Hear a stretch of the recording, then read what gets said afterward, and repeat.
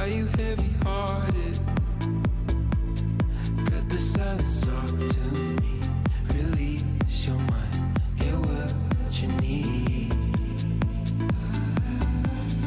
Easily, we've been falling in disbelief. I think I'm ready for another try, but this feels like the last time. So why did you say goodbye?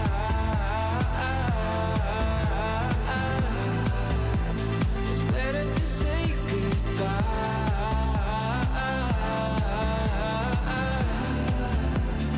Why did you say goodbye?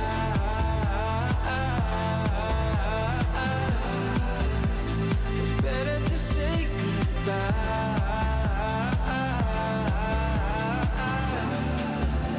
So why did you say goodbye?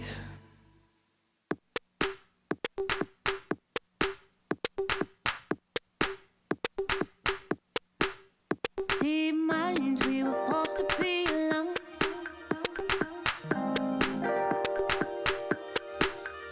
Unknowns and nowhere is the same. And even when it seems like there's no way out, we'll grow a little closer. Through water, we flow. All of us together, we're good, we flow. Nothing is the same, but I won't hold back. I won't hold back. I won't hold back. 'Cause we're better together. Better as one. Better together. Better as one. Better together. Better as one. Better together. Better as one.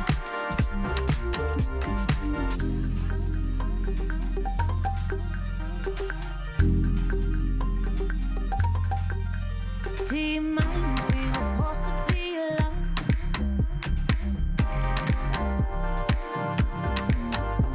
Unknowns and nowhere is the same.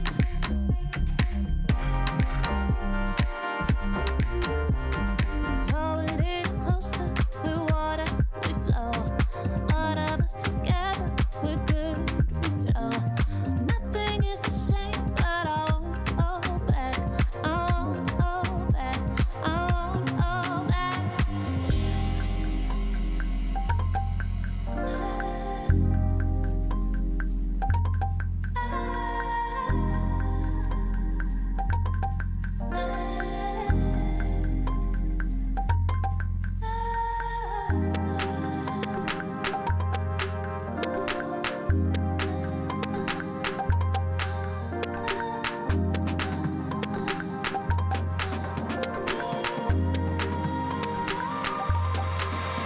Cause we're better together.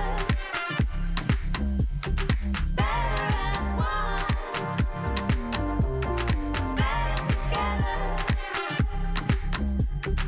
Better as one. Better together.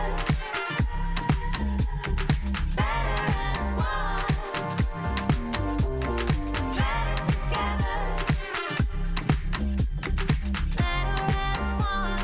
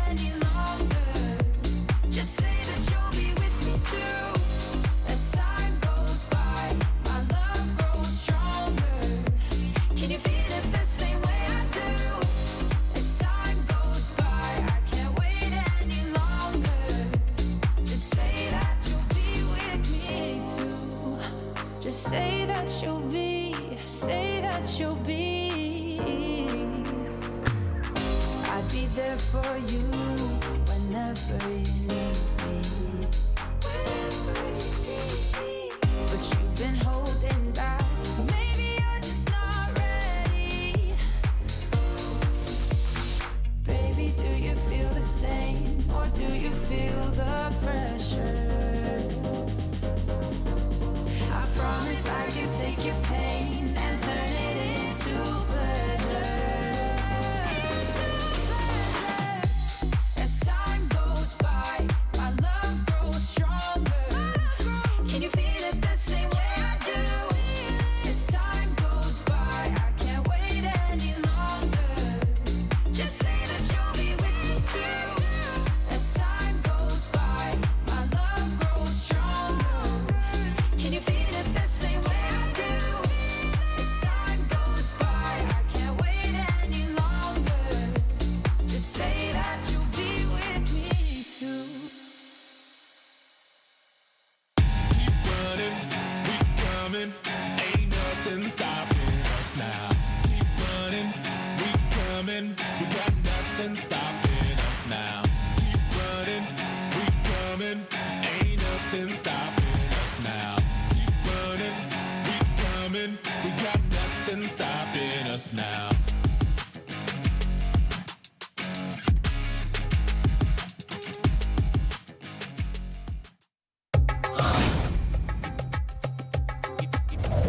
Hi everyone! In PUBG Mobile version 2.2, we'll officially release a new Battle Royale map, Nusa. Nusa is a 1 kilometer by 1 kilometer tropical island. The island is bright and sunny and has beautiful beaches, rolling hills, and dense vegetation. In addition to the natural scenery, it also has many areas that have a unique style and combat characteristics. Without further ado, let's take a closer look now.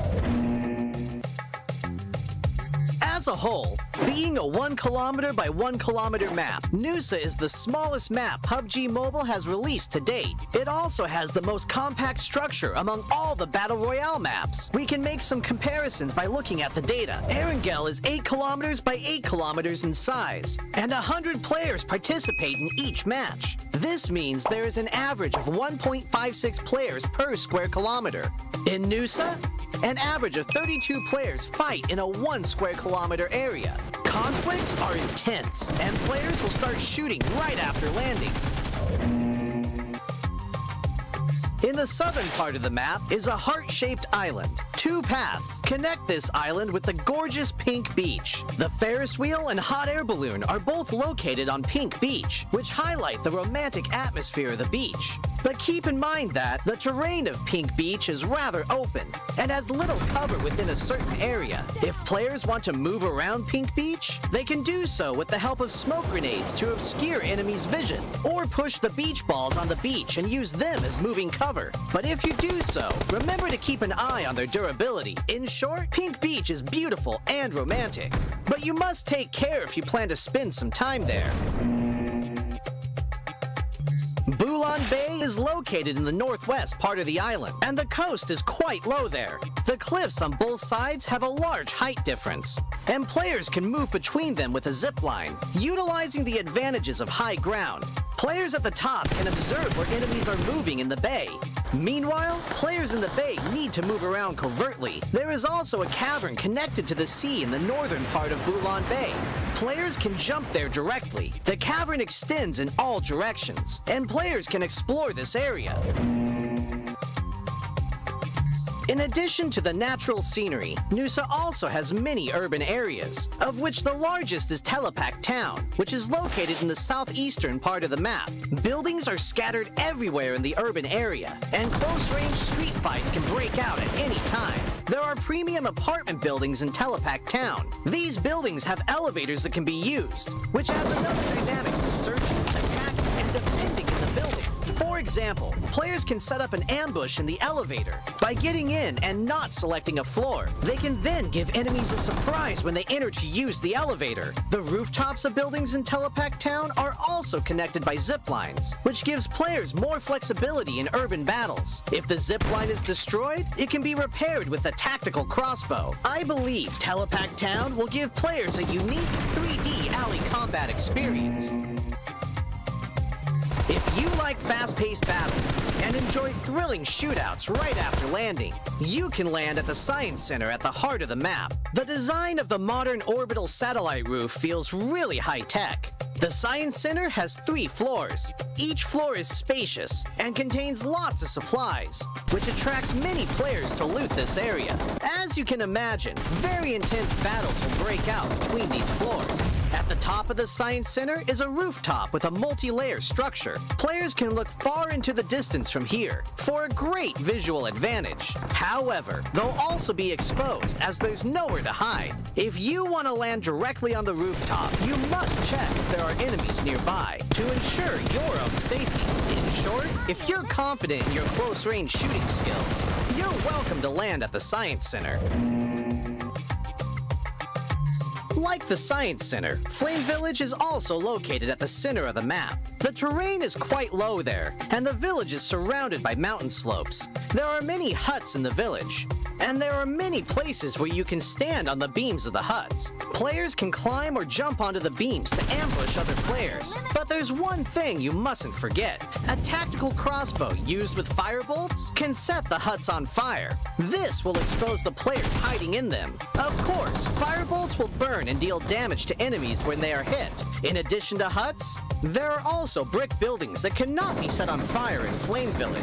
They occupy a large area, contain plenty of supplies, and are high conflict areas. If you're confident in your shooting skills, you can choose to land at Flame Village or Science Center at the heart of the map. It'll also be convenient for moving to areas along the edge. Other than the previously mentioned areas, this island also has winding and rugged mountain paths, a shipyard where the whistle roars, a regal resort with wide and open terrain, Sunset Street, which is planted with many banana trees, Crystal Bay, which has secret rooms, and more. These are all gorgeous locales that can bring players different gaming experiences. After hearing the above introduction, I'm sure players already understand what makes Nusa so uniquely fun. Lots of supplies for fast looting. The verticality of the terrain increases the strategic depth of battles. And the 1 kilometer by 1 kilometer size makes firefights inevitable. What are you waiting for? Gather your friends and enjoy a rowdy vacation on Nusa. For more details, don't forget to follow the official PUBG mobile community. See you next time!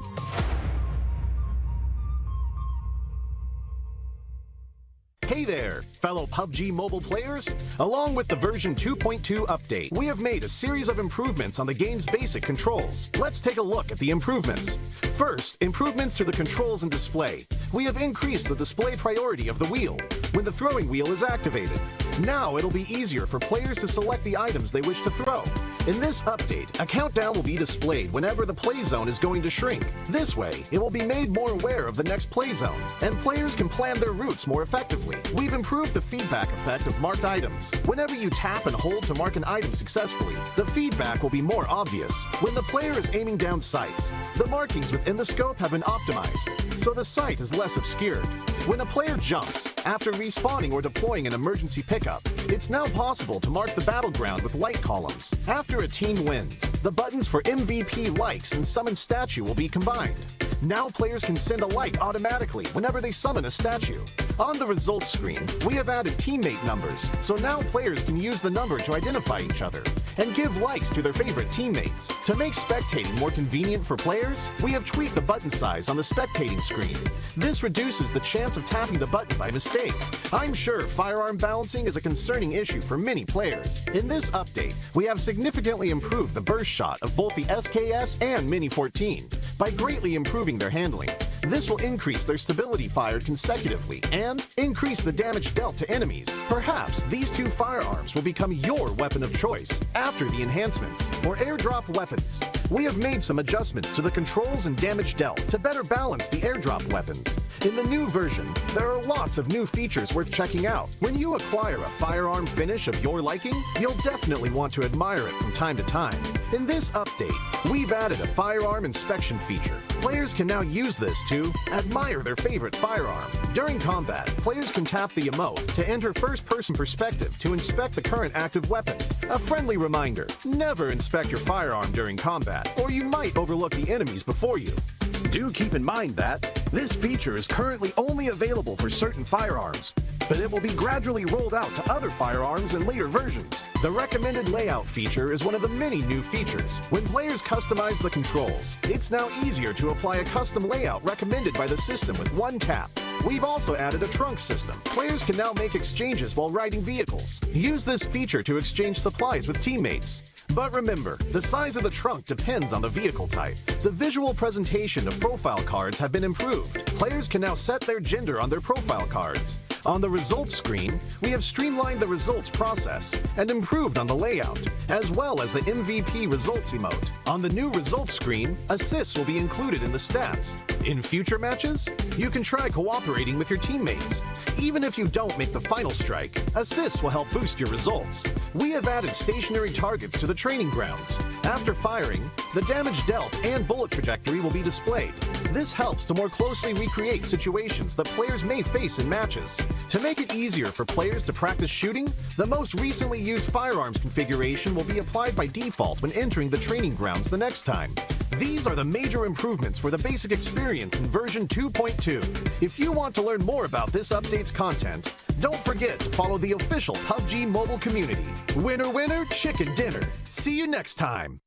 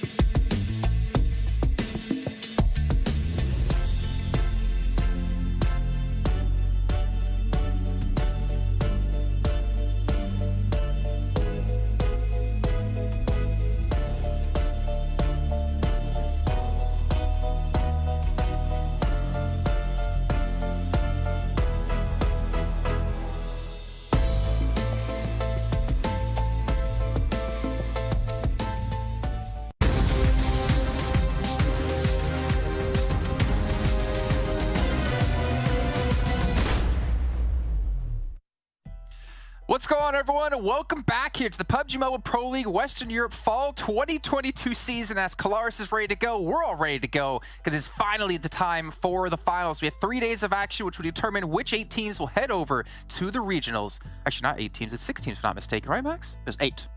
It is 8. So I was correct the first time. Should never doubt myself. I don't know why I do so, but 8 teams, 8 chances to get into PMGC here for these teams, and it's gonna be a crazy battle ensuing over the next days. But Max, how you doing? You're looking refreshed, you're looking good, looking much better now than you did in rehearsals. Yeah, because I actually went into a shower between that time, so I'm all refreshed. I'm ready for today, Jason, and I got the biker jacket on, which means my prediction are going to be flawed. No, they're not. Okay, no, I'll try my best though. Is what I can say. Oh, whoa, Max. Okay, I know not to mess with you. This guy can get crazy. You know, also can get crazy. The man on the end here, who was running, was it a quick marathon here before you got on the show? Man, this is gonna be exciting.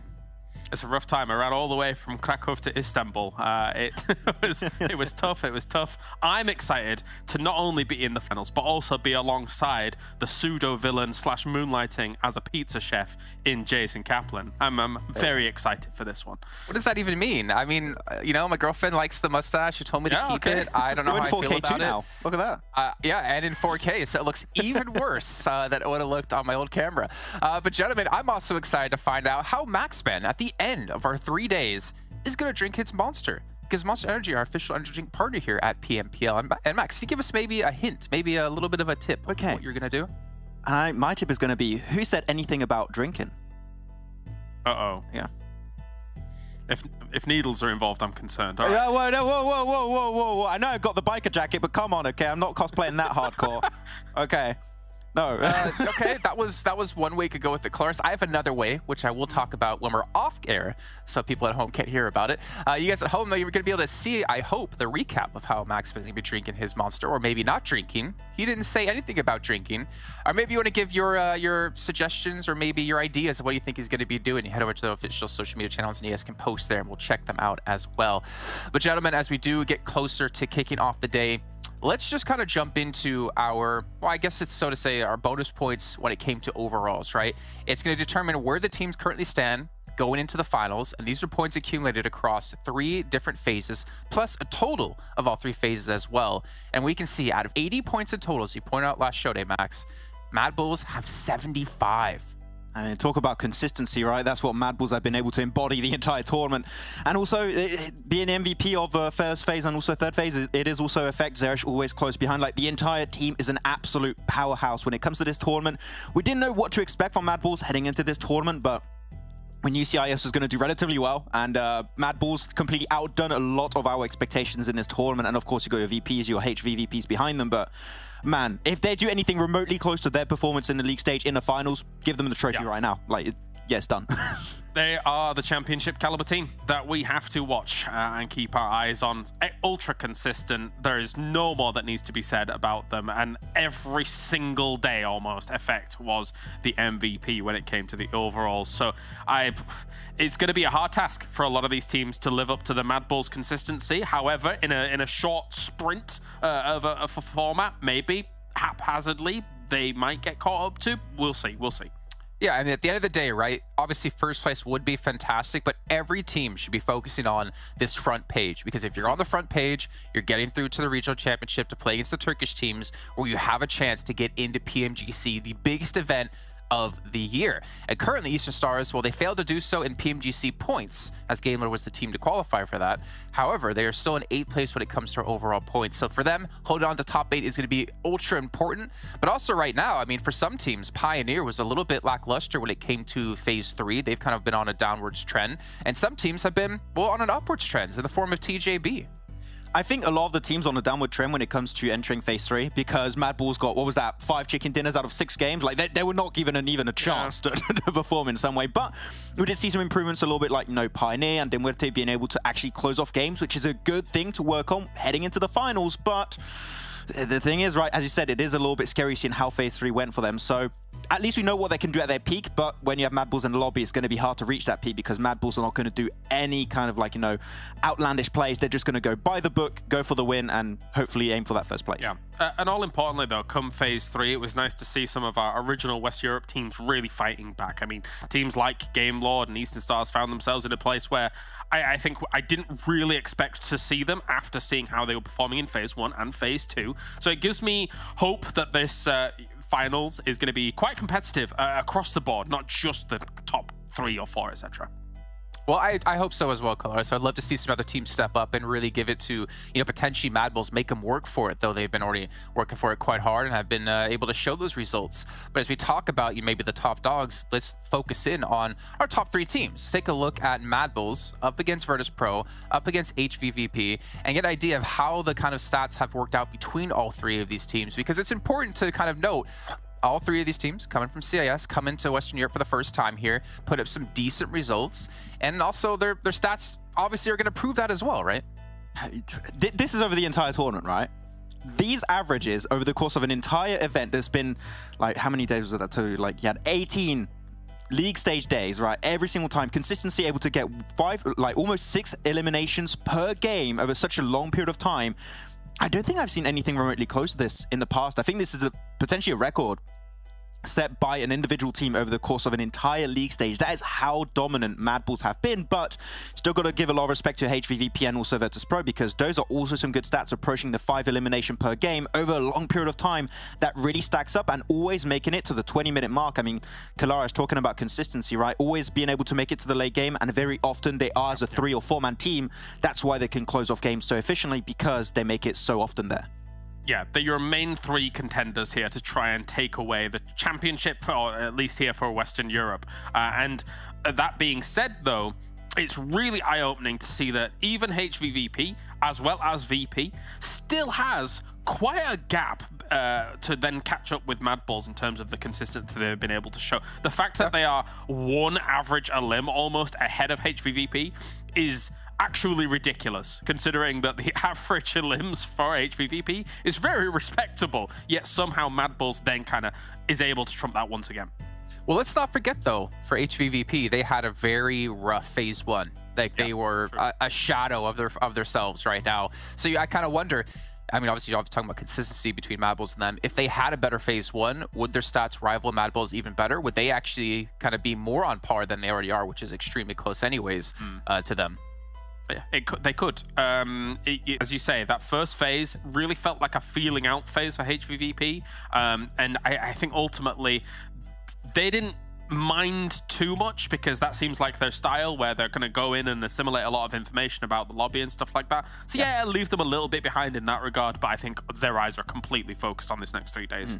And also you got to keep in mind that since PMGC, like actually in January, you would say, they didn't really play too much competitive. They played a little bit at the start of the spring season, but after that they didn't really play on that stage. I think, like, as you said, like the first phase was more of like a feeling out period of time, which is even so more impressive that MADBULLS did so well in the first phase, because like they started on the same level as the other teams around them. So yeah, but after that first phase, things were getting a little bit more in line, and it came down to the expectations we initially had, right? Yeah, when it comes to expectations, like into the finals as well, I just want to bring this topic up really quickly. Looking at a team like Navi compared to, or it's not Navi, HVVP, sorry, up against MADBULLS, I kind of expect HVVP to do better in the finals just because they've had that like bad week. I find it hard for a team to be consistent across 3 phases and the finals. For MADBULLS to replicate the performance of those last 3 weeks, I think is going to be more impressive to me than to see Navi outperforming them actually in the finals, because that's so hard to do.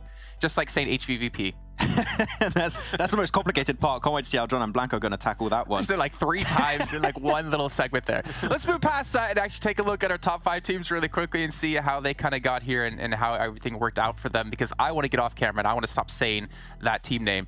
But you can see here the bonus points they ended up getting, but more importantly, the average points per game, 12.15 max, is godly. It's outstanding. I can't even use the right amount of synonyms for how well they've been able to perform. Yeah, I mean, you said it would be super impressive if they stay remotely close to these stats, right, heading into the finals.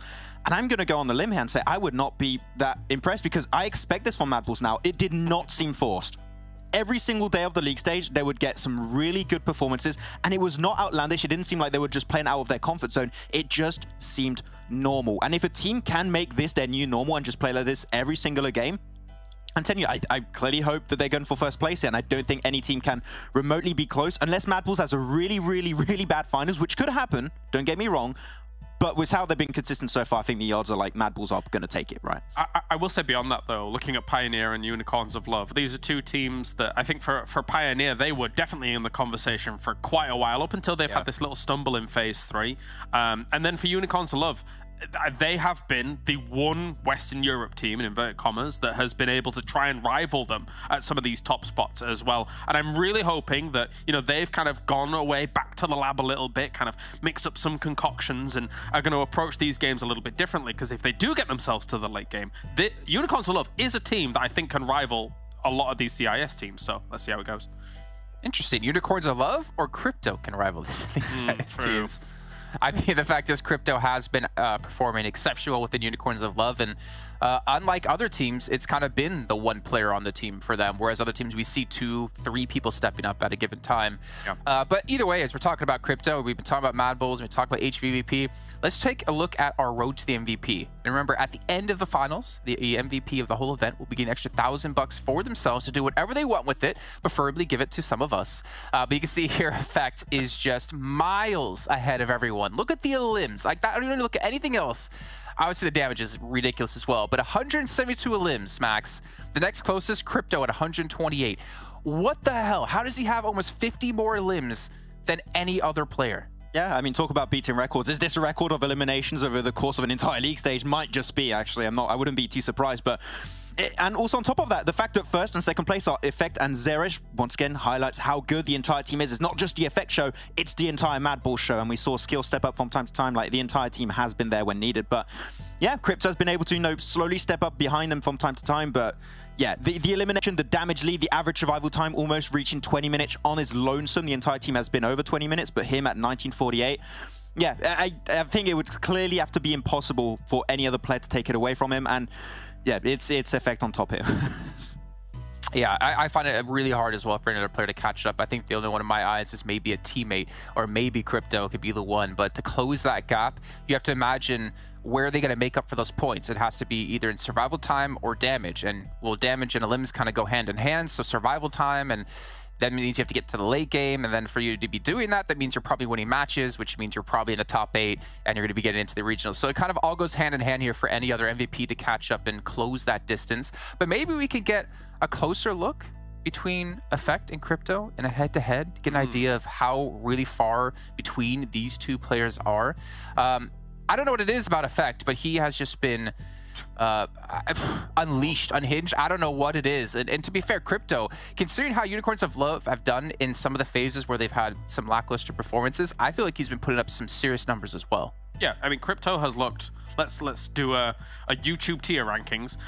Crypto has looked A+, right? We've put him in the category A+. You've looked fantastic for Unicorns of Love, but I think the only S-tier player has been Effect in this tournament thus far. And it's not down to even just individual performance. We were talking about it before we came on air. It's enabling of a player. It's all the team around you to enable them. And MADBULLS has been absolutely spectacular with that. I think if Crypto has been enabled to the same effect as Effect, you know, he could have even risen even higher. There are other choice names that I can think of throughout the tournament as well that you would probably put up there, like GK First, etc., and things like that. But Effect, the fact that he has done 10,000 damage more than Crypto, that doesn't come from just individual skill alone. That comes from a coordinated team effort to allow that turret to pop off left, right, and center. And also yesterday, we actually put a post on social media saying, like, who do you think is going to be the MVP? And we put like players like, you know, Tixie, Crypto, and you also had Effect. And all the fans were like, hey, King Crypto, but you know what? Effect is also pretty good. to have the entirety of the Crypto fan base saying, Effect is probably going to take it, you know, that is also showing how Effect has been dominant throughout the entire event so far. And as you said, he's enabled by the entire team, and he enables his team too. It's a win-win scenario every single time. And even when they don't get wins, they get like 8, 9, 10 eliminations. Every game is a win in some way, shape, or form for them. Yeah, you bring up a good point, right, Max? He's enabled by his team. And this is kind of what I dislike about an MVP when it comes to a team esport, right? Because if you put him on, let's just say, on Death Machine, Yeah, he'll probably, do okay. He'll probably get some okay limbs and damage, but he won't be exactly Claris. He won't be anywhere near as impactful as he's been on this team. And obviously, being set up by your team to make these plays happen is one thing, but also to be able to execute it properly in the heat of the moment, I think is a true testament to how solid of a player he is. Yeah, PUBG Mobile is an extreme team game. What do I mean by that? I mean, you need... It's extreme! That's right, man. As well. I was expecting him to pop off on the side of me. It's the point where you are setting yourself up barriers. You have to hold a huge swath of area to try and control your next transition into the circle, because if you don't, if you're only in one little spot, well, good luck. You've committed to your shack, your Gitoon, and then from there, you can't flex out at all. You can't react to what's thrown at you, the circle, how other teams are approaching you. So you need so many eyes, so many angles, so many guns, so much ready at your disposal. Yeah, and right now they've been able to do so. But as we take a look now at our matches coming up today, because we want to get into the matches, right? It is the finals, it is day one, but we are changing things up a bit. It's no longer 5 matches a day. We're heading on over to 6, which means we'll hit every battleground twice. This makes me very excited because I want to see teams like TJB, MUERTE when it comes to Sanhok. Yeah. I want to see Death Machine with no ARB champs over at Picado now, over on Miramar, to see if they can have a cleaner time through. There's a lot of interesting stories when it comes to now being 2 of each battlegrounds and teams being taken away now from the pool. And if I may, Max, no rotating lobbies. Exactly. So this means that ultimately all of these teams are going to be able to hone down exactly on what these teams are going to be doing. They're already going to walked away, done some VOD review, figuring out where people are dropping, because that is going to be consistent. So now you can potentially try and punish that. That's what I was going to say. Sorry. Nothing sure you were, Max. Sure you were. No, okay. No, I'm kidding. I don't get mad at me, Mr. Biker. Let's take a look, though, at our quiz today. We've had it every single day, and it's going to continue throughout the finals here, which Claris is currently 2 points in the lead, and it's going to be about Mir coming in for VIRTUS.PRO. Now, the true or false statement is he listens to his national anthem before every match day. I listened to it. It's actually really cool sounding. You know what? Oh, you really did some research for this one. Yeah, I was like, that's cool. If you want to get hyped up before a match, fair enough. But I think it's every single match day. That one's the one that knows. Like, maybe not, but yeah. Mir's from Kazakhstan, right? Yes. So he will be listening to the Kazakhstani national anthem before every game day. For me, that's a bit of a stretch. Hey, Claris, you're telling me you don't wake up with the UK flag blasting your national anthem in the mornings? No, yeah. no, no, definitely not. I'm disappointed now. I could understand getting hype and listening to music before a match day, but for me, I'd probably listen to the Corn TikTok song. And you get your bagel. Excited, ready to go. Yeah. Cool. Yeah. Okay. Let's take a look at the answer, though. Let's see if we get some points, because I'm actually curious. If it is yes, he does, I would be surprised. Okay. Wow, he does. What? No way. I don't believe this one for a second. I mean, hey, I would say go listen to the anthem. It's pretty cool. Apparently, if you listen to it every day. Yeah. Well, you know what? At least we all lose in unison here, in solidarity. Let's head over to our commentators, though, because the first match here of the finals is about to kick off, and we're going to bring it to you with none other than John Allen Blank.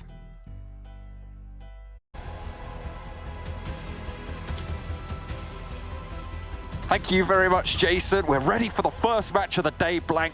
We're all pepped up, ready to go. Have you had your monster? Are you sorted? I've had my bran flakes this morning, actually. That's fair.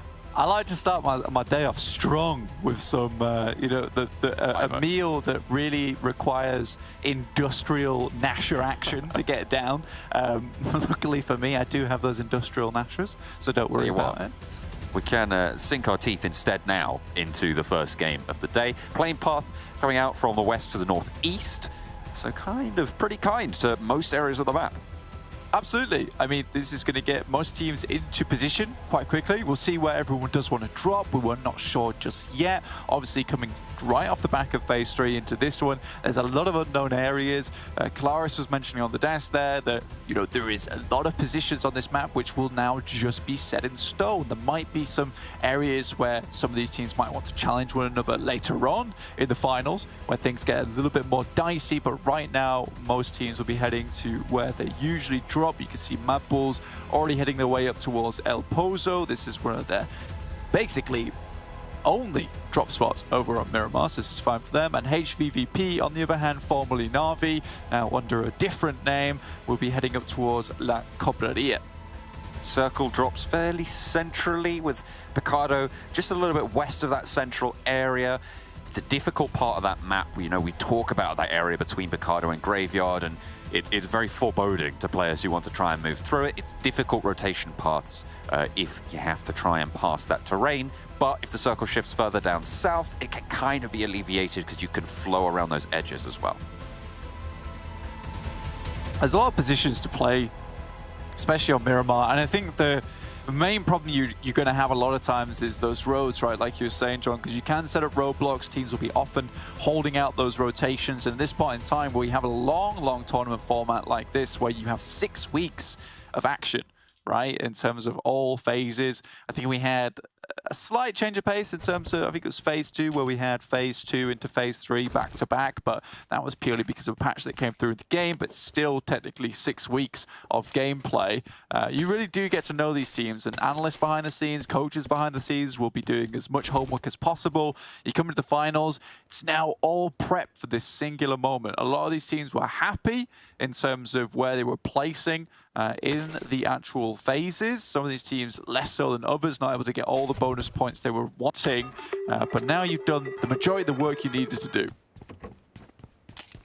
Rolling the slots there. Death Machine in Picado, unchallenged by ARB, no harassment there. Ruthless generally drop sort of split around them, but don't give them too much trouble. Certainly not during the looting phase, so it should be fairly safe right now for Death Machine. You can see a Ruthless player just off in the distance. Big as well. They've donned the purple colours for this phase after having their assigned slot given to them. One of my favourite colours. One of my favourite colours. I do like it. But Big, they need to find some better colours for their performance, I think, in general, because it has been a little bit washed out at the moment. 15th place on the bonus points, 29, so only 1 point ahead of Death Machine. This is not the Big that we know. It is not the Big that we know, and it's not the Big that we grew to love as well. I mean, they were a lot more potent before. Now things have slightly gone awry for them. MADBULLS over towards El Pozo right now, chilling, seeing what they can make happen. Again, I think Max put it very well on the desk in the sense that, you know, no matter what happens for MADBULLS, after they finish a game, it's a win one way or another. Maybe they don't get a huge placement, but they get a huge amount of frags. Maybe they don't get a huge amount of frags, but they get a huge placement. But who am I kidding? They usually get a huge amount of frags. They just do it all, you know? Yeah. It's either low placement, large frags, or high placement, large frags. Either way, that's a whole side of frags that you're getting every time. Exactly. They're a 2-for-1 offer. It's absolutely nice. And then some days they're just a 1-for-1 offer, and you're still okay with that because you're getting what you asked for. Pioneer down in Valle de Mar right now on the southwest side. They will have to move a little bit further east, but they have one of the simpler rotational paths in the lobby right now. Fairly uncontested as well. Only Big in Chumacera that they might need to worry about. Pioneer, a team that in phase 3 kind of fell off just a little bit in terms of our estimations of them, their performance in general. Their phase 2 was astonishingly strong, and their phase 1 was really solid as well. But that phase 3 performance left something to be desired from Pioneer. Maybe they can recoup it here in the finals. And we typically call them kind of like the silent assassins, really, of the lobby, able to find themselves a fair few elimination points all over the place, and that was in phase 1. And comes into phase 2, they became a lot less silent and then just more the assassins of the lobby. You know, they were getting in, getting the work done. Sure, they were spotted, but they would immediately get away, so it's fine. And then comes phase 3, we became full circle, and we just minus the assassin, and then they were just silent. So it was very curious to watch, to see that happen to Pioneer. We want to see a little bit more from them, but it felt like the confidence did dip massively. They weren't able to take those gunfights as well. I still think a lot of their rotations were fairly decent, and a fair few times it was just a case of getting into team fights where typically they would have won, that they just did not look on form in. And I think that they were still taking those rotational paths, which gave them the most success, but also put them in the direct path of other teams. I think it's an aggressive way to play. It's how MADBULLS play a lot of times as well, where they want a position, they take the position, and oftentimes that means winning a gunfight between them and another team. For PIONER playing the same way in terms of getting that chicken dinner, getting those high placements, fortunately they're not able to win the gunfights out in the same way in Phase 3. Hopefully this is something that has been addressed between now and, well, then and now, and we do see PIONER back to scrubbing action. I think for Big, though, they shouldn't be too worried about them on the north side. This is typically a fight they've done multiple times now, John, and one that they've typically come out on top in. But again, like you're saying, this doesn't happen if they're still not feeling as strong as we're used to them being. MUERTE moving on that western side. Kind of a similar thing for MUERTE. We really saw a lot and then a little. So hopefully, again, a regroup for them. TJB playing just to the east of Picado now, moving down south a little bit further. Ahead of the queue in against the Eastern Stars rotation. Likely that they could come into contact if the circle shifts central or anywhere to the south. So on average, you are going to see that conflict potentially pop through, unless Eastern Stars go all the way around to the east of La Bendita. For sure. I think for TJB, there is an interesting thing and dynamic that's been occurring like more recently than not, is that they went from being quite a scared edge team that would sometimes pop off to a very aggressive central team. I still think that they have a little bit of this issue where fights don't always go fully their way, and I think it's difficult to really praise them for that, but they do deserve praise and they are impressive. It's just when you're in a lobby with a team like MADBULLS that makes 4v4s look really simple and typically comes away with really minimal damage to their side, watching a team get maybe 3 eliminations and then lose one of their players and then duke it out for that last elimination, maybe take a knock. It looks messy, but realistically, that's just PUBG Mobile in a nutshell. I think it's just because of how good MADBULLS are that it's kind of skewed our perspective just a little bit. And I would say that TJB now taking this central aggressive position is a really good change for them and something that they've kind of been building upon over the tournament. Hopefully they can build that tower tall and represent as well. Circle pops just to the north of Los Leones, near La Bendita. So Eastern Stars will have to fend off a lot of rotations around that sort of area. I think that for Eastern Stars, this has been a bit of an awkward one for them as well, though, because they do find themselves in Minas Generales a lot. They used to take Impala, that was taken up much more by SHOCKWAVE. VP tends to come up that way sometimes. And for Eastern Stars, they found themselves in a position where they were playing like the roadblock a lot of times. They were the caltrops on the road, trying to pop the tires of teams that came through, found themselves a couple of cheeky eliminations where they could, but hasn't quite come to bear a few times, getting a couple of players caught off unawares, maybe on their own, taking a knock, taking an elimination, which is not great.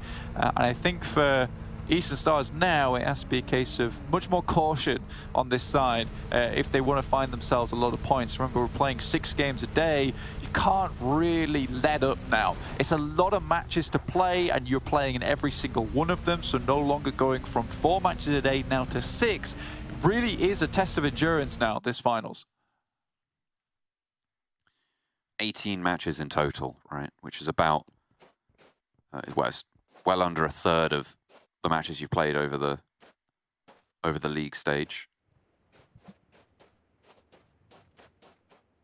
So you do need to make sure you have that consistent performance, and that's potentially a difference in general, right, for any team. As Tingskirt thinks about lining up the shot for Ulysses, thinks better. But that's a general difference for any team who's looking to perform here in the finals, right? Over the long course of 75 matches for some of these teams that they've played during league stage, blank, you can go for more high variance strategies or more aggressive strategies or strategies that will get you killed more often. However, the resulting expected point earning for those plays is higher, right, on average. And because you have so many games, you can bank on that average over the longer term. However, you come into a finals where you trim down that number of matches, you need to potentially play for those little bit more passive scenarios, for those lower variance but only slightly lower point scoring value performances, which could maybe mean that some of, even towards the top of the teams, are going to be a little bit more cautious coming into this one. You are kind of finding this difficulty of like finding that balance, right? It's like, what is an optimal amount of aggressiveness? Like, how hard do we go this match? Do we pull it back this next one because we got a fair few amount of points last time? Keep it consistent. Maybe we need to push a little bit harder here. For some teams, that is absolutely the case in the finals, where they will really have to send things up to the skies in terms of breaking limits, with teams ahead of them with a lot of bonus points here, which would be super useful in terms of keeping their consistency high. MADBULLS, in fact, like, I think that they only dropped 6 points total of the maximum potential, which is crazy. Yeah, they ended on 75 bonus points, and that was only because they finished in 6th place, right, in phase 2, which gives you 5 points there. I'm still a little bit irked by that. I would have liked to see the clean 80 bonus point finish coming through from a team, but you know what? Can't have it all. And it shows that even the MADBULLS can bleed. They finished 6th in a phase, remember? And that was over a longer set of games than we're going to see here. Yeah, it's pretty ridiculous. And it's not something we were kind of expecting. Still 248 points in phase 2. Very good, honestly. And you look at their placement points, so elimination points as well, 122 to 126, 4 chicken dinners. I mean, that is still very decent, right? It's consistent. The numbers look nice. There doesn't really seem to be any disparities going on there either. I think that's what makes them just such a nice team to look at. And I think for VP as well, 72 points. We can't ignore them. They play a very different game overall, though. I think, again, just looking at phase 3, 164 placement points to 105. Game Lord ahead of them in 5th place with 108. Everyone around them like up by 20 points, other than MADBULLS at the top there. Someone's 178, 351 on the phase. Again, that is ridiculous. No one hits that number over the MADBULLS. Yeah, it's a MADBULLS zone. Nobody else is allowed in that zone. Yeah. MADBULLS holding the edge. They're holding the edge. Circle. North of Los Leones, TJB Central. HVVP have moved down south. Game Lord to their north side. NEXUS currently holding on the northern hills of Los Leones. There's MUERTE and Big, who went a little bit too far south for this next shift, will be coming on up to swing in behind QODEX. Yeah, let's take stock of this circle really quickly, because we have done a lot of exposition in terms of these teams, but looking at this circle in particular, you've got that road that splits right through the middle. The moment Ting Skur's holding on that compound towards that roadside, that's dead central. So he's got good sight lines down towards RUTHLESS Esports, down towards PIONER. In the meantime, you've got 3 players up top who are watching out towards any team that's trying to come close to them. In the meantime, though, like I said, Big went a little bit too far south, and now they're forced into an engagement between them and QODEX. And somehow Mickey finds that shot onto Woodson. That might be our first elimination of the final, John. Really solid spray down there to be able to find that. And Beast follows it up with the flush, nice and quick. So there it is, there's that first elimination. QODEX losing a player first. Vito challenges and wins out with the UMP at close range. Has to turn around for Swabe, but it's just too much to bear. Beast will be able to get that res over onto Mickey, and QODEX loses second. However, in comes Moneyken for the backup. Unfortunately, they've already lost 2 for QODEX on the southwest.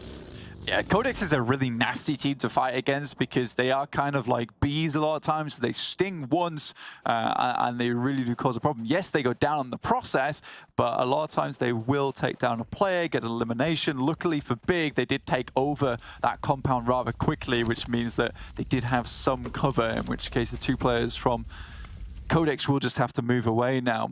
MADBULLS towards that west side, we're moving in. HVVP coming down from La Cabrera made their way in a little bit earlier. They're playing towards a ridge on that northwest side. We know that HVVP do very well from these ridge side positions, able to hold them down fairly succinctly a lot of times. PIONER will have to cross the road, and currently TJB with an excellent position towards that center side.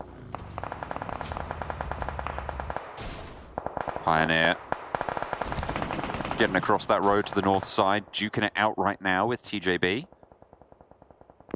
With their outpost. And it's really all for TJB to hold off here, Blank. I mean, tricky for teams to move up towards them without being shot from all sides. Unicorns of Love on the northern side. Game Lord close by to them. Crypto has spotted Robs. Do they know that Unicorn's a lover in this compound? I feel like they must do. They must know there's an outpost. The vehicle is hidden, so maybe not. Robs was scouting down there. Just very briefly, though.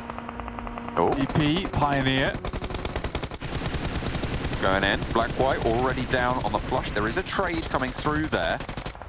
Fash actually doing a lot more over towards VP. We said we wanted to see VP have more confidence in these fights, and now it's down to Yankee and Corker to find Fash. We'll be able to do so, but Yankee's slain down there as well as TJB have a say into the fight. Looking for these reses. Izumitsu comes through, and he's looking to pick up a teammate or two.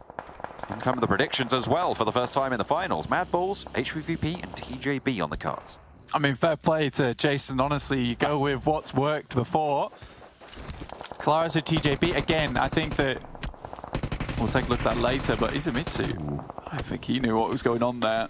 Moneyken appeared like a wraith from the smoke, and he thought he'd seen a ghost, but no, it was an actual player. You do have to react to that. RUTHLESS holding off against MUERTE as they come careening down the hill on the southwest side, just to the south of Big as well. This is a dangerous push coming through from MUERTE, and they are feeling the brunt of the pain here as well as they try and rush straight on through. Ingush, I think he's the last remaining player for MUERTE now, only the one remaining, and with that, he's going to try and find something. I thought he'd gone down there.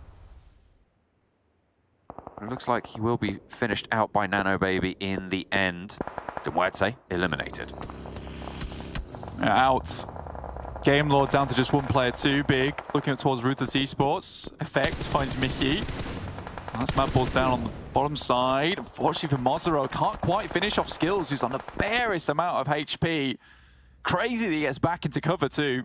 Had to reposition. Beast and Mihi both going down there, and Mazzaro taking some shots meant that they couldn't stick that spray. He was very aware of his team's game state, and that is a really solid decision. It was unfortunate, sure. And hang on a minute, Effect just rolling straight on up, taking no prisoners here, but does get knocked in the process for the MADBULLS. Not ideal, but there is backup in the form of Skills. Zerich holding the back line there. As Big, I think, just down to the one player, SHOCKWAVE on the inside track. I think for MADBULLS, I don't imagine this goes well. Considering that Ruthless Esports are also looking down towards this position, it's going to be difficult for them to move out, especially with SHOCKWAVE maybe holding that position. I do think that the Kalaris call on TJB was a good one. Just look at the amount of open space around this compound. So difficult to get even close to them. And TJB taking that central position early has already paid off. And I think the massive thing that I'm most impressed about from this team is they didn't strike out too early. You saw Tingsker having a little bit of trigger discipline there. Ruthless Esports going in for the fight against that MADBULLS position. Still with the one player from Big on the hillside, Zerich with the backstop there. Skills caught up in the thick of it and unlikely to be able to get away unscathed here. Monkey crawling around in the smoke, trying to hide. Does get flushed out as Meku turns his eyes over that way for HVVP. Big finally spotted, and Zerich has to make the dash. Nano Baby cuts it down. Yeah, Nano finding that shot was really important, especially for Ruthless Esports and a lot of other teams in this lobby, because Skills is not in the best of positions now. And I think Zerich was meant to be that final player that was maybe able to snake it in, with Skills sitting here. Not a bad place to be, but still fairly open.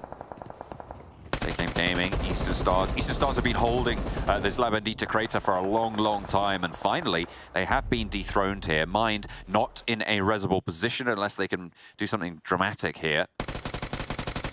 Eastern Stars really had a broadside here onto two. A really good opener from Athos. Look at that. All of them alive. But Take-Aim Gaming, they turned it around. Yeah, it's going to be crazy how Eastern Stars lose that fight to just two players. Nexus up top. Shockwave trying to break through into the circle itself. TJB haven't found a huge amount of eliminations yet. They're more concerned about holding on to this position. Ruthless now moving up, and that's when they need to start striking out just a little bit. Just a tad, just a touch. TJB will have Moneyken as the first pretender to the position. In the meantime, Nexus and Shockwave have a scrap, and Trazen wins out the duel, will stay alive as well. Getting the flush over onto Doran, hitting the deck, getting that heal off as well, into push for the next two as Redox falls. There's a player hiding behind him as well, but that is not going to last too long. Shockwave roll over Nexus. Tracer just leading that charge as per usual. Not seen a huge amount out of him recently, but we know how good this guy can be, coming in from several different very, very highbrow teams before we see him here over on Shockwave. VP moves up to TJB's position, just outside, drops some smokes as well, which is decent, but Lin's already there, moved forward with a nade in hand. This is an excellent position from him to get some early damage done. VIRTUS.PRO losing their forward guard. Old Boy shot down by Lin in that repositioned area. Nicely done. These smokes not really providing too much cover. TJB on the swivel, and they have allowed themselves to keep all four corners of this compound under control. VIRTUS.PRO, though, may be their main threat right now, and perhaps they've realized that. As Tinksco and GK first start to look to swing out wide and put pressure on. Lin hops on up, falls back to the wall. TJB holding out on the east now as they reposition. Oh boy, actually got back up on his feet. Circle moves down towards TJB, so now they need to think about finishing off this fight quickly. Now, this is a case where you don't want to see TJB get a little bit too over-aggressive here, because I think this is a panic moment for them. Lin steps up, has a really good off angle. There's a move, immediately moves back into cover. He has been a serious nuisance this entire fight. Nades over the top, over towards VIRTUS.PRO. Yeah, that stun grenade. Just slowing everything down. But that does allow VP to get back to relatively healthy bars there. You can see all of them just filling up as well. And that allows them to have a second go at this crash. I feel like the knock onto Old Boy was the time to go if they wanted to leave. They are still in this next circle. They just need to keep VP from coming into this compound. Again, you've eliminated that smoke cover, so Corker immediately goes down to GK first. And I think that's really all TJB had to do was delay. Again, such open ground towards the north side of them. Chulika tries to move out, but Nightmare's actually the one to find it. Old Boy with a nade over the top. It's going backwards and forwards between this team. It's, again, an extremely important fight here for TJB. Yeah, they are holding on that south side, a winning position being fought over. Corker down, Yankee and Old Boy alive for the VP squad. They're going to have to skirt around with the blue coming on in. If TJB can hold it, they have a really solid bastion on the south side of this next circle. Yeah, Xiao moves up towards the northwest side of this compound, immediately realizes that, you know what, now with the circle starting to enclose, we need to worry about the players towards the north. VP most likely going to get taken out on their own, and they eventually do. That's a Shockwave over towards that eastern side. Now, you see TJB starting to reposition off that. So good stuff from them. They don't have a huge amount of eliminations, but 4 is 4. That's still good. Shockwave taking punishment from Death Machine, who are still as 4, but 2 knocks come in, and Shockwave turned the attention that way, immediately dispatched them. Aza, like a laser, takes them down. Really nice stuff there. Death Machine didn't even know what hit them. Fortunately, Shockwave are now down on bended knee, just a little bit hurting, struggling. TJB, on the other hand, back in towards the building. Feet up on the couch. Looking a little bit more pretty here. Circle does move off towards that south side. Ruthless will have to move in. And I imagine the way this map's looking, if they start to move in just any further, they're going to start cresting the hillside just a little bit, in which case Xiao might have these angles. This is why this is a critical rotation from him early on in that fight to get into position to start taking on these players towards that north side. I think so far, TJB's had some very, very good proactive movements to afford themselves in these fights. 3 players in 1 magazine. That's impressive. I mean, yeah, I'm going to start calling him Aza the Laser. I like it. Deserves it, man. 100% after that performance. You can't say no. I think this is now the nades, the smokes, the everything over towards HVVP. Unfortunately, they're a little bit out of the way, but again, still not a bad spot for them. 3 eliminations for HVVP so far, still 4 players. Kind of an awkward movement they'll have to make going forward, but they can potentially sweep out the guys from Ruthless. Ooh, Trazen on the front lines there. Nightmare backed off. 1-for-1 trade on the Nox. Moving forwards, 2 players down and just the 1 player remaining for Shockwave. Cannot afford to push up. It's going to be a matter of how many first aids have you got, how long can you heal out here. But HVVP taking a knock will slow them down fairly dramatically. I think it was picked up there by a teammate to try and move them forwards into this next zone, but Azer's not done just yet. Last player standing, and it might be a solo spoiler. Certainly taking the wind out of the sails of HVVP. 3 players down. That is brutal. It might have an instant as well. Now Xiao stands up, double Xiao from TJB. This was the position that was extremely beneficial towards them, and it pays dividends now. In the latter half of the game, for HVVP, it really is now just a case of trying to get back up on their feet, get anything done, but no smokes, no nays. Tinksker finds Tixie. Now it's just Kitsune. Last player standing. Spoiled on their approach, and TJB descend from their throne. Will be taking the chicken dinner on Miramar to kick things off here at the finals. That's a massive win as well from that. I think that was about 12 eliminations towards the end there with the chicken dinner, make that 27. 12, yeah. So really, really good stuff from them. But you look at this, in terms of the standings, you have to admit that their little stand-up towards the end of the tournament now was more important than ever, John. Considering that they were on 46 points in terms of bonuses, that 27 is going to bump them massively up the rankings now, in which case they already have a good start to start challenging for the podium finish at the end of the day. I mean, I know it's very early to call, but now in the position to start getting that consistency in and keep themselves in line with the big dogs in the lobby this early into the tournament. They were sat, I think, 29 points behind MADBULLS at the start of this game, right? That's a massive dent in that gap put in. Yeah. Again, as well, a solid performance from HVVP to keep themselves up into second place. I don't think their elimination count was that high, but starting on 68 bonus points, that's going to bump them up nicely as well, coming on through. Really, really nice stuff, but it was TJB who controlled the ground around them. They exerted their influence, and they stood up in a way that we love to see from TJB. TJB standing up in ways that Kalaris can't unless he's on top of a box series. He gets his prediction correct here, and TJB get a solid victory in the first match of our finals. Don't be mad at me, Kalaris. You won the prediction. You should be happy. It was great. Yeah, of course. You can't hide that smile. I mean, ultimately, for me, in these kinds of circles, I can't bet against that compound. It is so unbelievably powerful. I would argue it's one of the most powerful compounds on the entire battleground if you're holding it and the circles kind of it doesn't even need to necessarily fall straight on you. You can just be kind of like, you can technically play out of it because you still have a bit of decent cover, and generally you would have come there in vehicles, and you can keep the vehicles kind of safe as well. So there are play out options from it, but very important that they hold the angle as VIRTUS.PRO's moving down towards them on their southeast side. They did a 3-1. I thought maybe it was a little bit of an overcommitment to it, but it worked out, paid off. They got everybody up and good to go, and were able to play out the rest of the game. Yeah, and Xiao actually got on top of the rooftop that I did not know you could actually get to, so he pulled some shenanigans to make it there, but you cannot escape his gaze. Like, third-person perspective, he has a little wall on top of that rooftop too. He peeks up, like, eliminates most of Ruthless at some point, he gets the information for the rest of his team.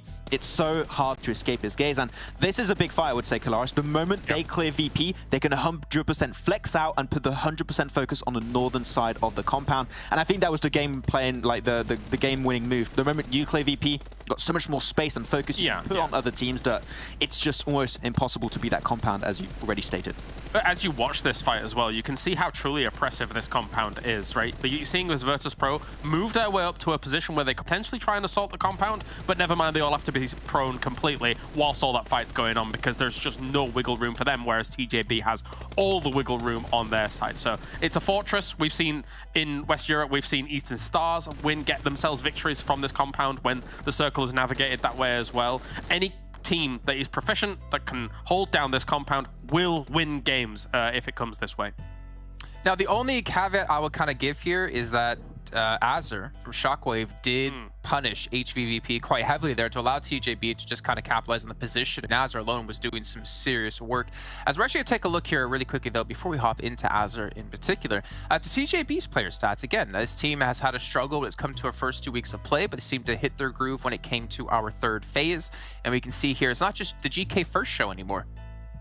I mean, we saw actually Lin in Phase 3 actually outdo GKFS in some of the days, so now we're seeing the entire team, and it happened last season. It happened last season, right? League stage, a little bit up and down, a little bit topsy-turvy. Boom, finals, the entire team stepped up, right? We saw Ling and Lang last season do, and now it's like Tingskre and Xiao, and that angle especially, Kalash, right? The moment he flexed over to the eastern side, is the moment you knew HVVP were just not going to make it any further. Smoke roads, cars, doesn't matter. The off angle, you're going to get everyone knocked away.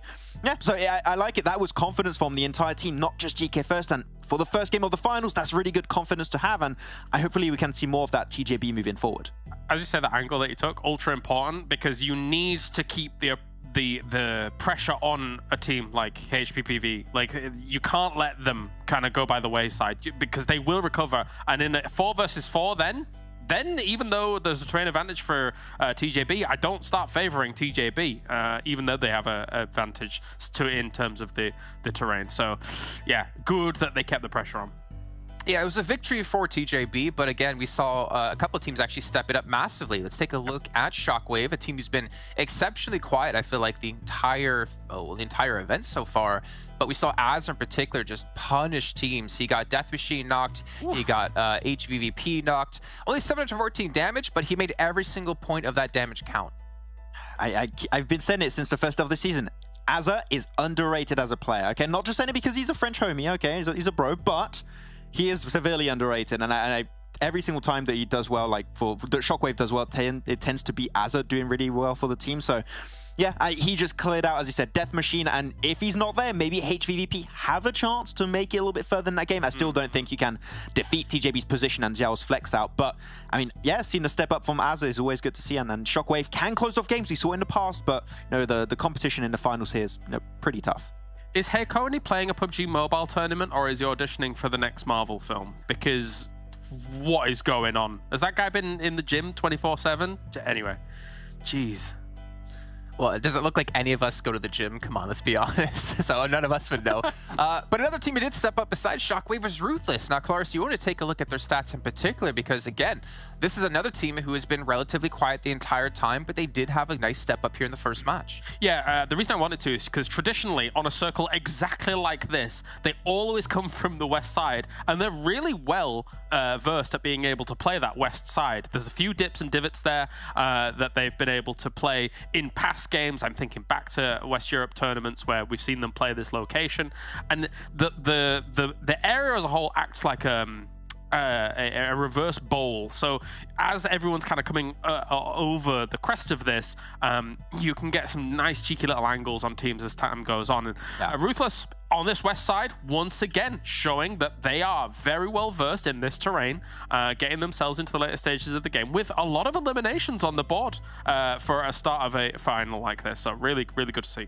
Yeah, I mean, you saw their strong terrain knowledge there, because the moment they were taking that fight versus MADBULLS, I would say there's no chance for MADBULLS to really take that fight head on, because high ground position for RUTHLESS, having himself a nice little spread. If you push it up, there's no way you're going to survive it. And the main downfall for them is because TJB's spot was so good, and Xiao, actually, I think Xiao got most of the knocks on RUTHLESS at the end, but if no one's in that compound and they were just coming out so strong with so many elims, maybe it's a RUTHLESS win, but when that compound is still in play, it's tough to contest with it.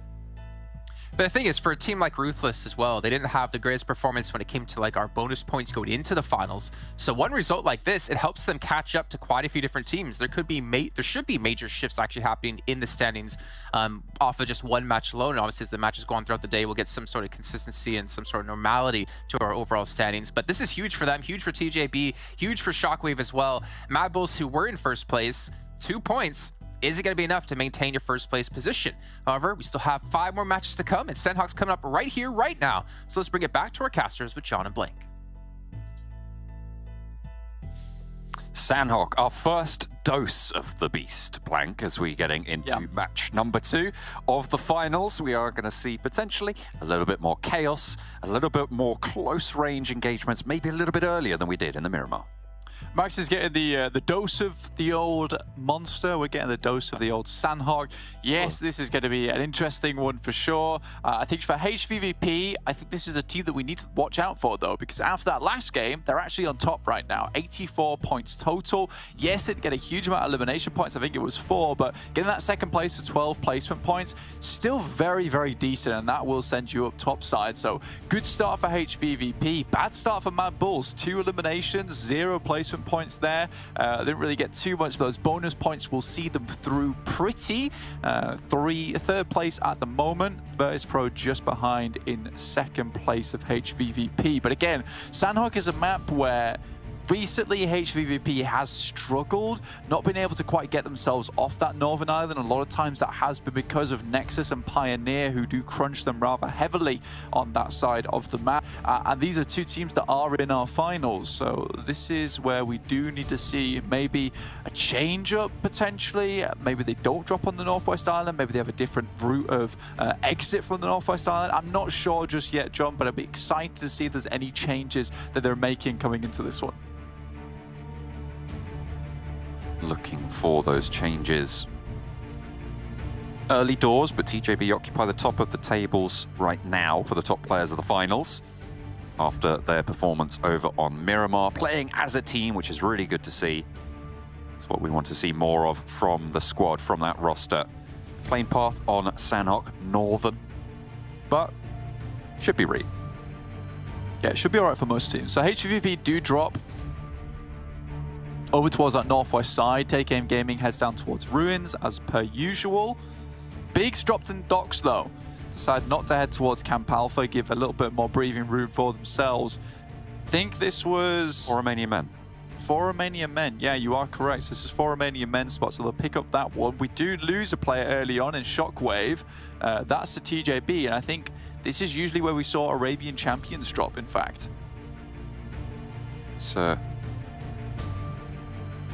interesting. I think Death Machine just lost a player as well on that southeast side.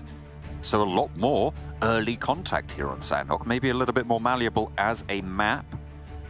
The circle shifts up north. MADBULLS, obviously in Paradise Resort. Game Lord occupying the split across that across that north bridge. You can see Victor all the way up on that north coast, potentially scouting out for wide rotations from Big, even though they're not in Camp Alpha. Game Lord don't necessarily know that, so they could be waiting for that boat rotation that we know Big sometimes did when they dropped up on that northwestern side. And again, hang on a minute, was that another elimination going through? Yeah. Oh dear, HVVP losing a player. Yeah, nasty punish actually. So already with Sanhok being quite a small map, people are looking for these heavy spreads, these positions where people are thinking maybe we can get a little bit more space on the map here. And this is something that's happened throughout the entirety of the tournament. And for HVVP, they've never ever been challenged on it until now, where QODEX actually send themselves over towards the southwest confluence compound and actually pick up one player from HVVP in Matic. So this is really bad news for HVVP, because not only does that mean they're down to 3 players, but it also gets rid of one of those players, which was very, very important in terms of scouting for them early on. QODEX leaves that position now and will move back up to a spot where maybe they can hold out NEXUS and do some damage over towards PIONER. So again, does feel like there is some serious things for HVVP to consider going forward. And if you can't take that confluence compound as a solo, maybe they have to invest more players into it, which gives them less strength over towards that northwest side. Difficult decisions going forward for them, and now really this map is about placement points for them. Their choices now in terms of their rotational paths. I mean, normally they have that choice to go south if they want to, but what we've seen from them also is going for the swim across the river, across to just the north of boot camp. But with this circle, it's likely that PIONER is still going to be there, if not QODEX themselves, to play spoiler on that. Could we see the wide boat rotation that Big sometimes go for, as it looks like HVVP are repositioning out to the western side? Yeah, they moved down towards Camp Alpha. They don't see any shoots down that way, so they assume Big's not there, which means they can get a cheeky bit of loot, extra loot at least. You know, I wouldn't be even surprised to see, you know, that boat rotation that you mentioned, but also maybe just a heal off with all the loot that they've been able to garner from the top of the mountain and now over towards Camp Alpha 2. There's a fair amount of juicy bits of meds over in this area of the map. True. True, certainly an option. Definitely something to consider. Although, if you're HVVP, you're sat at the top of the tables right now. Don't want to let that one go. Although, to be fair, if you heal off, you get 8 points maybe on the game if you're really lucky. It's solid. It's just good averages, and that's what we talked about at the start of the first game, right? Yeah. In terms of teams just wanting consistency. That's right. I mean, we talked about a balance, which was the main thing that we wanted to consider, which is a case of you have a good game. Now, if things go a little bit sour, the question is of how do you really balance out that curve now, because you don't want to be on that massive upswing and then hit a massive downward swing, because realistically at that point in time you've gained nothing. So now for HVVP, this is just a case of keeping it easy, keeping that line steady, and a heal off might be just the right thing for it. Vito sprays out, not quite tagging Mind heavy enough there to stop the Take Aim Gaming rotation. Moving in the area between Bootcamp and Quarry, always a notorious funnel point, and it's really good to get past that first barrier. But more danger lies in wait as Shockwave are just around the corner. They did lose Trazen early, and they aren't really going hell for leather into this engagement, but they do have this info. But in the meantime, Take Aim Gaming make a massive northward push, and it works really well. Getting through, dangerous, to be honest with you, very, very dangerous. A lot of times you can't quite make that same rotation without at least losing a couple of players. TJB hear this movement coming through, and I think they're actually rocking up on this compound, and Lin has a good idea. Unfortunately, all by himself here. Has an M4, which is decent, but I don't think it's good enough for the full 4-man spray down. Luckily, they're immediately headed towards this compound. Do they know there's a player in here? Is there a vehicle from TJB? I don't think there is. No, there's no way they could have known either with this long rotate that they made. This is just a case of scouting it out. Perhaps there's a player in here, we don't know, but it seems to be clear. There is one building they haven't checked, though. The Tommy gun, at this point in time, he's probably just raging at his teammates. Like, come on, I need your help right now. I heard at least 4 of them. They're scuttling around, mate. Unicorns of Love, just a little bit further up the hill as well. They do have a little bit of oversight onto this. This is tricky. This is tricky. Do TJB commit to this when they know that they probably have a good inkling that there's Unicorns of Love coming in from that northern side based on their usual drops? They know that that fight is likely to get third-partied. So this info from Lin, it's valuable, but can they act on it? Again, for TJB, like, if they want to act on this, they're more than likely going to have to stop the vehicle short and walk the rest of the way so they can try and get the drop on them. And again, like you said, John, Unicorns of Love being up towards that northern side, having oversight on this building, is it even worth trying to save Lin at this point in time? Or does Lin just try and leave the building through a window, wander back down towards TJB? With this circle, some point, TJB will have to push through both these teams anyway. Just looking around the map as well in the meantime. And it's big, moving all the way over from docks towards and past Camp Charlie. Pioneer coming to blows with Death Machine, and Death Machine do fall down. Game Lord are there as well. First team eliminated. South side, the MUERTE still spread all the way out on that southwest side. Big, make that crossing to Camp Charlie. HVVP yet to leave around the Camp Alpha spread. So at the moment, we've got 3 teams playing out in the blue. And Darev even going down there for Muerte. Bad news. Big actually finding that. I think today is a day of punishment, certainly. I think a lot of these teams are getting a little bit too comfortable with their positions on the map when no one's challenging them, but this is the finals now. You'll pick up points wherever you can. You know that this is a bit of a sprint. If you can grab those points, you absolutely will. MADBULLS looking a little bit more MADBULL-esque as Pioneer start to get dismantled just a little bit. MADBULLS leave the Paradise Resort. They head out to the west and try and pinch Pioneer against the coast. Seems to be going well to start off with, but they've left Monkey back in Paradise Resort. Is that an adjustment, do you think, that we saw? Because we've seen them leave Paradise Resort and then have to come back before, and they really suffered for that. But now they've left that outpost, they're going to know a lot more information about teams maybe moving in.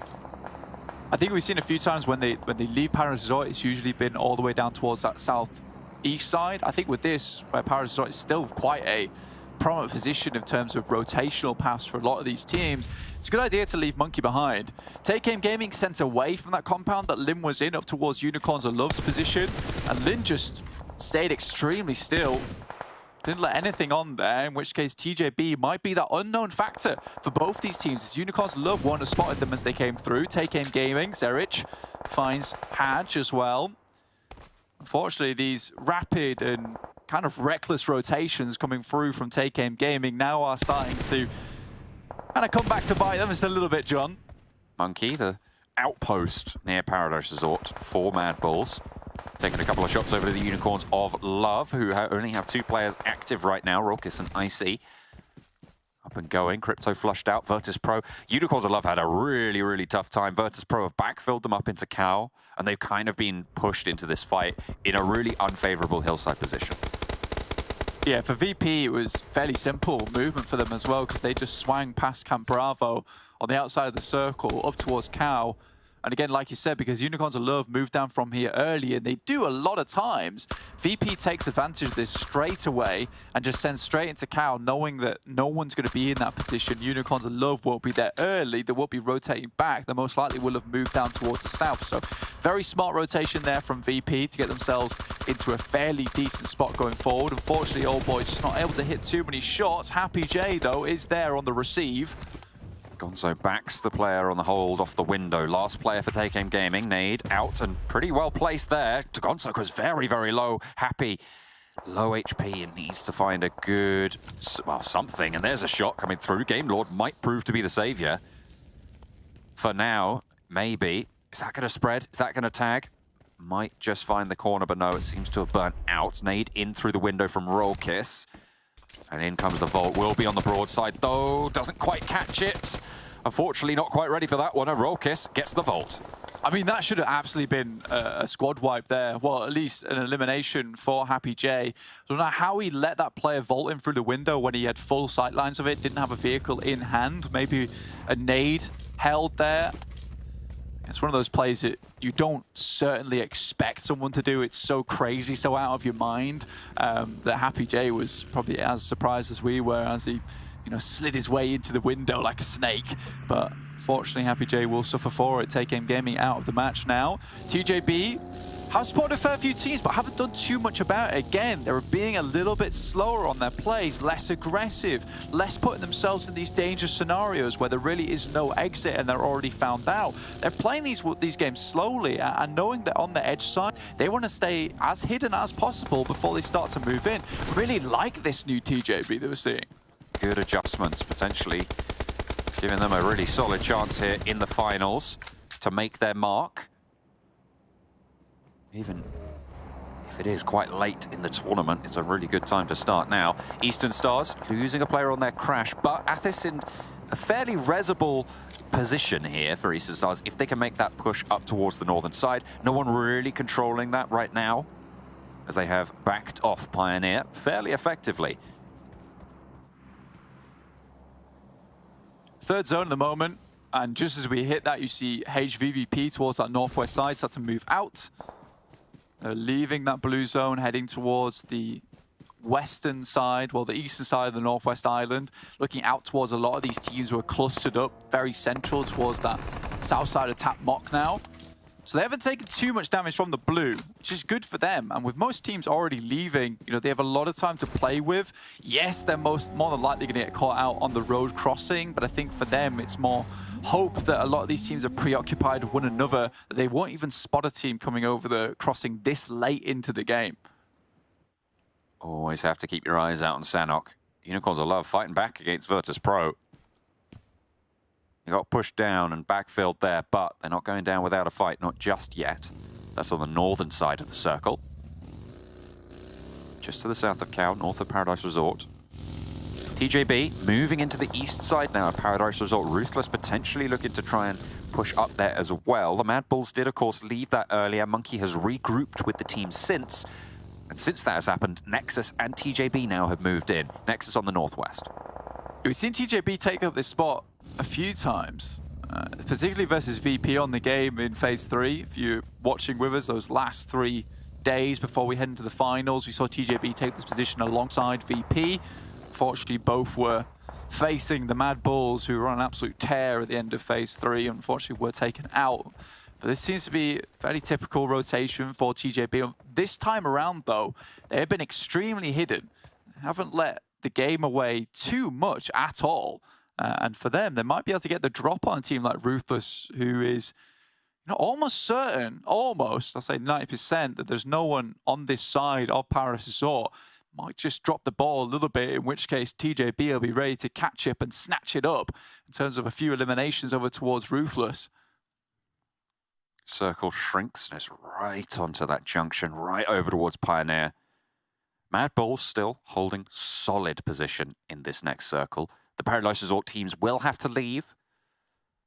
It's a tricky maneuver. If HVVP want to cross, they could be able to do so now, or are they going to leave Kitsune back? Try and go for that heal off. You can see MUERTE. They lost that AF Shore, but seems like Striker's playing all the way behind in the ruins currently. Picking up every med he can see.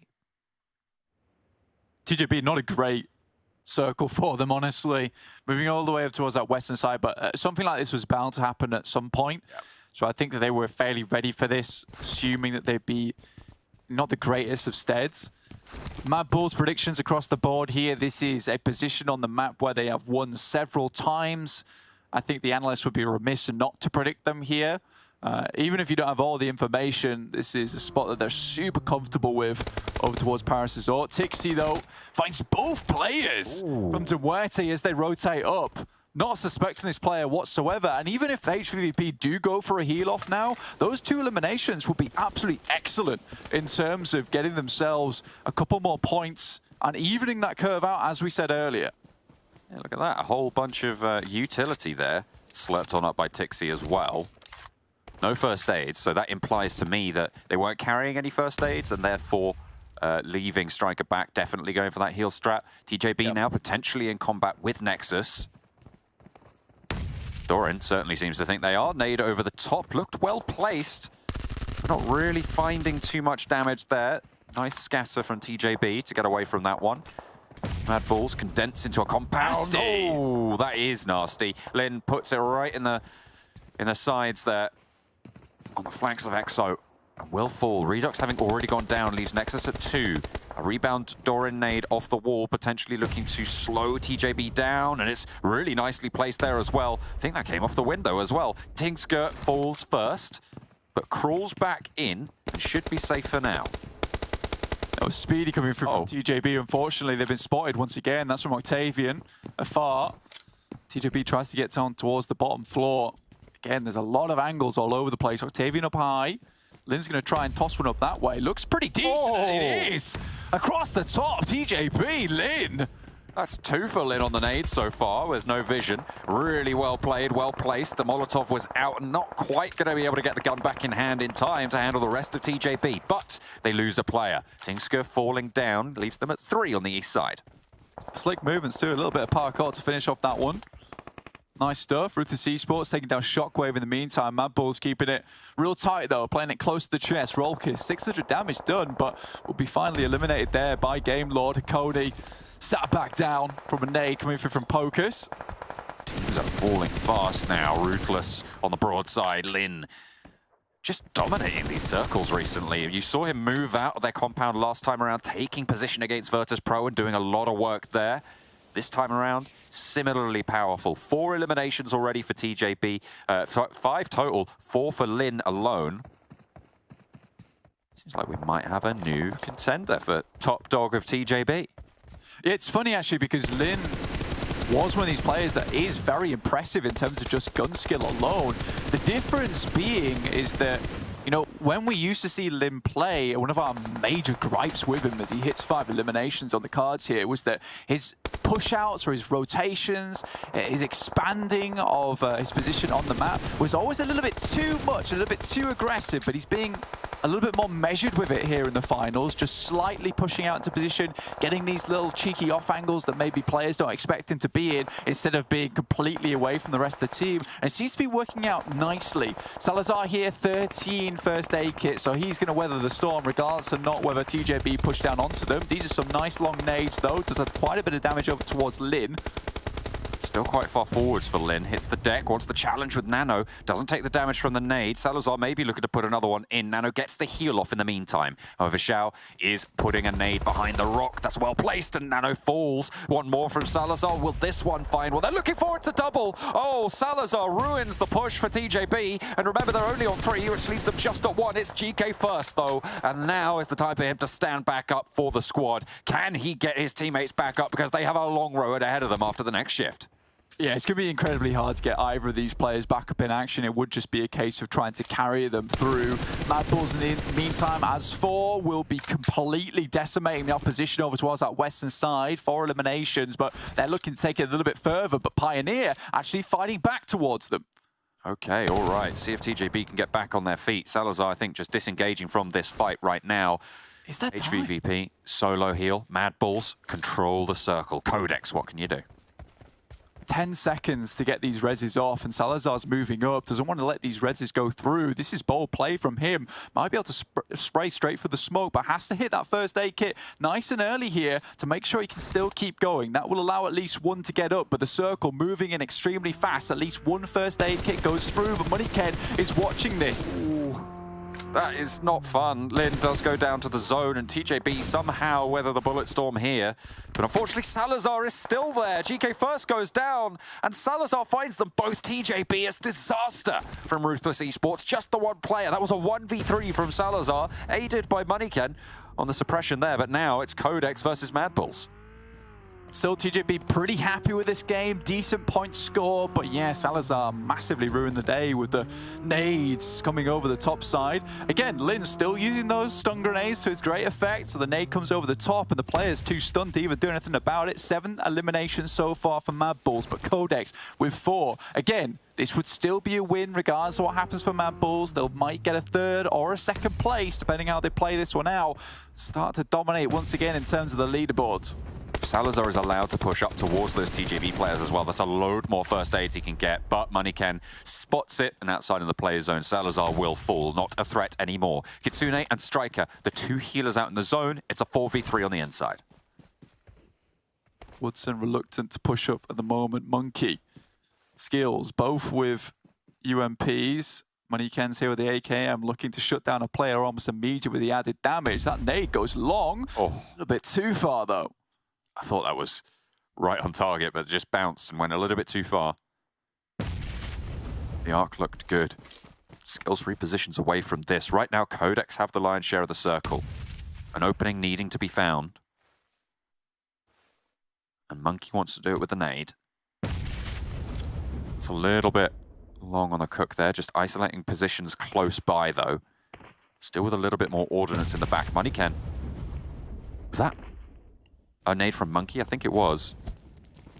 Skills wants to put one in as well. They know there's a player behind this rock now, so they need to be careful. PNL puts a nade over towards Skills. Is there a reposition in time? Seems like they got away from it. It faded. MoneyKen, nade out, caught in the burn, unfortunately, and has to reposition, and fast. Look at that. Forced to go for the heal really, really quickly there, and the burn is good, but there's a return knock and a lot of damage sent over towards the MADBULLS. Zerich, low, Skills pushes forwards and does the job he was needing to do there. Finds the 1, but now it's a 1 versus 2, and now in the circle it's just the 1 player left. Vernice rises from the grass. Zerich is there, and he takes down QODEX in a 1 versus 2, rising up from the undergrowth, and MADBULLS push QODEX aside to take control of the zone. Out in the circle, it's Kitsune and Striker for MUERTE all the way over towards Ruins, but either way, the MADBULLS hold the inside, and they will take the chicken dinner.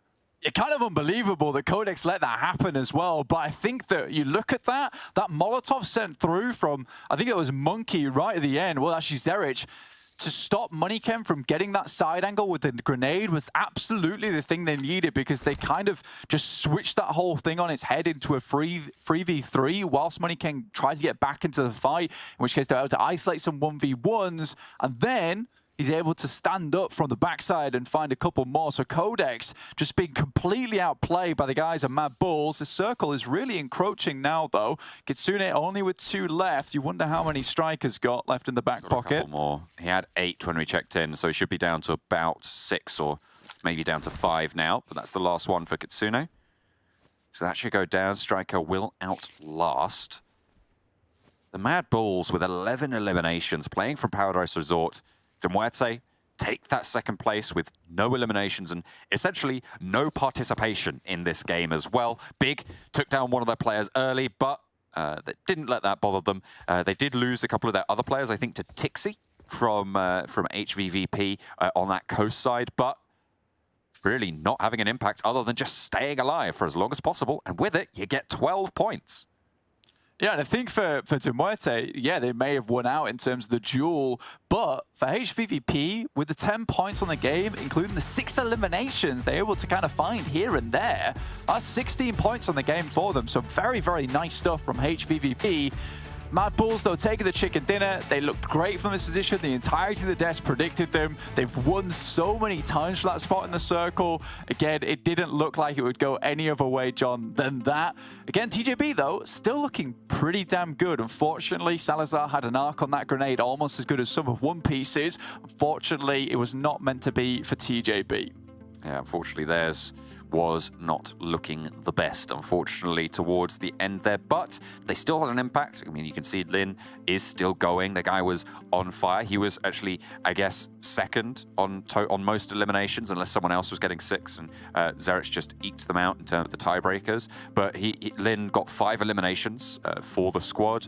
He was really, really putting pressure out to that side. It was unfortunate, as you say, on their overall position, but still a solid performance, and that's going to be really, really good news for their chase up towards the top. Unfortunately, both MADBULLS and HVVP had a good game, and they were 2 of the teams sat above TJB before this game started.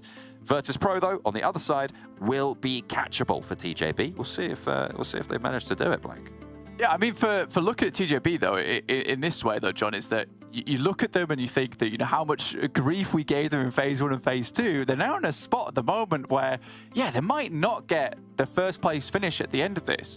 But the fact that they are so secure at the moment to go towards the regionals, how did this happen? This is just TJB in a nutshell for you.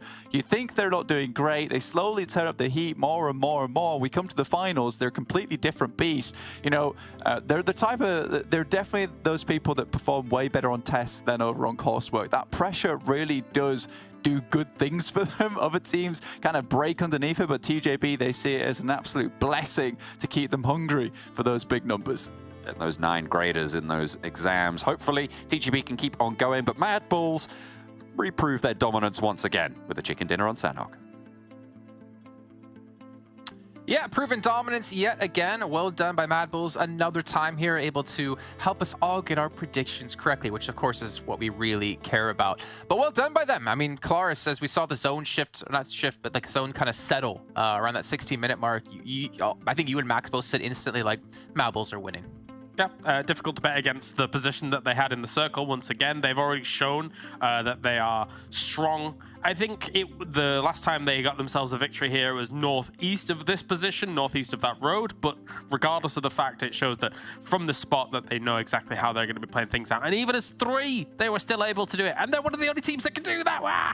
And they dropped in Paradise Resort, so they barely moved the entire game. They were just fully looted up. They had all the resources to try and close it off. Unfortunately, yes, they do lose effect, but that's a cool thing. Even if effect is not there, the team steps up around it, and they can still close off games in a 3v4. That is why MADBULLS is so consistent all of this tournaments, because even when it doesn't seem like they're going to get the game, they get it. 26 points on the game, and like now I think they're currently the first team to breach 100 points so far with their point leads of the league stage, so yeah, no, first game still was a tough one, but when they're in control and when they're in those finishing moments, you know, chances are MADBULLS going to get the win.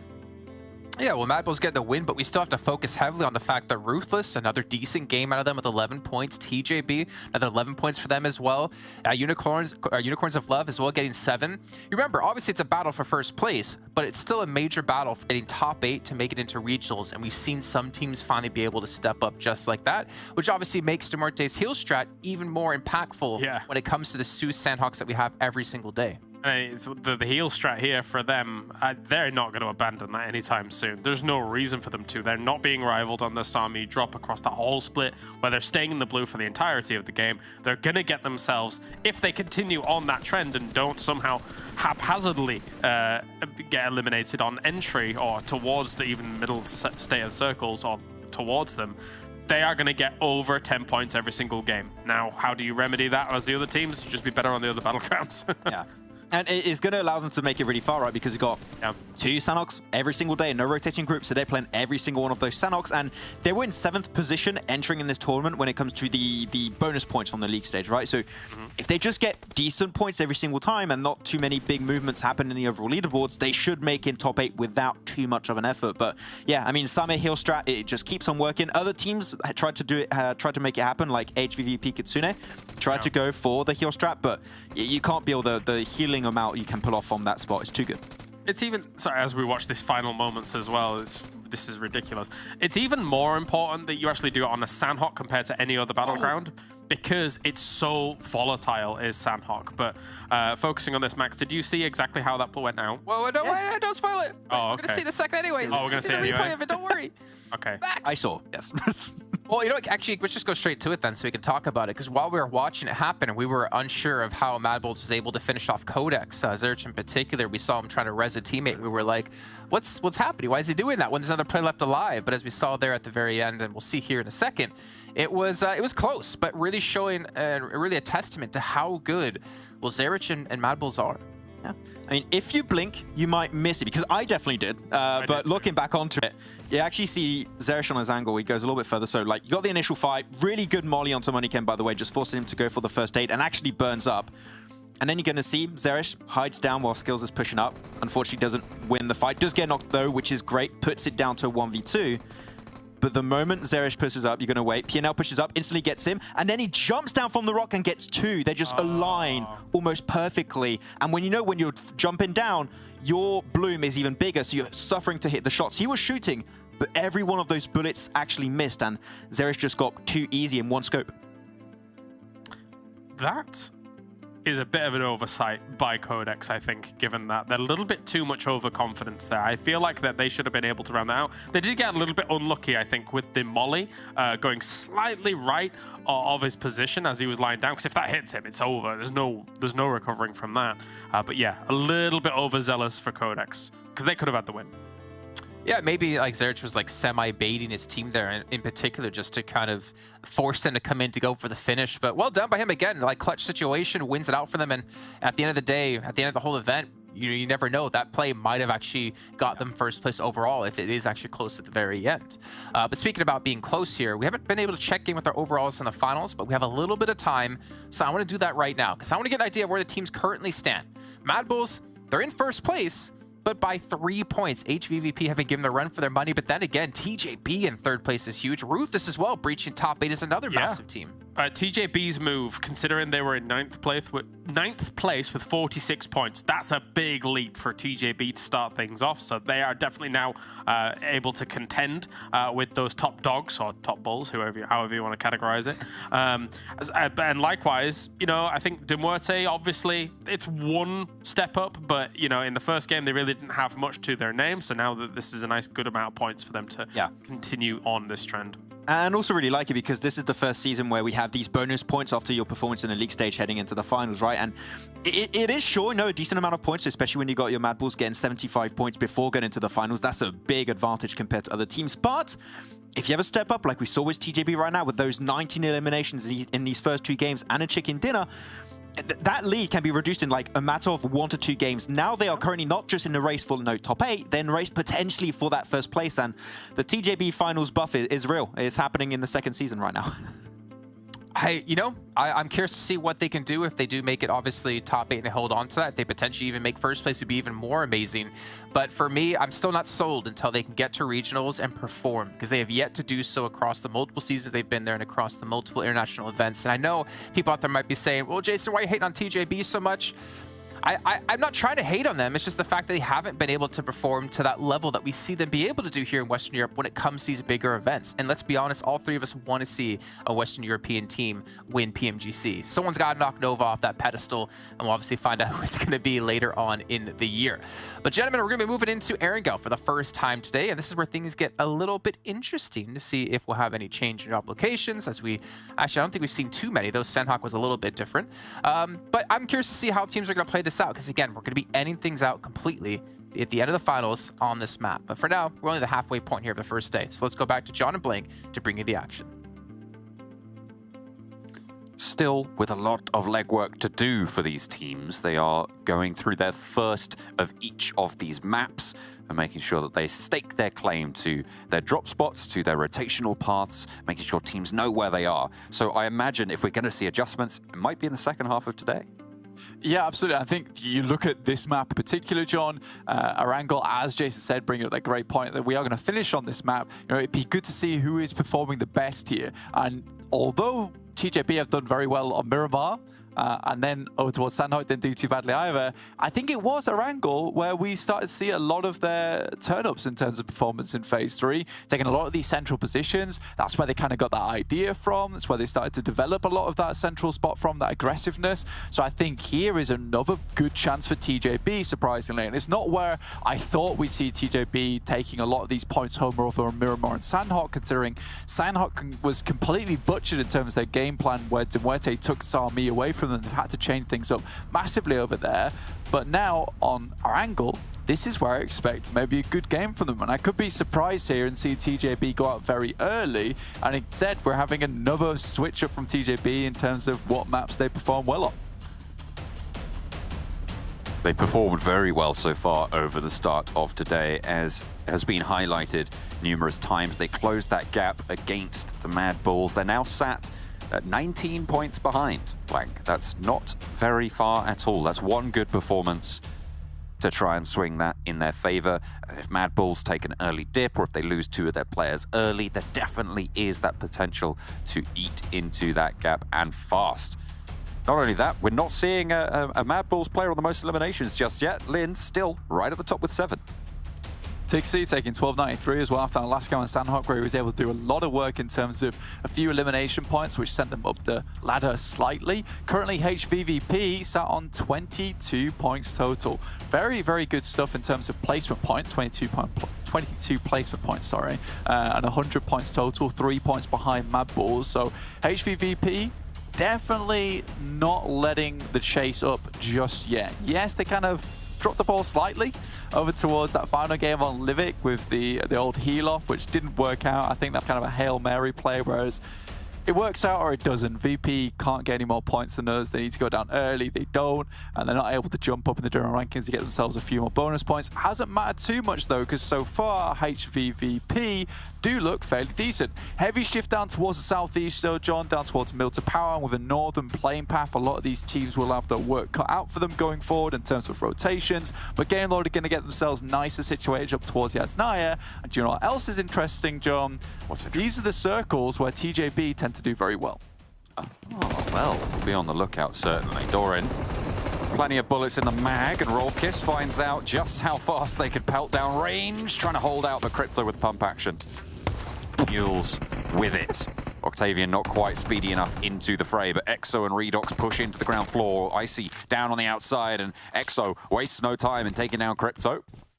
That's all. 3 of the internal players from Unicorns I love there taken down. Gonzo not close to this engagement and will be left alone by the rest of the Unicorns. Doran's the true king out of all of that with the M249. Unbelievable play from the actual top of the stairs there, getting one player through the window at the start there. I think Crypto's not able to swing on the players fast enough coming through from the rest of Nexus there, because he's still trying to deal with Doran on the floor, who is making some weird movements, in which case he's trying to take the shotgun to him, misses 3 shots before he's able to flush him out, just thinking to himself, why won't you die, Doran, please?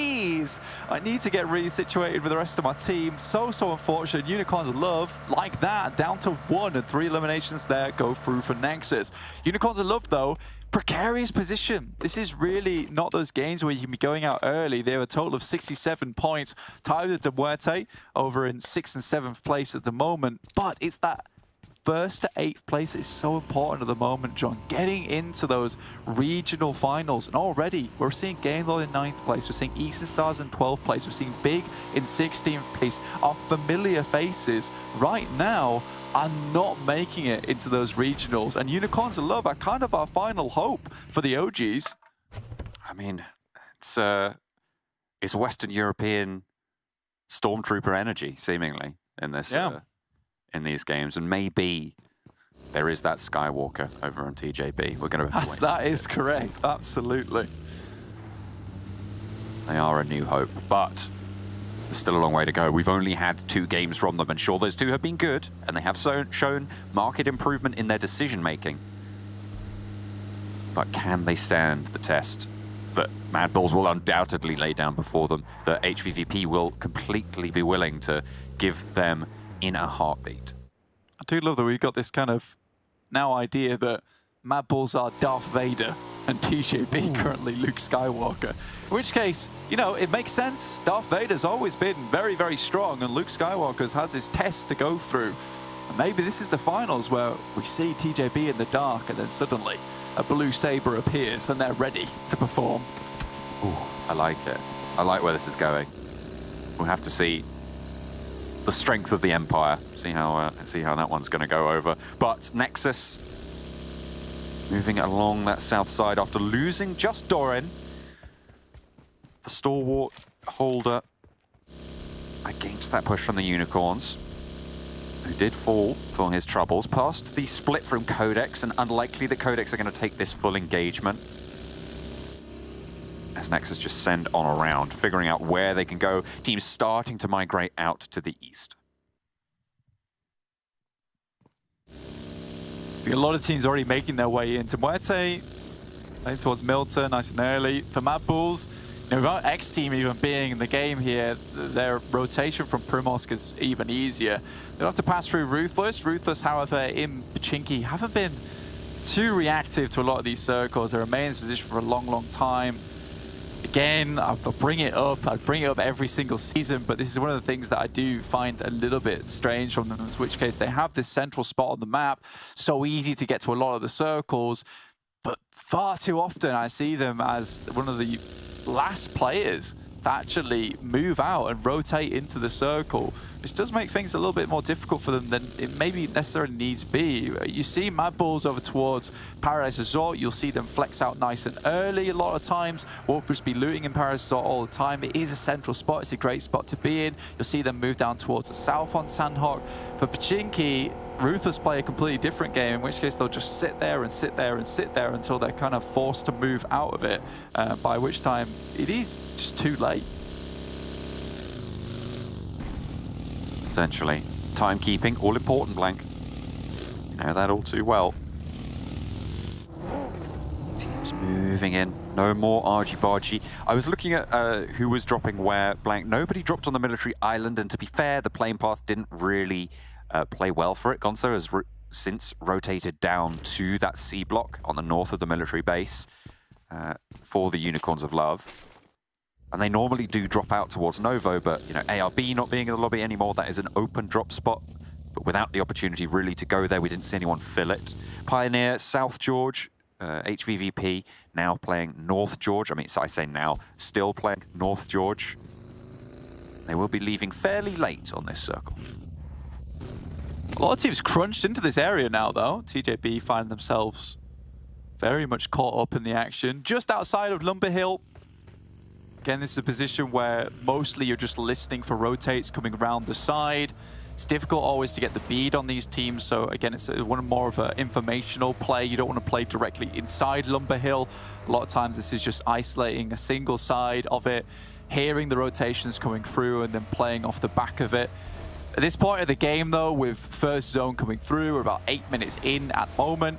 There's not too much to do. You're still wondering where this next circle could be heading towards. And again, finding these rotations, thinking where enemy players and teams might be is very beneficial, because this still could be a very hard shift up towards that northern side, towards Mansion, in which case VPs maybe sent themselves a little bit too far down towards this eastern side to pick up on this kind of rotate. It is interesting we're seeing such a huge amount of teams down towards the southeast already, because you're kind of blocking you're blocking yourself in MUERTE power. It's quite difficult to leave sometimes.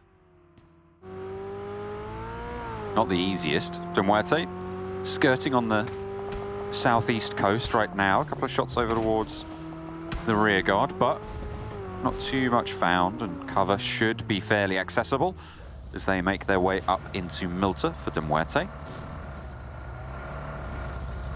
Little bit of a stuck vehicle there. This is a replay. Yeah. Oh, no. Attempt number 3. Third time's a charm. And there we go. It's off. Nicely done. Death Machine had to call RAC in But all they had was Are Happy. Does his best. And he can't do the auto change for him, but certainly get them out of a tricky situation like that. Next circle, about to pop now, does head heavy east. So although I said before, you're blocking yourself in towards MUERTE Power, sometimes you get a little bit lucky like this, in which case you're now in a fairly decent position, in which case you don't have to worry too much about your 180 on that east side. You can more think about the teams coming in from the west, but there will be a bit of a heavy rotate from these teams already within the circle to get further towards the east, understanding there's going to be a massive amount of teams on this west side pushing in. Speaking of pushing in, MADBULLS have found themselves a little bit of a roadblock here, a little bit of a hurdle that they'll have to pass over here, losing one player straight away on their rotate-in, which will delay them, which is not good. Not ideal, certainly now that the land has become a premium commodity. With about, I would say, only 40% of this next circle maybe being inland, certainly around half, no more. It's really, really going to force these teams to fight a little bit earlier than maybe you usually would see. With 16 teams remaining, it's likely that we're going to see some of them drop now. You can see how tightly packed they are. Yeah, it's kind of complicated, John, honestly, going forward. These teams are going to have to really battle out for some strong positions, and already TJB losing 2 off the bat, and that's Death Machine pushing in. Xiao's going to have to stand tall. Oh, no. Trying to roll on through. Lin gets caught in the crossfire as well. This is what you've got to be worried about for TJB. Xiao stands up for 1 knock, but taken down across the way. Death Machine sweep out TJB. This is not good news for TJB in terms of their strikeout for the top. But, you know what? I feel like you kind of can forgive them here. I feel like they still make that correct decision in terms of rotations. It's just an unfortunate turn of events. Yeah, they pass up with the Death Machine almost immediately. I do think you see this similar panic that we see beforehand. I think when TJB gets themselves into engagements and they're not prepared for, a lot of times that discipline gets thrown out the window. And you saw that with Lin there making a heavy rotate, trying to take that off angle that he usually loves to play. But at that point in the time, it's a little too late for that kind of thing. In which case he just has to rock up and support Xiao. Immediately gets taken down. So TJB out early on, will be getting more points in this game. Big, on the other hand, in dire straits down towards the bottom of the leaderboard at the moment. 60th place, desperately need to get themselves some points on board now if they want to keep challenging towards the top side. They might just get left behind in the dust because of these additional bonus points that have been thrown into the mix now. Yeah, I mean, they started today in 16th place. They were 1 point behind, I think, the 15th place team. I think it was Death Machine. At that point, they've earned 6 points total today. That is not good. 5 of those eliminations as well. But now they're in a fight with Game Lord. 2 of the Western Europe's older titans, but for now, both of them struggling in terms of the overall standings. Game Lord with a little bit better slice of the pie. Akashi down, big, losing Beast and Meiki in the firefight, and that's a lovely native. Oh wait, no, it wasn't lovely. That's not good. I thought that was a knockover towards Game Lord, but instead, they take the point away. Funnily enough, this is something that Game Lord has suffered from a fair few times. I'd love to see the stats on the amount of times Game Lord has naded one of their friendlies. Unfortunately, Big feels that same karma coming to this game. It's kind of rubbed off on them from Game Lord. Again, Rob's the master of the DBS. I love this guy. The fact that he's kind of made that his own throughout this tournament is beautiful to see. Massively coming in clutch a lot of times, plays this weird, aggressive playstyle with the DBS in hand, the shotgun to get up close and personal. Now, Valo tries to send away, does take a few hits though, but will get down low just soon enough. Attempted to disengage here. I mean, with the circle heading fast south, you do not want to be locked into this fight for too much longer now. Game Lord seems to know about it. They take that elimination and they get on with it. They're going to keep on trucking south as soon as they can. But where do they go? Because you've got Take Aim Gaming and HVVP in your way. VP, who moved into MUERTE Power very early on, but they're holding the roadside at the moment, just waiting for all these teams coming down from the north. In the meantime, it's Pioneer. Fash stands up, one of the better players, but he's looking the wrong way. Somehow still brings it back. He's on the swivel, is our Fash. Nice find there on the spray down. Should not have been able to win that one, but does find the knock nonetheless. Keeps Pioneer at 4. This is on the southwest side of prison right now. Game Lord suffering to Big. Big able to catch up on the chase. And they will be given the higher offer there. Game Lord losing 2 and will be going forward with just Victor and Akashi. Yeah, interesting play to actually leave 2 players out there on the eastern side. I think they could have easily moved down as a 4-man unit and just left Big behind. Instead, Big's able to isolate themselves a 3v2, which shouldn't really have been possible, in my opinion. 3 eliminations, though, for Big. Still a long way to go with limited meds, limited HP, 2 on the board. Pioneer with 2 eliminations with 4 alive. They just took that fight there. Few players. Shockwave, though, were in their distance. Ace the Laser also looking down towards them, so got to be scared of that guy. Certainly proved himself on the first game of today on the Miramar. Accuracy looking on point today. That's what you want. Coming into the finals, Game Lord skirting around the side of Take Aim Gaming, just the duo remaining for Game Lord, remember. On that northern side. HVVP take up a solid hill. Just out to the east of Shockwave and Pioneer. But the circle still could move out to the peninsula of Melter Power. So right now, Lumber Hill, still a pretty hot spot at the moment. HVVP towards that eastern side, playing on the ridge, trying to isolate those angles towards the east, but look out towards the west and try and find a couple of these players. MADBULLS, in the meantime, move their way down towards the south, very, very close to MUERTE. You wonder if it was MUERTE who was able to find some knocks or shots towards them early on. VP, get the circle. Might want to consider regrouping as a 4-man unit. That could be the play. Shockwave, Pioneer, trapped on the west side of the lumberyard. But disengage and send opposite directions. Of course, Pioneer on 3. Less wanting to go for this. HVVP on the east side of this, of the lumberyard, potentially could come into conflict with Shockwave if they try and move around in too open a spot. Swing into the east side of them. Okay, so Keme got caught there on a rotation. Shots do come out from HVVP towards this rotation from Shockwave. Find a Coney, nearly get Trazen as well. And Tixie's there. Goodness me. Just tears them apart. Shockwave falling down pretty heavily. And actually, hang on a minute. Is that 3 predictions for VP? I feel like that must have come in a lot. Oh, wait, hang on a minute. No, VP, not HVVP. Okay, right in the middle of this next zone. I think that's fair. Yeah, I mean, they've not regrouped as of yet, and I think that maybe waiting for that next circle, they believe themselves that maybe they can hold this out for a little bit longer. If this heads further towards our east, it's a nice position that Yankee and Old Boy are currently holding, but Chulika, as well as Corker, might still be able to hold nice and pretty towards this west side, not have too much damage coming their way. HVVP, though, good shots down towards Shockwave, does keep them at bay. 2 eliminations so far found. Bit of revenge from Miramar early on too, John. Good place to start to try and rack that debt up. Or bad, rather. Try and collect those debts, rather. Teams towards Melter. MADBULLS. They were all the way out in the southwest. They have swung around now.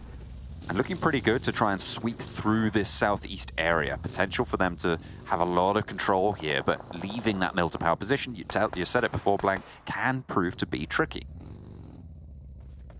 Slightly difficult, honestly. It's just positioning yourself, finding where a lot of these players are. Right now for MADBULLS, though, you do have this position where Akashi, Fash, NEXUS are currently playing. For Akashi and Fash, this is more of a position where you'd go to if there's nothing left for you, right? They lost a lot of their players earlier, as did Pioneer, so MADBULLS kind of sitting around with some of the stragglers, so they're fairly safe. And I think for HVVP, one of the scariest things at the moment, challenging out for that first place position between them and MADBULLS, is just the fact that MADBULLS are so consistent on every single game. You continually having to put up these big numbers, and we know Na'Vi to have these huge pop-off matches, and then maybe dip down on a couple of them as well. So it's kind of that consistency battling out between volatility. And you do need to still remain quite volatile if you want to catch up with that, right? You can't have a moment where the bomb is a bit dud here. You need big explosive matches.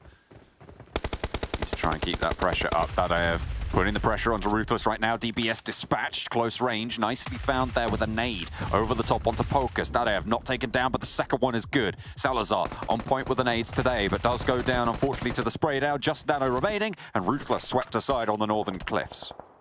Great stuff there from MUERTE, and you have to really appreciate that. And you said that they had a bit of a drop-off. This is where now you will see the rest of VP send towards the team. This is why it's good to hold these two positions. I think VP made a smart call there. I can appreciate that, and will now send up towards the rest of the team and hold on to this excellent compound they currently control. HVVP will have a big, difficult task in front of them to actually head down towards the position. Smokes will be required, but most likely will be spotted very early on. Not to mention all the other teams that would love to get towards this spot. And with still a fair bit of water in this circle, although it looks minimal. I mean, when you expand it out to the amount that's actually in here, it is a fair bit. Around about at least 30% of the zone is circle, is water. Gonzo also nades himself, which is a little bit curious. Maybe he knew he was going down, didn't want to give a point across. Sure, let's go with that. Either way, does fall. Unfortunate. The circle shifting to the coastline, equally unfortunate for pretty much everybody else. MADBULLS trying to mount up, move forwards with whatever cover they can find. It's PIONER, their last player holding. Might prove to be Spoiler. We've seen a Spoiler already today. Effect and Monkey both leave unaware of this player. And this is a really, really solid spot for the current situation. This is a spoiler moment. This is 100% a spoiler moment. This is what HVVP have had to deal with all tournament. And now MADBULLS might just come to the same effect, because even if he just gets one elimination, we know MADBULLS can play as 3, but that's enough for another team here with 4 to actually be able to challenge out against MADBULLS. Say that we did just see MADBULLS win a 4v3, sue me, whatever. It's still better than playing against 4 of the MADBULLS. There's one. Effect gets spotted. That is from Fash on the wall, and looks for another. That's Zerich falling as well. Fash is doing so much to slow the MADBULLS down. They lose Zerich, and now they need to get this res onto effect. Finally able to deal with the snake, the backstab, the spoiler. And we'll hold the ridgeline into this next circle. HVVP's not so lucky. The mad dash going through. Tixi cut down out in the open as well. NEXUS trying to leave their position as well. Taking shots from every direction. VIRTUS.PRO need to control all of these teams looking to push forwards, because this is where they need to hold strong. They cannot allow people close. That was unbelievable work there from VP onto HVVP. Very, very well done. Spot someone as they rotate down. We talked about this earlier, how that would be most likely what would happen. And they hit all the shots that they needed to. Really, really well done. Very accurate coming through from VP. Astounding that they're able to control so much of this zone at the moment, too. And I think that, yeah, deserved win if they're able to make this. They're in the right position. They regrouped at the right time. The circle shifts out to their east, so they might have to leave the compound soon. But they've guarded so many of these teams and forced them to fight off against each other, Blank, rather than taking that engagement close. Nades pouring on through. Everybody getting bruised and battered in the melee, except for VP, keeping everybody at arm's length. Remember though, John, biggest issue for VP, we saw it in Phase 3, was exiting these compounds. How do they open the door? How do they stroll on out? Do they use the smokes? Do they pick up some vehicles? Do they try and find a position with the center of the circle? This is how MADBULLS were able to take them down towards Mansion over in Erangel 2. You'd imagine VP have had a little bit of a couple talks in the meantime. Calm talks, angry talks, who knows? Whatever gets the job done at the end of the day to figure out a game plan to get out of these sticky situations when your compound looked so good before, but now starts to dwindle in valuable. Whole load of players from Take Aim Gaming taking the tumble.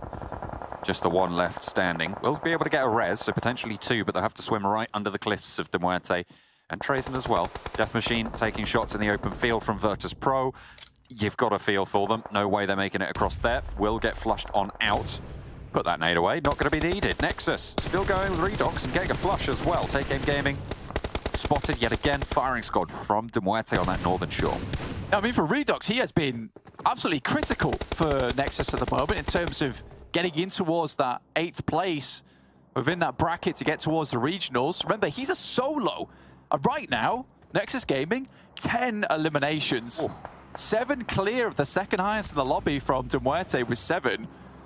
Very, very insane stuff coming through from Redox. We know how good this guy can be, and he's really turning it up here in the finals. UMP in hand, just tries to laser down some of these players. Spots maybe Monkey up there on the hillside. Probably doesn't want to take the shots just yet. Get into the circle. Maybe another spoiler MADBULLS to try and handle. VP now need to think about how do they put forwards? How do they move out? Redox spotted. Reign of Terror ended for NEXUS Gaming, 5th place, but still 10 eliminations, as you said. Really, really solid from NEXUS. MADBULLS keeping up the consistency. 3 players alive, 2 eliminations, top 4 guaranteed. This is what we talked about earlier. This is why it's so difficult to catch up with MADBULLS, is that once they start rolling, it is very difficult to put anything in their way which is going to stop their momentum. 3 players, still towards the last 4, very good. SHOCKWAVE, still alive. You can see him all the way on that north coast, waiting for the next circle shift, and there it is, towards the center. Effect moves up, will pick himself up, a nice loot crate. And now VP kind of has to play from this top side, and it's the exiting once again that did not happen. There is some hard cover towards that west side, but Skills already finding Chulika on the knock. There's the barest amount of cover in front of them. 6 smokes for Old Boy. He's going to have to start tossing them now. They need to try and leverage that position. MUERTE is currently being suppressed by VP as well. As soon as they make that move, you can imagine that MUERTE are going to look to try and crest that ridge and cause problems here. Because they know that it is going to be VP who have to move first. Out come the smokes. Striker putting a smoke out that way, maybe looking to play a little bit closer to VP. The vehicles are here. This is the dash coming through from VP. Their chance at taking a position close by. Yankee leading the charge out the vehicle. Has the vehicle as cover back on in. MUERTE taking a lot of punishment. MADBULLS yet to really enter this fight as they do not have the top of the ridge blank. They're popping those smokes, they're popping those nades, leaving Corker at the back as well to try and get a cheeky little off angle, leveraging that numbers advantage. Old Boy taken low by a nade from Striker as he puts it over the side of that ridge line. The second one is good, but Corker falls to MUERTE, and now MUERTE have the numbers advantage themselves. 4 players on that northern side, but they do not have the circle. VIRTUS.PRO are in it, but MADBULLS have a really solid angle. Yeah, Old Boy has to pick up something big here. Still continues to crawl to the side. Striker gets behind, though, through the smoke. VIRTUS.PRO getting cut down. Last player standing. It's just Chulika left, and he's hiding in the vehicle. Hops out and taken down. Unfortunately, there will fall. VIRTUS.PRO drawn short. Shockwave eliminated in the meantime as well. MUERTE in a 4 versus 3. Can they do it against the MADBULLS 3-player buff? We'll have to wait and see as the nades start to pour on through. Already 1 found for Monkey. Inga Striker, Tadev, what can you do? Skills launches one from the back, and Monkey gets a knock onto Inga. These nades from MADBULLS are brutal, and now they have the 1-player advantage on the old switcheroo. A nade over onto Tadev, and MADBULLS don't even need to see them to take them down. Just Striker remains, and the spray from Monkey is the last thing that they will see in this game. MADBULLS right strong. This team is unstoppable. I mean, Monkey just comes in there at the end of the day, starts tossing grenades over the top, and it's just curtains for MUERTE at the end, and MADBULLS will pick themselves up a back-to-back chicken dinner here in the finals. Where else to do it? Erangel just finishes it off clean, and again, it's that issue from VP. Exiting those compounds, find the positions to get to afterwards. I mean, you try and set up that position with the vehicles. They'd kept them on board for a long time. Corky even goes for a pretty big sacrifice for himself for the rest of the team. Sits on top of the building and tries to find off angles they come through. I do think there's some good smoke, some Striker there on that eastern side as VP tried to come in. There was no sightlines for them because they were on the low ground, in which case Striker was able to go for a good flank. Goodness me, so unfortunate. But again, MADBULLS just from a position where it looks unlikely, where it looks not great, Monkey comes through with 3 grenade eliminations. You can see it right there. Some fantastic stuff from him, accurate on almost every single one of them, and I think MUERTE could have maybe taken the fight to MADBULLS earlier, but I don't know, man. MADBULLS just looking a league of their own. That was really something special there, and I mean, it shows you just why the MADBULLS are this team that everybody is talking about, that everybody is currently seemingly quite afraid of, because that was brutal. They didn't even take the challenges until right at the end there, and you can't beat when they have 3 players. You just can't beat them blank. No, you really can't. It's very difficult. It's the you've got the old you got the TJB final buff, and now you got the MADBULLS 3-player buff. It's just we've got all sorts of weird scenarios coming out in this finals for the PMPL Western Europe Fall season. I mean, I am really enjoying it though so far, and the chase is still on for a few of these teams. VP got a few more eliminations, which is what we like to see, but again, still thwarted by the fact that they cannot find the handle on the doors so they can actually leave. 3-player power spike for MADBULLS puts them once again at the top for the chicken dinner. It's really like MADBULLS just don't need 4 players at the end to win matches. They are just destroying teams here left and right. And again, it was all about the nades, opening things up out of them, gentlemen. Yeah, I mean, yeah, Monkey, 3 nades at the end there. It was such a good plan too, because you and Kalash were talking about it a little bit during that game. MADBULLS' game plan, wait for VP to push, leave the fight happening, and the moment the fight ends, then you get involved. Just nade it up. And even though you don't have the man advantage, just even one nade, you turn into a 3v3, even odds. And they even went further and beyond to get 3 nade eliminations. I mean, It's not even an easy rotation. They drop Primorsk, Kalaris, and they make it in as a 4-man crew at the end. It's mental. Yeah, they threaded the needle on the rotation as well. I mean, I saw them coming in kind of towards the south side of the mainland as a whole, then going underneath mini Milta Power, being able to flip up into Milta Power itself, and then rotate all the way through that. So a West team for the final circles rotates in from the far east, ? And, you know, they make it work. The position that they had was very well defendable for a long time for them to be able to get this victory. And as you said, patience really was the key here for MADBULLS. I really like that both MADBULLS and MUERTE didn't really contest each other until the VP problem was solved. The VP problem. I mean, that was our problem. We had them predicted to win this match, but unfortunately, we keep forgetting about MADBULLS. Looking at the rest of the list, though, Ruthless, 0 points. Unicorns of Love, 1 point. So a little bit of a fall-off out of those teams, at least in terms of Ruthless and even TJB here with the progress they've made so far today. But the question is, like, are MADBULLS going to continue playing like this? We already saw the power of MADBULLS in Phase 3, Max, towards the end, when they already knew they were going to be number 1 at the end of the phase. They already knew they had no problems, and they were just having fun with it. Yeah, I mean, short answer, yes. Long answer, definitely yes. For MADBULLS going to be consistent in the finals. Once again, even in bad circles, they just keep getting there as a 3-4-man crew, and even when they don't have the man advantage, like, I don't really think of a scenario where I can think back into it and say, oh yeah, MADBULLS really like threw that game. That was a given to them. It's just, when there's a chance they're going to get that win, chances are they're going to be the one to get it. And yeah, they only take fights to also make sense out of the impression. A lot of the fights, they could have took fights and pushed their way into the circle, but they just avoided it every single step of the way. And the moment they have a fight, okay, this fight versus VP versus MUERTE, this is a fight that, if we time it properly, is the one that will allow us to get the win. Boom. Down to a T, the execution textbook, and you can't deal with them. And those nades, once again, John and Blank mentioned about the nades from Monkey. And yeah, you just clear everyone, just Striker, you can't do anything. Usually in these kinds of circles, when I look at it and I look at the rest of the lobby, I kind of give them a bit of a pass in terms of, okay, you didn't get that many points. I get it. This was a really rough circle. But when MADBULLS enters the fray and is able to make magic out of nothing, because quite honestly, they could have easily found themselves on the west side of this circle like all of the other teams, coming down from Lumberyard, coming from some of the compounds kind of towards the southwest and not really doing anything with it. But the fact that MADBULLS always knows how to approach the circles, knows that they have to make the far east wrap to find themselves on top of that hill. Either you're there or you're in the MUERTE rocks, and that's how you somehow get close to a win. Anything else was a death sentence for the rest of these teams, and MADBULLS just always knows where to go.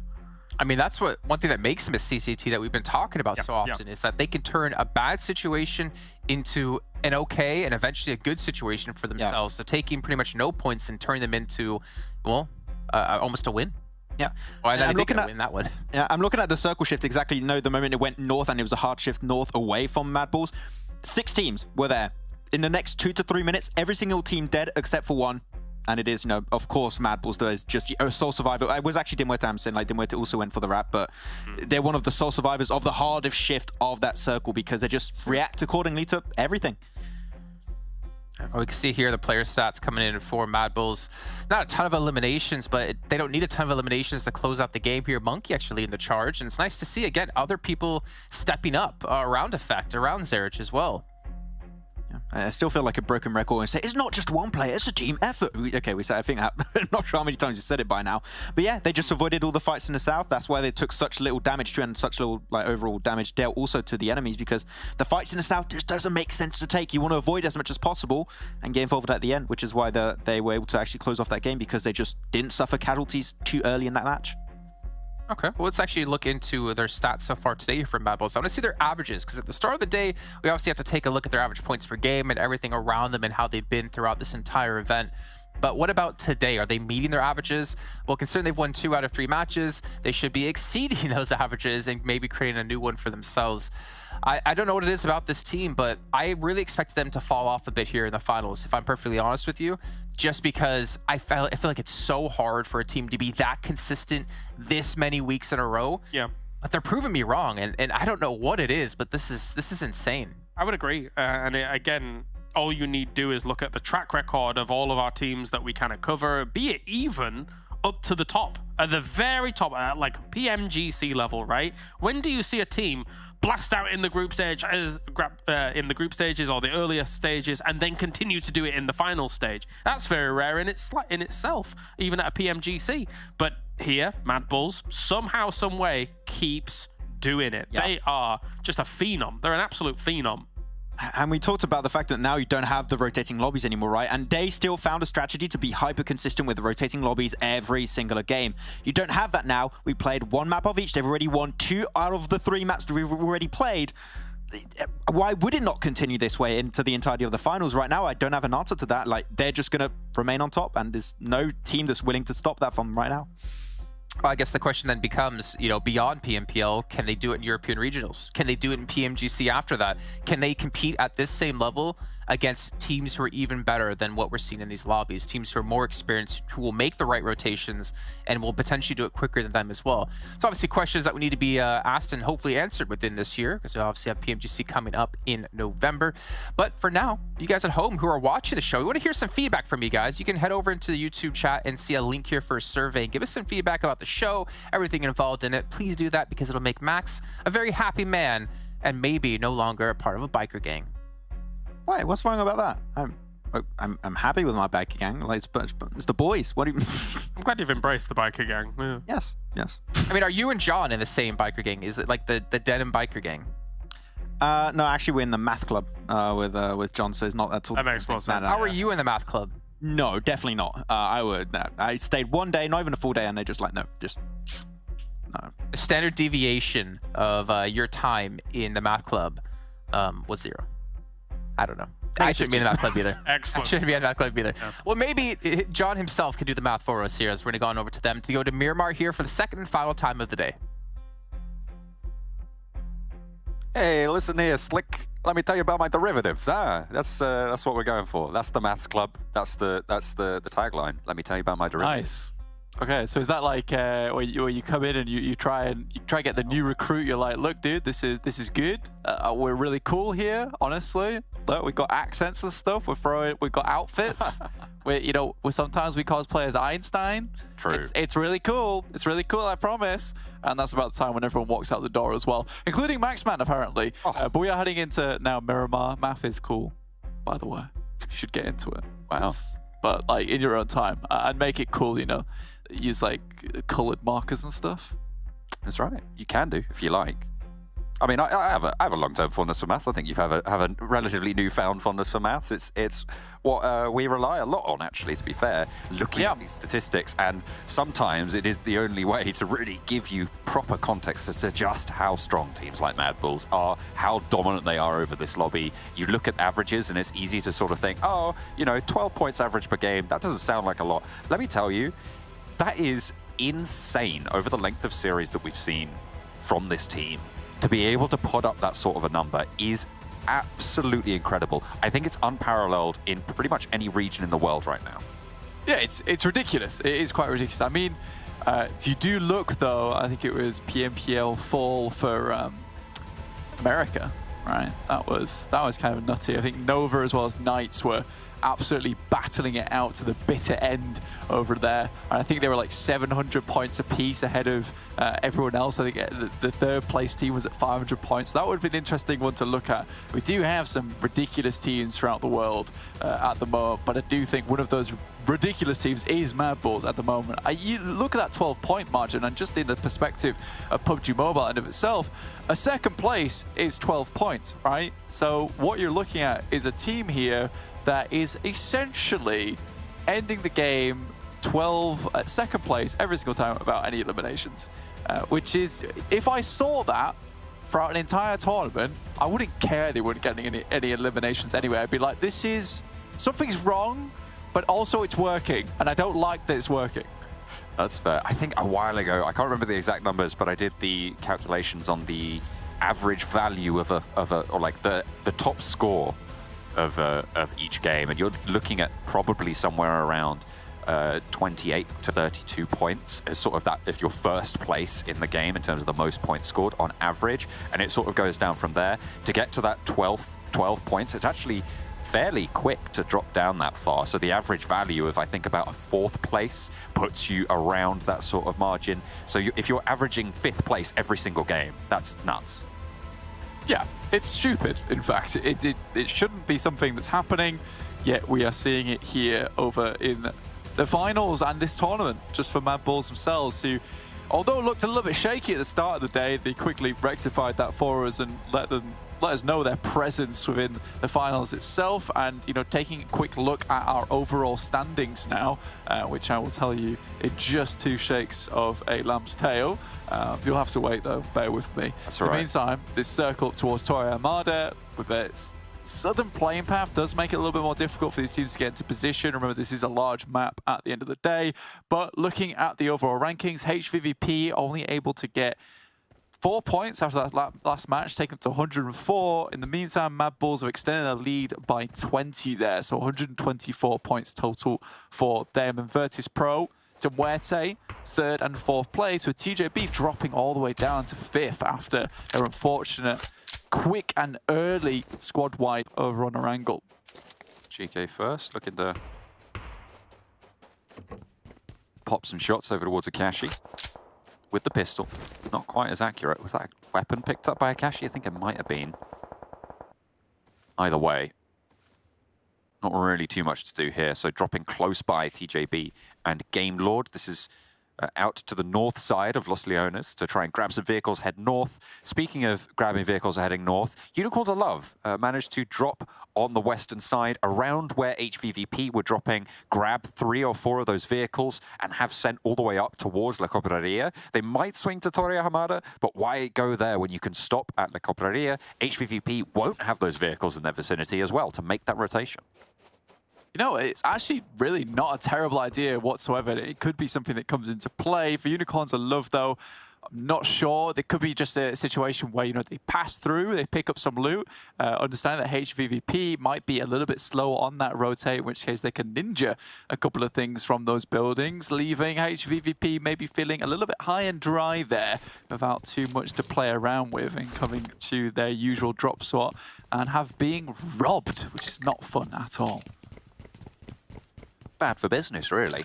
It is, yeah. Now they'll have to catch the culprits sooner or later, but you are right. It looks like Unicorns of Love are stopping over towards La Cobraria, so good call from you, in which case Na'Vi have actually decided to hang around and just pick up the trash loot on that western side before they do head in. They will have to pass through quite a few dominant teams, though. When you take that northern side of the map, it's actually quite easy for you now for a team like Unicorns of Love, because you can head towards Torre Armada and then play downwards through basically open space. Yes, you don't have all the information in the world, but you don't really need that in that situation where it's not a huge amount of teams around you. You can start to figure that out towards Zone 3, Zone 4, especially on a map like Miramar, where it's so huge on that side of the map with the playing path. Unlikely you're going to meet anyone for quite some time. I mean, the counter example to that obviously being the Sanhok game that we saw earlier, but of course it is Sanhok and not Miramar, where Unicorns of Love moved south from Cal and then got backfilled by VIRTUS.PRO. So as long as they are playing edge from that north side, I feel like you're right. There is really not too much info that you need, because you know all of these teams are going to be in that cone in front of you. They're going to be in your 180 to the front. Yeah, exactly. And it's a good point to bring up on Sanhok because it's much more doable there, which is why you see that backfill happen more often. Because in a vehicle on Sanhok, you can clear leaps and bounds on that map easily. So finding a position behind someone, so much more easier where, you know, even if they do see it happening, very difficult to react to because you get into that position so quickly. Here on Miramar, backfilling someone often just means, you know, you just left in the dust, right? You can't even see the team because they've already moved too far down towards that south side. You're like, oh, well, we want to backfill you, but it seems like you've just left. It's, you know, it's sometimes you get invited to the party, you turn up on time, no one else is there. What's going on? It was one time. That's the other way around, right? But, you know, still, equally It was cool. one time. I eventually apologized. I was sat there for 60 minutes. I don't think it was it 60? I think it was like 15. Let's not get into it. 15, 20 minutes. This is actually, just for anyone watching, this has actually happened, and it's actually... Yeah. It hurt him badly. Oh, It was many moons ago, though, and we put it behind us. Absolutely. It's fine. Don't worry. Move past these things. But if there's a lesson to be learned here, is that, you know, if someone asks you to be somewhere on time, you should probably turn up on time. Or 5 minutes late if you, in my case, in which case most of the time you are late. 5 minutes, I think, is acceptable. I mean, it's all right. It's not ideal. Look, I'm not going to... Okay. Let's not. This is a bad time to talk about this. But TJB, they had a little bit of a bad time in their last game. Despite making maybe a sensible rotation on that eastern coast, they seemed to find what was a decent spot, but unfortunately the circle kind of pushed them out, crunched them together with a lot of teams. A lot of teams actually had the same idea on their rotation as well. So hopefully a return to form for TJB on their cards. TJB on that silly little bike there, moving through, looking for some more vehicles up towards Hacienda del Patron, which is where they typically play anyway. Death Machine actually towards the south here, though, in fact, dropping Picardo. You've got QODEX actually here. Interesting. So without their good time boys in Arabian Champions, looks like they're not able to comfortably drop over towards Picardo.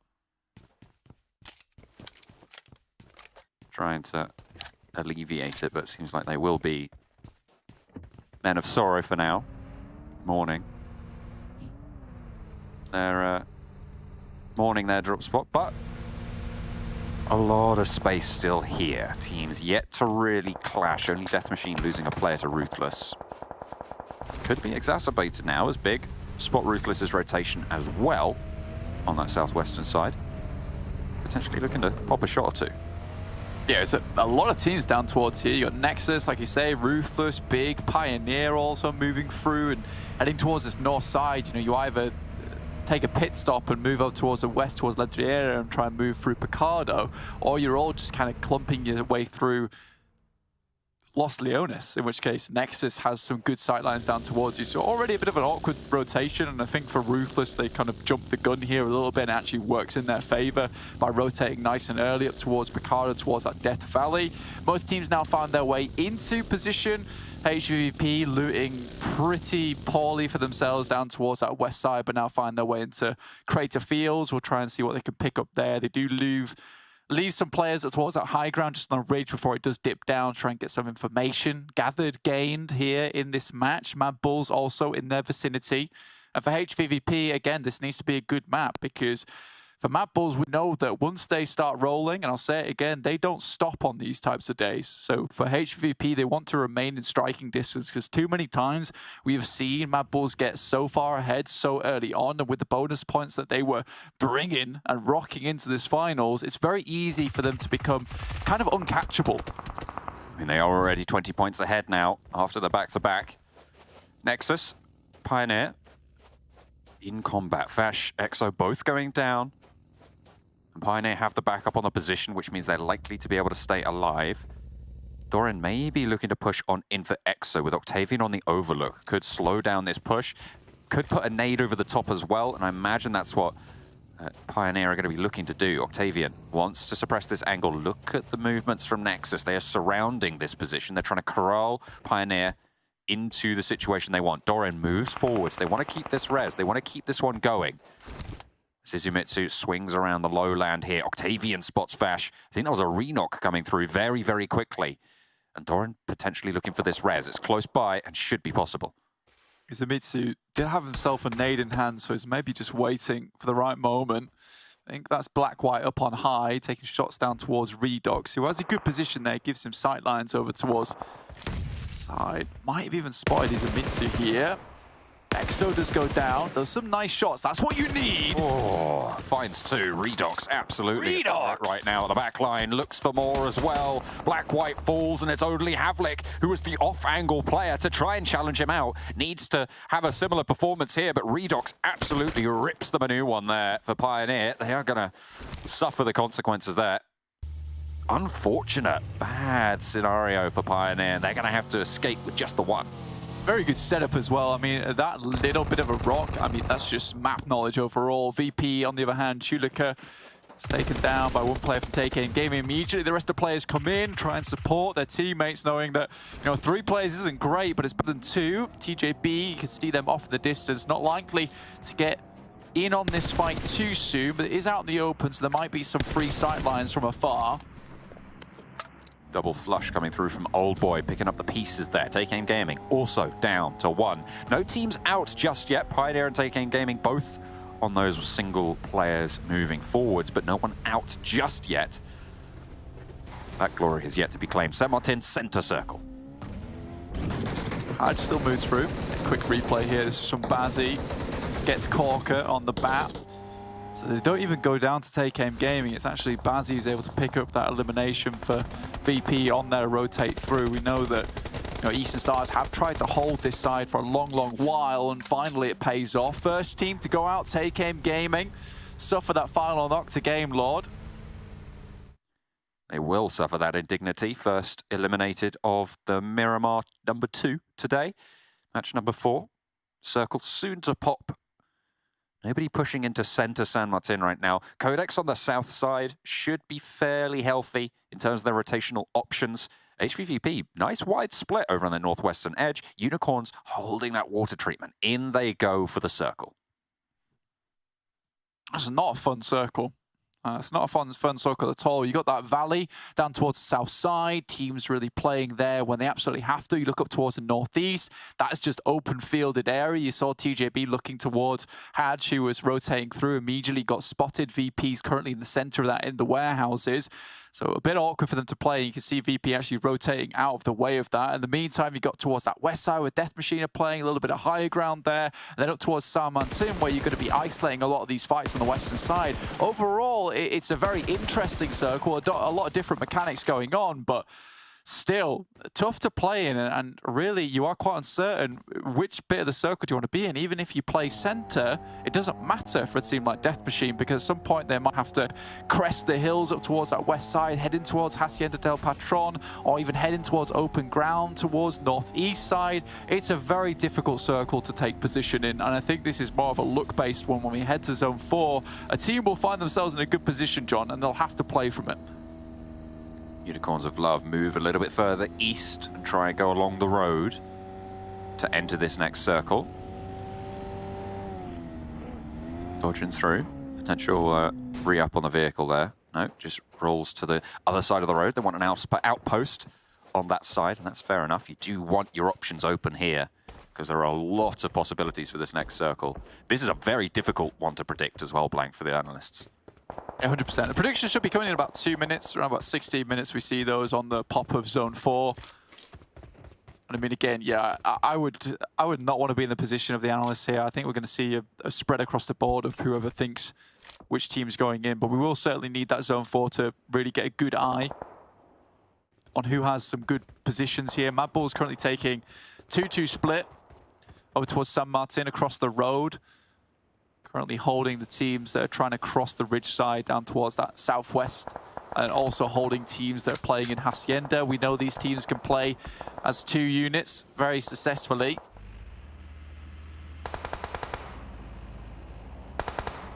Very close neighbors right now for a lot of teams. And Shockwave probably going to feel the major brunt of that east side conflict.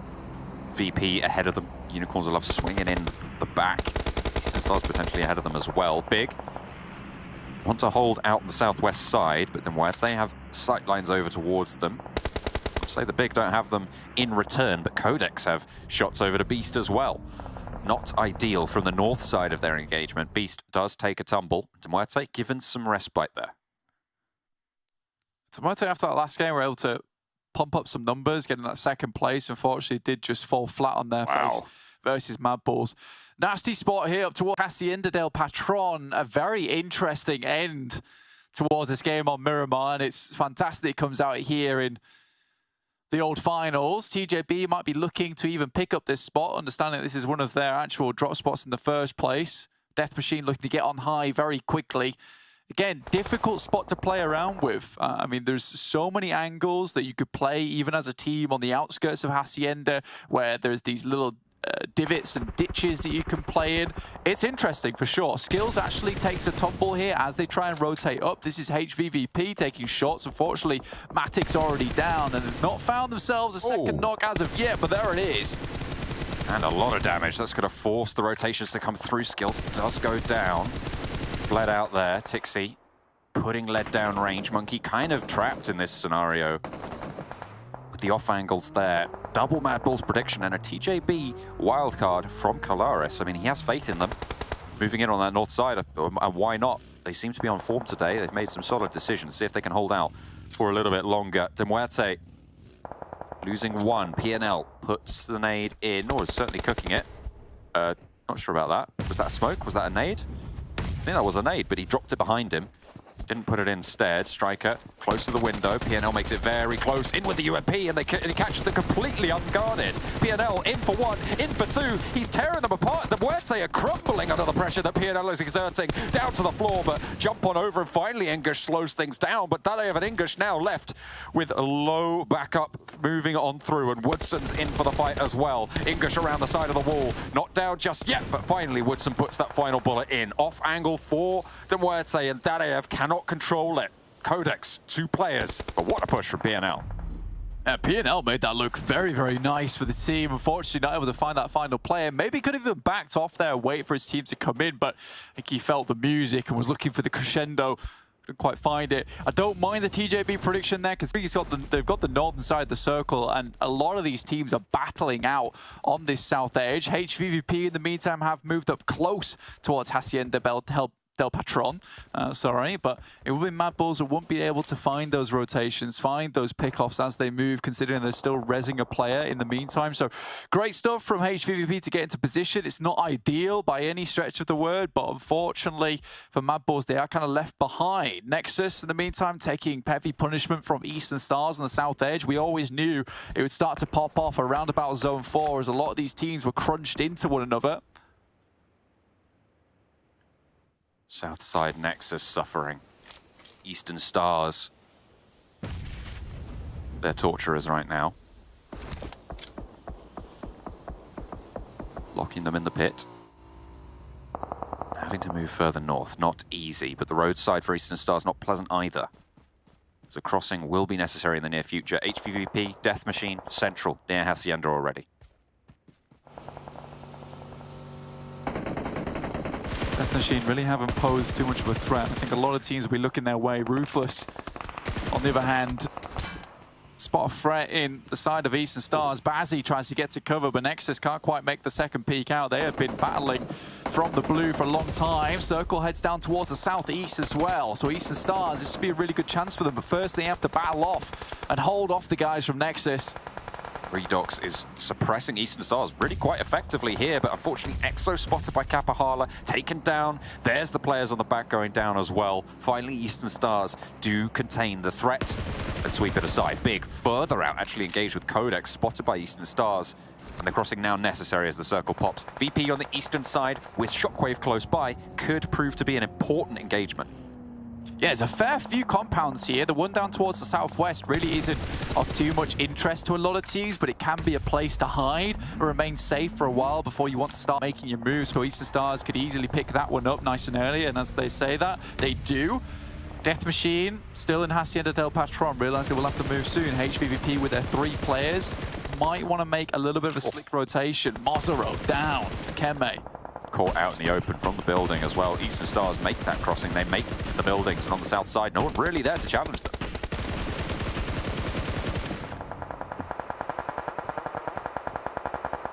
Still more shots ringing out. Nano. See, it looks like Eastern Stars have a good idea where this player is. Nano still looks up towards that top side. Now Valo takes a knock. Fortunate for them, HVVP actually get ahead somehow of Death Machine and will just sit pretty on that eastern side. So again, that slick rotation did have to come through, and it was certainly swift. HVVP down on 2 players, though, unfortunately, after their engagement with MADBULLS on the west, who, right now, are still yet to make it to this next circle. Will be difficult. TJB, Unicorns of Love, on that northeastern side, coming into conflict now. As teams start to fall pretty swiftly here as well. TJB losing a lot of players. Unicorns low as well. Death Machine just trying to guard everything out. So look at that, TJB actually getting knocked by Tixi and flushed. Make a rotate down towards the loot crate, lose 2 to Unicorns of Love, and then off the back of that, try and move down from that north side and lose another to HVVP. Surprised he was able to get away with that one, honestly. Yep. Me too. Should have hit that spray. Unfortunately, didn't quite manage to land the mark, and now MADBULLS can start to move in as well, as Death Machine are worried about the close range engagement. Xiao, last player for TJB, taken out of the mix, so not a strong performance from TJB this time around. MADBULLS slowly eking their way into this circle with 3 there.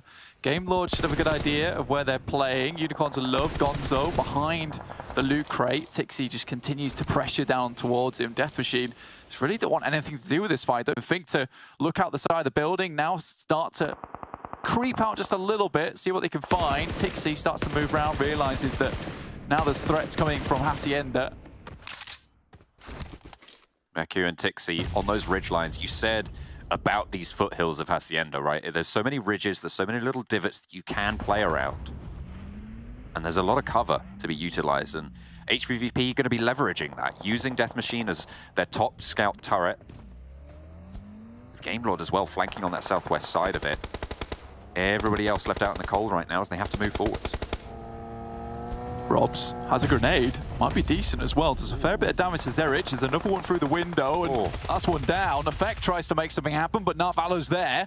Cutting down MADBULLS as they approach now. Just Monkey. We've seen what he can do with the nades before. Spots the player. Narvalo actually already down. Flushed out immediately with the nade as in comes Death Machine to the engagement onto the back of Game Lord as Monkey still going for the squad. Another nade around the side. Puts another of Game Lord down, and now for the challenge with the spray, and it's good. Monkey holds for MADBULLS. Effect is there. Should be resable. Can they keep going with 2? This guy is disgusting. On today, it has been a different level from Monkey. The nades have been ridiculously good, just continuing to push in towards him as well. And they just suffer from those nades that he's just constantly tossing out. And I think at that point in time, Game Lord maybe need to reassess the situation, take down Effect, and then walk away.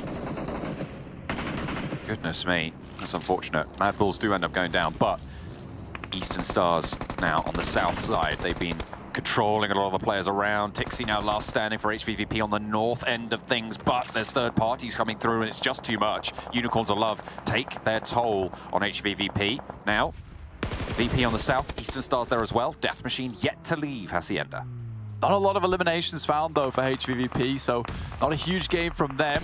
Death Machine, though, looking to drag themselves out from the depths of the leaderboard. Bazzi, as it cut out from versus Tulik, Capahala's already down. There's a second knock coming through. It's all down to him now, and there's nades, there's shots coming through, and that will be Eastern Stars sent packing home.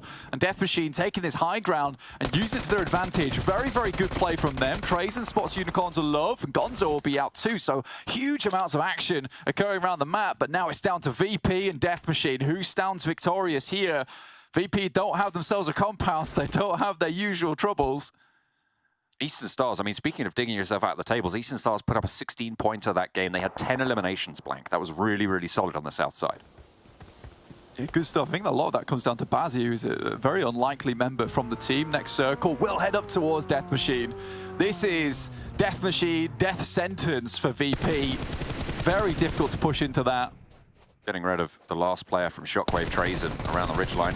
Needs to land that final shot, will be able to do so. Now, it's a 3v3 blank. There is divots to play around. Death Machine, sure, they're in this next circle, but they're going to be right on the edge of it. If VP can get up into these foothills, they have a chance. Chilika just swinging around. There's rocks to play around. There's walls here too. Tulika moves downwards, tries to eliminate these angles from them, and actually gets up. And that is just unfortunate for Death Machine. They don't spot this one. Difficult to take shots him as well. Really has a fantastic route ahead for himself. And now Yankee with a slightly burnt out vehicle, so too many shots onto this buggy and it could be game over for Yankee himself. Tulika now has to play kind of guardian to the rest of his team. Death Machine not moving out and not playing aggressive into this zone, and they're kind of letting VP move forwards and make their ways in. Force it in with smokes, pop those sight lines, and allow this slow encroaching onto territory. VP are still not into the circle though. Like, that's the biggest issue for them. Still a possibility to get up, and like you said, they've just not been aggressive. Nice smokes though, Bloom. Nice is kind of playing a little bit of a one-way here. Down towards the team of VP. Again though, 4 nades. They're close enough now to start lobbing them over the top, maybe looking for something. A little bit too short though. Meantime, that does actually sit Ultra back and allows Oldboy to move up. So if anything, yeah, it's a failed nade in the sense that it doesn't get a knock, but it does provide time and cover for Oldboy to get into position. You know what? There's a wall here, John. And for Oldboy, that could mean victory. Ooh, the buggy goes up in flames. No danger there anymore. VP are playing this well. Yankee spots NEXUS on the top of the roof there. That could be crucial. They know there's that wild card, and they know that they can take close range fights as long as they keep those sightlines isolated away from NEXUS. They're not going just yet. The circle goes outside. This is good news for VP. Unfortunately, they're playing downhill, which is the issue. Yes, they can peek out, maybe find these players as they try and move out from position, but NEXUS is kind of the one that's going to suffer first here. He has to stand up and jump off the rooftop. Can just sit backwards, though, and that's be absolutely fine for him. But he will be giving up ground, right? Nade over the top. That's a bit of damage sent over towards Death Machine. VP control this ground. Perfect timing, though, actually. It will slow it down, you're right. Molotov there will control one of those angles of push. So Oldboy actually goes boldly up into the watchtower there. Gets away with it. And the smokes keep back Death Machine. They slow it down and force them to play with the blue at their back. This is good timing from VP. They are controlling this. They're creating panic, and I think VP at the moment is still trying to figure out what's the best position to play in. Might have been stun grenade or smokes. They're trying to make sure that VP can't see a damn thing as they move their way out. Good smoke onto the top side there. Actually covers a lot of that top side off. That's a really good smoke from Death Machine, but again, they've slowed them down enough. They play against the blue, John. It does cut a lot of sightlines away from Yankee, but he can still suppress the position from NEXUS, who does peek on out, go for some sprays. In comes the push now. Death Machine need to ride strong, but Yankee finds the back line. 1 and 2 fall, though, in response. And now it's just Yankee and Death Machine push on down and take down VP. They hid in the hills. They control the tempo, but Death Machine leverage their vision. They leverage their position and take it from Hacienda. They got the shift on the circle there. VP did some fantastic work moving up into position, getting themselves into a spot there where maybe, you know, they could have actually taken the win away from them. And again, using those nades, kind of the semi-knocks where it does damage to allow Oldboy to move up as well. Really smart stuff. But I think that smoke coming through from Death Machine, I think they had at least 3 attempts on it onto the watchtower that actually just isolates off the top side of the ridge without actually having to smoke themselves off. It was insane. It's a really good smoke because it allows them to push down through basically vision that they can see, but locks down Yankee on that right side and isolates those 2 players on the back. So I think that, you know, although we don't see a lot of good things coming through from Death Machine, that game there, tactically at least in those last moments, it was smart and it was well done. And I think VP just fall over a little bit. I didn't expect that to happen. I thought they'd put up a bit more of a fight there at the end. I mean, they did also for Death Machine. You've got to remember they won a 2v2 gunfight straight up with VP, right? There was, sure, there was no suppression, but there was no suppression for either team, right? That was just a dry push coming through from Death Machine to win out a duel against, I think, who was it, Oldboy, and there was another player from VP there close. Yeah, Oldboy and Tulika. It was always difficult to fight uphill there, honestly, through the railings as well. Difficult stuff. But again, that smoke just blew me out the water. It's just a small thing, but it's a big thing at the end of the day. And it worked out. Death Machine take a chicken dinner on Miramar.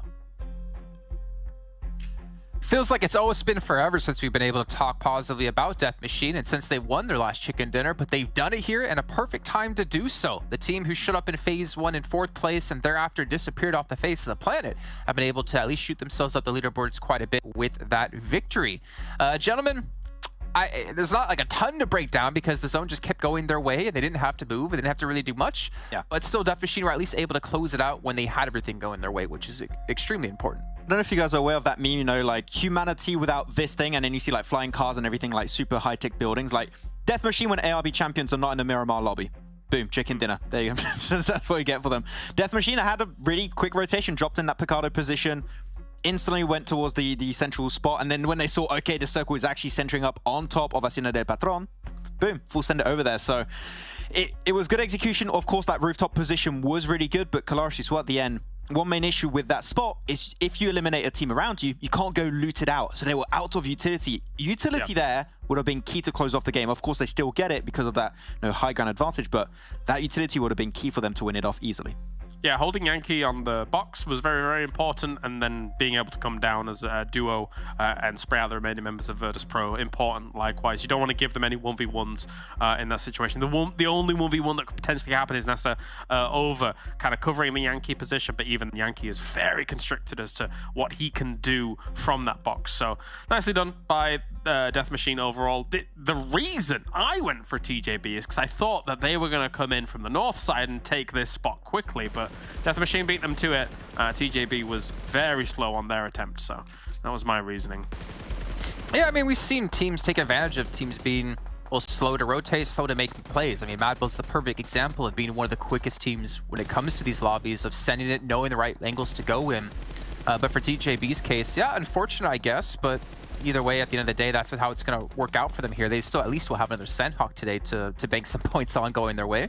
But a couple of other teams we haven't really been able to talk about here. I mean, Game Lord, I do kind of wonder, and we talked about this before we came into the finals on the last day of Phase 3, they're into PMGC. They have no pressure when it comes to that. However, the pressure they do have comes from them needing to step up their game. They haven't played at international level too well. They need to get into regionals here to get that experience before PMGC. So for their sake, I hope they're taking this as seriously as they possibly can because they need that experience. 100%. This is going to be in PMGC the toughest lobby they've ever been like going up against. They played in championships previously, never played on a PMGC stage before. I would say they have to make it top 8. They have to make it to regionals. If they do not have that championship experience going into PMGC, I'm going to say it, they're not going to be ready. I don't know how they could be ready. They struggled already versus Turkish teams. Imagine them going up against your Nova Esports, your teams playing from PEL and such. Like, they will struggle. So their objective, go into championship. Even if you don't perform there, it's still better to get that experience than to like play scrims that don't even get remotely close to what you can expect in PMGC. So yeah, they need to make it the champs. Otherwise, like, it's going to be tough. Yeah, they need to step up, but to be fair, so do quite a few other teams here as well if they want to make it into the European regionals. But let's hop back to Death Machine really quickly and focus in on their player stats for this last match to get an idea who was really standing out for the team. It's feel like it's been so long since we've been able to talk about them. I was going to see here, Ultra leading the way here at 665 damage.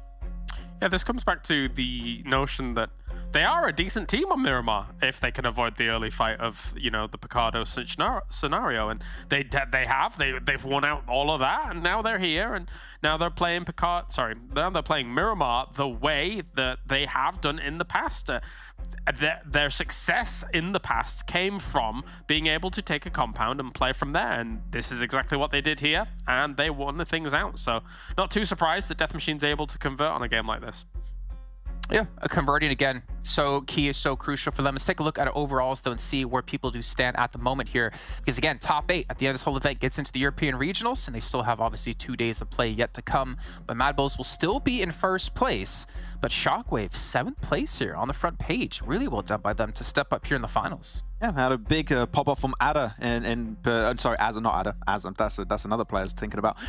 Yeah, big pop-off in that first game in particular. So yeah, I mean, top 8, a lot of things can still happen because we're looking at the first page. I'd like to see what the lit currently is between, I don't know, like 8th and 9th position, because it is going to be fluctuating quite a bit throughout these next 3 days of action. But we are seeing some good Western European teams on top, and 69 points currently, so it is definitely a very small margin, just one game and they can be up there. It's just the start of the final, so not too many things will change on that side. But man, I still want to see big. Yeah, that's the part that's really hurting me the most. Like, Big in 16th position. Are they 16th position team, Colossus? It looks like it right now. Yeah, it's rough, isn't it? I mean, ultimately, I would say no. Like, I don't think they are, but here we are. So I can't argue with the scores just yet. Yeah, well, you know what? In the meantime, we have a little bit of a time before we do head into our next match. But to get you guys ready for the next match, as we saw throwables be so key when it came to our matches today, especially on MADBULLS side with those nades, let's help you guys learn a little bit more about them. Maybe you guys can use that in your own games in the future.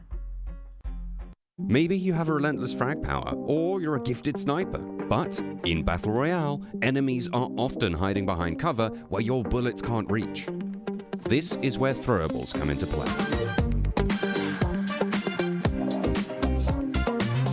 PUBG Mobile gives you a diverse set of weapon choices to tackle all sorts of dangers during intense firefights. But none can match the impact of a perfectly tossed grenade that can reverse the momentum of any battle. Frag grenades come with a timer of 8 seconds before they explode and destroy any threat in its proximity. However, it's also pretty easy to outrun its impact area if thrown early.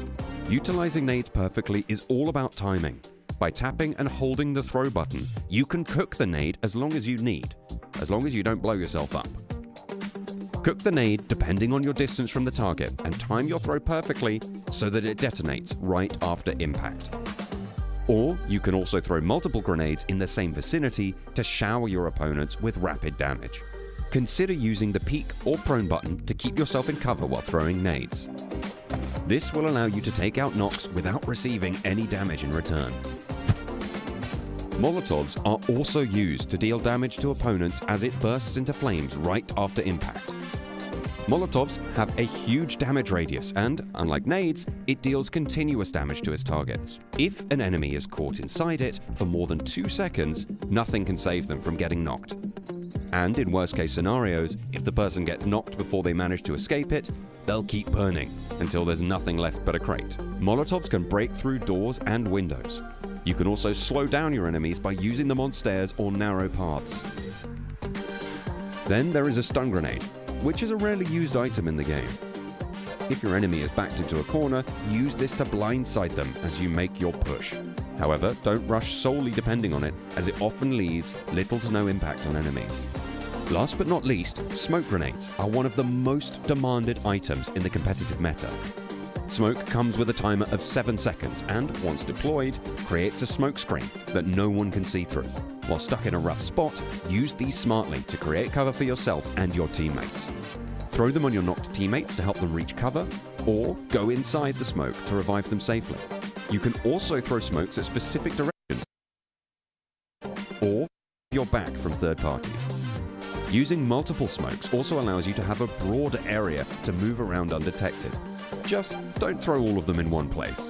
Always remember to coordinate with your teammates while making a smoke play. It's your only ticket to survive the madness of end circles.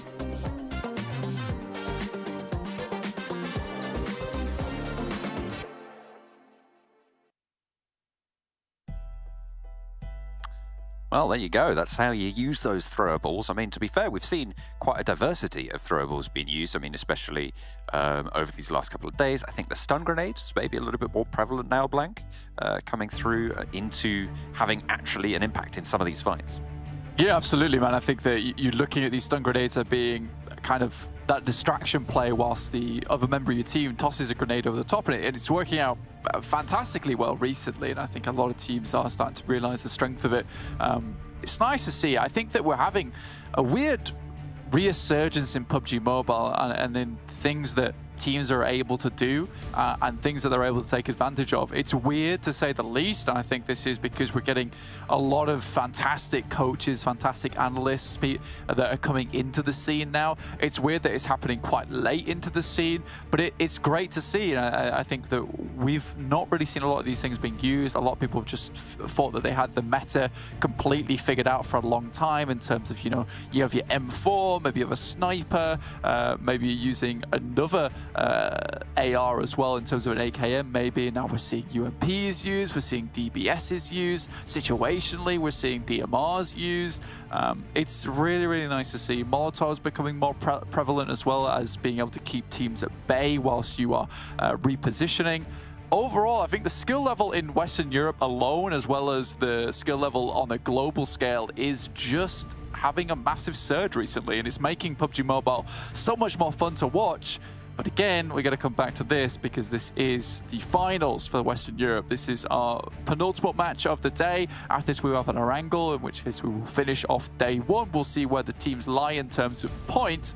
Right now, though, it will be MADBULLS still on top, 132 total. And VIRTUS.PRO not far behind, 116, with a little bit of an anomalous result from them, considering they got 24 placement points and 20 eliminations. Looking a lot more aggressive, a lot more clean. SHOCKWAVE locked in close combat with Chicken Dinner winners previous, Death Machine. Nusa close around, and no one really wanted to go for these early peaks, but that is a quick rattle down. Nice headshot there from SHOCKWAVE. Gets that flush as well. Death Machine stay up at 4. Big, not so lucky. Again, actually, if you cast your mind back to the first Sanhok of today, it was the other way around. Death Machine lost a player too big on that south side. Awkward, honestly. Very, very awkward for this team, and I think that they're getting a little bit overzealous maybe, like maybe we can get some more eliminations this time though. Death Machine able to find themselves some more elims. Looking for a spray down. Good on Zamiki. Hamodi, though, maybe not so lucky. Big wants some revenge. Actually allowed Hamodi to get the heal off there. Beast might have been able to pick that one out. Doesn't have a helmet, so those headshots will just rip and tear. At this close range, either way, it probably wouldn't matter too much, but Beast dodging and dancing and allowing Death Machine to potentially get a little bit of a backup position going on. Spot each other through the rafters there, under the building. Oh, he wants to hit the deck and try and go for the ankle spray, but it's not going to work. Modi now taking up residence on the inside. Modi still looking towards Beast. Maybe he's able to find it, but instead opts to go through the door. Beast still seems like he's got a bead on this one. There is a back angle, but looks like they're just going to bring this to forward with 2v1. So most likely going to see Hamodi going down here. Big encircling this one. 2 eliminations found, but Nusa comes in quick for the rescue. 2v2 now. Close range. Hamodi, his position will be known by Mazara. I think they heard those footsteps. You can see him peek out that way. Nusa wants to isolate the player close to the building. Beast still without a helmet, and Mazara goes down. So Big now just left as 1. It is a 2 versus 1 for Beast. Last player standing for Big on this southeast side. Hamodi will step up and get rebuffed here by Beast. Nusa wants to try and challenge, maybe even looking to stick that res or try and bait it out either way. Nusa, given the swivel, the Beast goes through the building, gets a little bit of damage and a second lick too as well. Beast finally finds what he's looking for in a 2 versus 1. And Big will stay alive as 2 for now, as Death Machine to split 2 and 2. Yeah, really useful. He's actually using the barrel as his other weapon, considering the amount of damage that thing pumps out and how quickly it does it. So if he didn't have that in that situation, Nathan maybe gets around the side, but it's that final bullet that hits and does just about enough damage to lay him down. Big might be able to recuperate with 2 there, in which case, you know, it is again a 2v2. So back to square one for them. TJB. See these guys moving down towards Quarry on the south side. SHOCKWAVE have spotted this, and GK first. Leave himself a little bit bare out in the open. I think TJB's done this a few times where they will just randomly roam around in a compound without kind of trying to isolate any angles or even look up towards that top side. Shots do come through, so TJB now have an idea of what's going on. It's nice shots from Tingsker, instant headshot. On the swivel. Headshot comes through. Do TJB mount an assault on the top of this hill now? Because, I mean, they've got that opening knock. They know it's a fairly isolated position, and in they come straight away. They've cut the player off from the rest of SHOCKWAVE. They swing through. Excellent recon found with that quick roll down, and SHOCKWAVE already just trying to establish their position to try and hold on down, so they know that they're going to be a little bit safer. TJB continue to put the cat amongst the pigeons. GK first in danger. Nightmare gets the spray, wants to find the knock, but the rest of his team locked in combat with the rest of TJB. A lovely off angle for Nightmare, still going, by the way, down in the dirt, but he's still keeping on powerful. Hakoni, the other player, still alive, but Nightmare finally falls. Tingsker is there. GK first is knocked, but that's Rezable all the way at the back. Hakoni, last standing for SHOCKWAVE. We're looking to pick up GK first here. TJB yet to have lost a member as of yet, though, which is good, but Xiao's going a little bit too aggressive. Hakoni should be fairly open here. Seattle seems to have no idea. It does jump spot a little bit. Lin's coming in from behind, though. There's no way they don't... Okay. Okay, they definitely saw it. Don't know why he didn't go for that first rattle down. Maybe he was waiting for more players to move on through, but as soon as that buggy sound came through on your back right, I feel like you just take the shots forwards and try and take the chance. Yeah, I think for Xiao, it's kind of easy though, right, for him. Even if he does take shots back at him, Lin's there on the backup and he has the tree available to him to just sling back behind. I mean, for Shockwave, it's just a case of this is done. Even if I take these shots, I don't think I'm finding anything. And you're just looking for any opportunity there. And I get that maybe you try and take some shots, but in your death throws, it's kind of over. HVVP, I didn't catch if they still went for their split drop initially, but they have regrouped out to the west on Camp Alpha.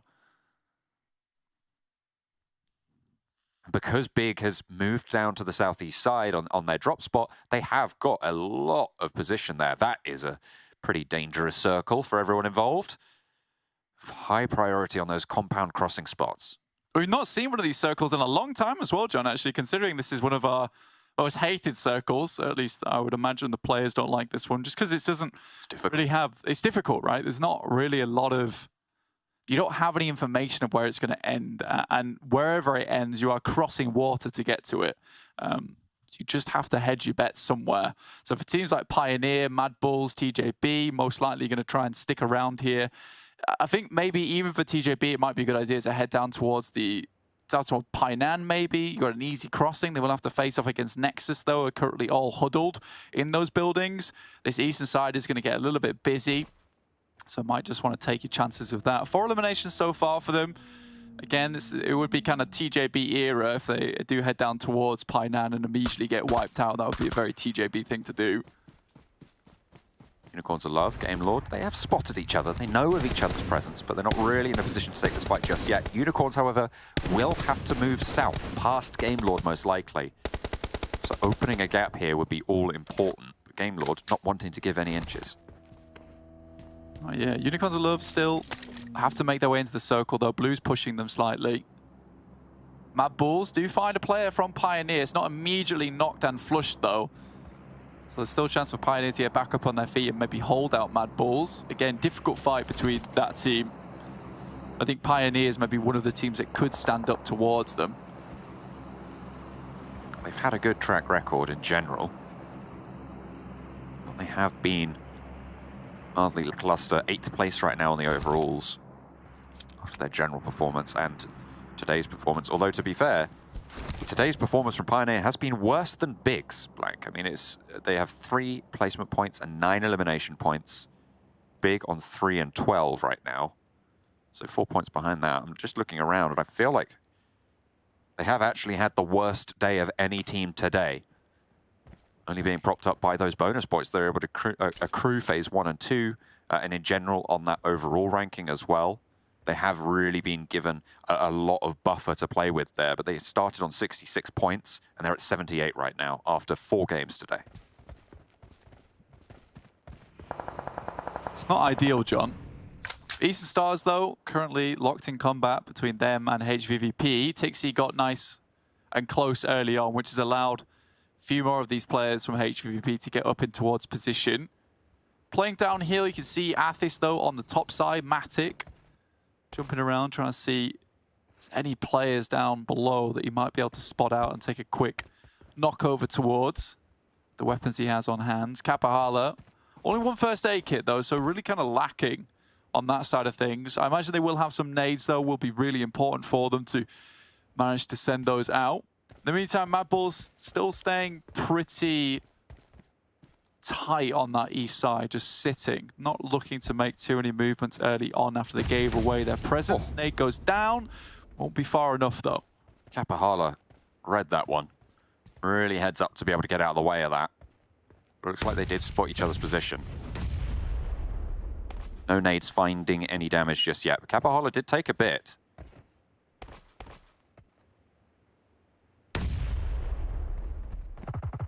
Not really finding that response. Not just yet. Oh, hang on a minute. Shots coming through. Could that be the Unicorns? I don't think so. I think it was just the barest of moments where Matic was able to take some shots down towards him, in which case Kapahalis immediately leaves. Kitsune is kind of out of this fight right now with that circle shift down towards Painan. At least it's not directly on top of the rivers, so a lot of these teams now have an idea of where they will be playing. Good thing for TJP that they don't move too much. They take this compound that is on the roadside. A lot of teams will be looking their way now, though. They are pretty much dead central. So the fight might have to conclude. Both of these teams need to find a rotational path away from this northwestern island. Continue to move forwards. I feel like it might have been Crypto, actually, with a sightline over towards Kapahala, because you can see they're very worried about that area. After Crypto, I think, took some shots up their way. Minimal sightlines, but did manage to sneak one through. Yeah, look at that. Crypto still taking shots over at Kapahala. This is after they actually moved across the water now, so for Eastern Star, it's a little bit tricky to move out from this area.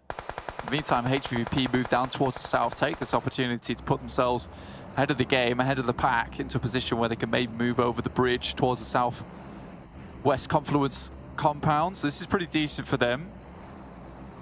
I think last game, QODEX immediately moved away from that compound as well, so should be clear. Not sure if Na'Vi will have had the time to really understand that, though. They won't have really seen it after they went out quite early in that game. And in terms of on Sanhok, they just really weren't a part of it, going for the heal off rather than playing into the circle itself, not gathering too much information off the back of that.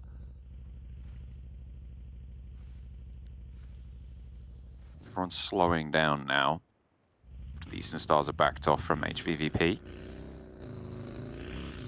Painan potentially a crucial crossing for MUERTE, for TKM Gaming.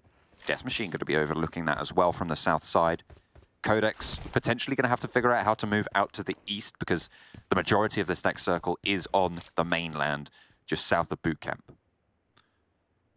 Again, for NEXUS is a nice spot for them, right? They're looking up towards a lot of these teams that are moving in from the south. They have Painan, they have cover.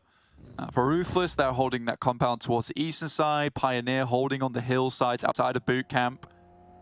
Meantime, MADBULLS are just trying to hedge their bets over towards the eastern side, maybe clearing out. That's what a lot of the times you see on Sanhok. You will see MADBULLS just clear out one area of the map and then kind of sweep from there. A death squad. Gamelord could potentially cross over to the mainland or across the river here. I mean, they didn't want to go around on the eastern mainland island, but could actually swim up to the foothills beneath boot camp and try and get up on the shore that way, with Gamelord not being quite in their way in the same direction as maybe they would have expected. And the Eastern Stars actually have flown around the top side and tried to go where Unicorns of Love, have left, and Gamelord moved through earlier. So potentially there's a little bit of a fight brewing on that northern side that Unicorns of Love could take advantage of as Gamelord and Eastern Stars clash. You'd be curious to how aware HVVP are of this. I mean, for Gamelord, Unicorns of Love, they're just going to make the typical crossing over the thinnest part of the river here, down towards boot camp, move across. They are sending a couple of players down towards that bridge on the south side, though. Next circle heads up towards the north, so TJP will have to move. PIONER still holding strong over towards those hillsides. There is a compound towards that north side, though, and TJP, they're pretty aggressive, pretty bold, so I won't be surprised if they just try and head straight up towards it. This is good news for HVVP. Probably the best result they could have hoped for. They will still have to make that crossing, but everyone's going to be preoccupied looking at the southeast now, so maybe a chance for them to find an opening. Unicorns of Love making it across to that mainland as Eastern Stars come into the fight with Gamelord. Crunching into boot camp, not going well for Eastern Stars right now. Definitely the better end of the deal for Gamelord. And the Unicorns of Love make landfall in a really well-timed push. MADBULLS as well coming in from the eastern side, potentially playing that third party around the foot of this rock now on the south side. This is all the way down in the southwest. MUERTE, the heel strat champions right now, in combat with TKM Gaming. This is a position that they've been held out on many, many times before, so you know that MUERTE is ready and waiting for any push like this, so very prepared, already finding one knock. Unfortunately, though, Happy J comes in with the help of his teammates. English is there, though. It's in the ballet. You can't be pirouetting like that, unfortunately, as you jump through the smoke. Only Dadaev, actually Striker goes down as well. But these should be resable. They take aim gaming. The zone is not going to take enough where it's going to stop you from healing out in this current zone. But they do need to get a little bit of a move on to keep things alive. They're going to move up through Painan, over the bridge potentially. HVVP, move up towards QODEX position. This is where they were held out before. One player went down and then they had to move back. Meku goes down to Moneyken. It's already a bad start for them. It's an early knock. They are all still on that side of the river and still in the zone as well. They could go back if they take this fight and win it. Going in fast, QODEX. Going down, actually. Goodness me, okay, that was fairly sudden. Taken out by the cross from HVVP. They can stay as 4, they can get across now. It's a really solid rotation, and they're going to be familiar with it. Yeah, this is good for them. It's the first time they're able to get into the circle this late in the game and actually have a little bit more space for them to play around with. Maxman Kalaris going for the MADBULLS. Pioneer for Jason. Interesting stuff. I mean, they don't think the MADBULLS day is over yet. They've already had to. How many more do you want? 50% win rate right now, trying to bump that up to a 60. 3 out of 5 ain't bad. MADBULLS actually taking on Pioneer, there we go. Already getting an opening knock up towards the top of the hills. The MADBULLS know the direction they need to move and they're keeping eyes that way as they guard out the teams in boot camp, making their life difficult as well. MADBULLS do have a knock on their team, but they are looking to keep that one together. Keep it all alive. Next circle pops. Oh, that is brutal. Unicorns of Love on the northwest. Yeah, they could be happy with this. I mean, they had an awkward crossing, but now they make their way in. VP laid low by Game Lord. Once again, Rob's there with the DBS in close range combat. Very difficult to deal with. MUERTE also similarly dealing with Ruthless. That's after their long push from the south side. Fortunately, they are without one of their members there in Dadaev. I think that's most of the players now from MUERTE down. They do slow Ruthless massively, though. Oh, shot's not quite getting the knock. A little bit of damage there. Should have spotted Redox as well for Izumitsu as HVVP swinging in on that coast side with that tree cover from the high ground. Pioneer can't quite get sightlines over towards them. Unicorns of Love, potentially the main threat right now for both Nexus and for HVVP, but Pioneer will not let their presence go unnoticed. 4v4 now. Both teams are relatively far in towards the circle. Again, this position's a little bit awkward now for HVVP. Again, as you said before, it will be Unicorns of Love having pipelines down that way. Nice nade from EXO, though. Will get Meku on bended knee, and Matic unlikely to be able to pick him up. Meku just has to wander over towards the position. Guesses where he'll crawl. More nades potentially coming on through now, Blank, but Matic sticking this res, and I feel like you kind of need to. Pioneer take 1 and 2 as well as MADBULLS right strong into the mix of it.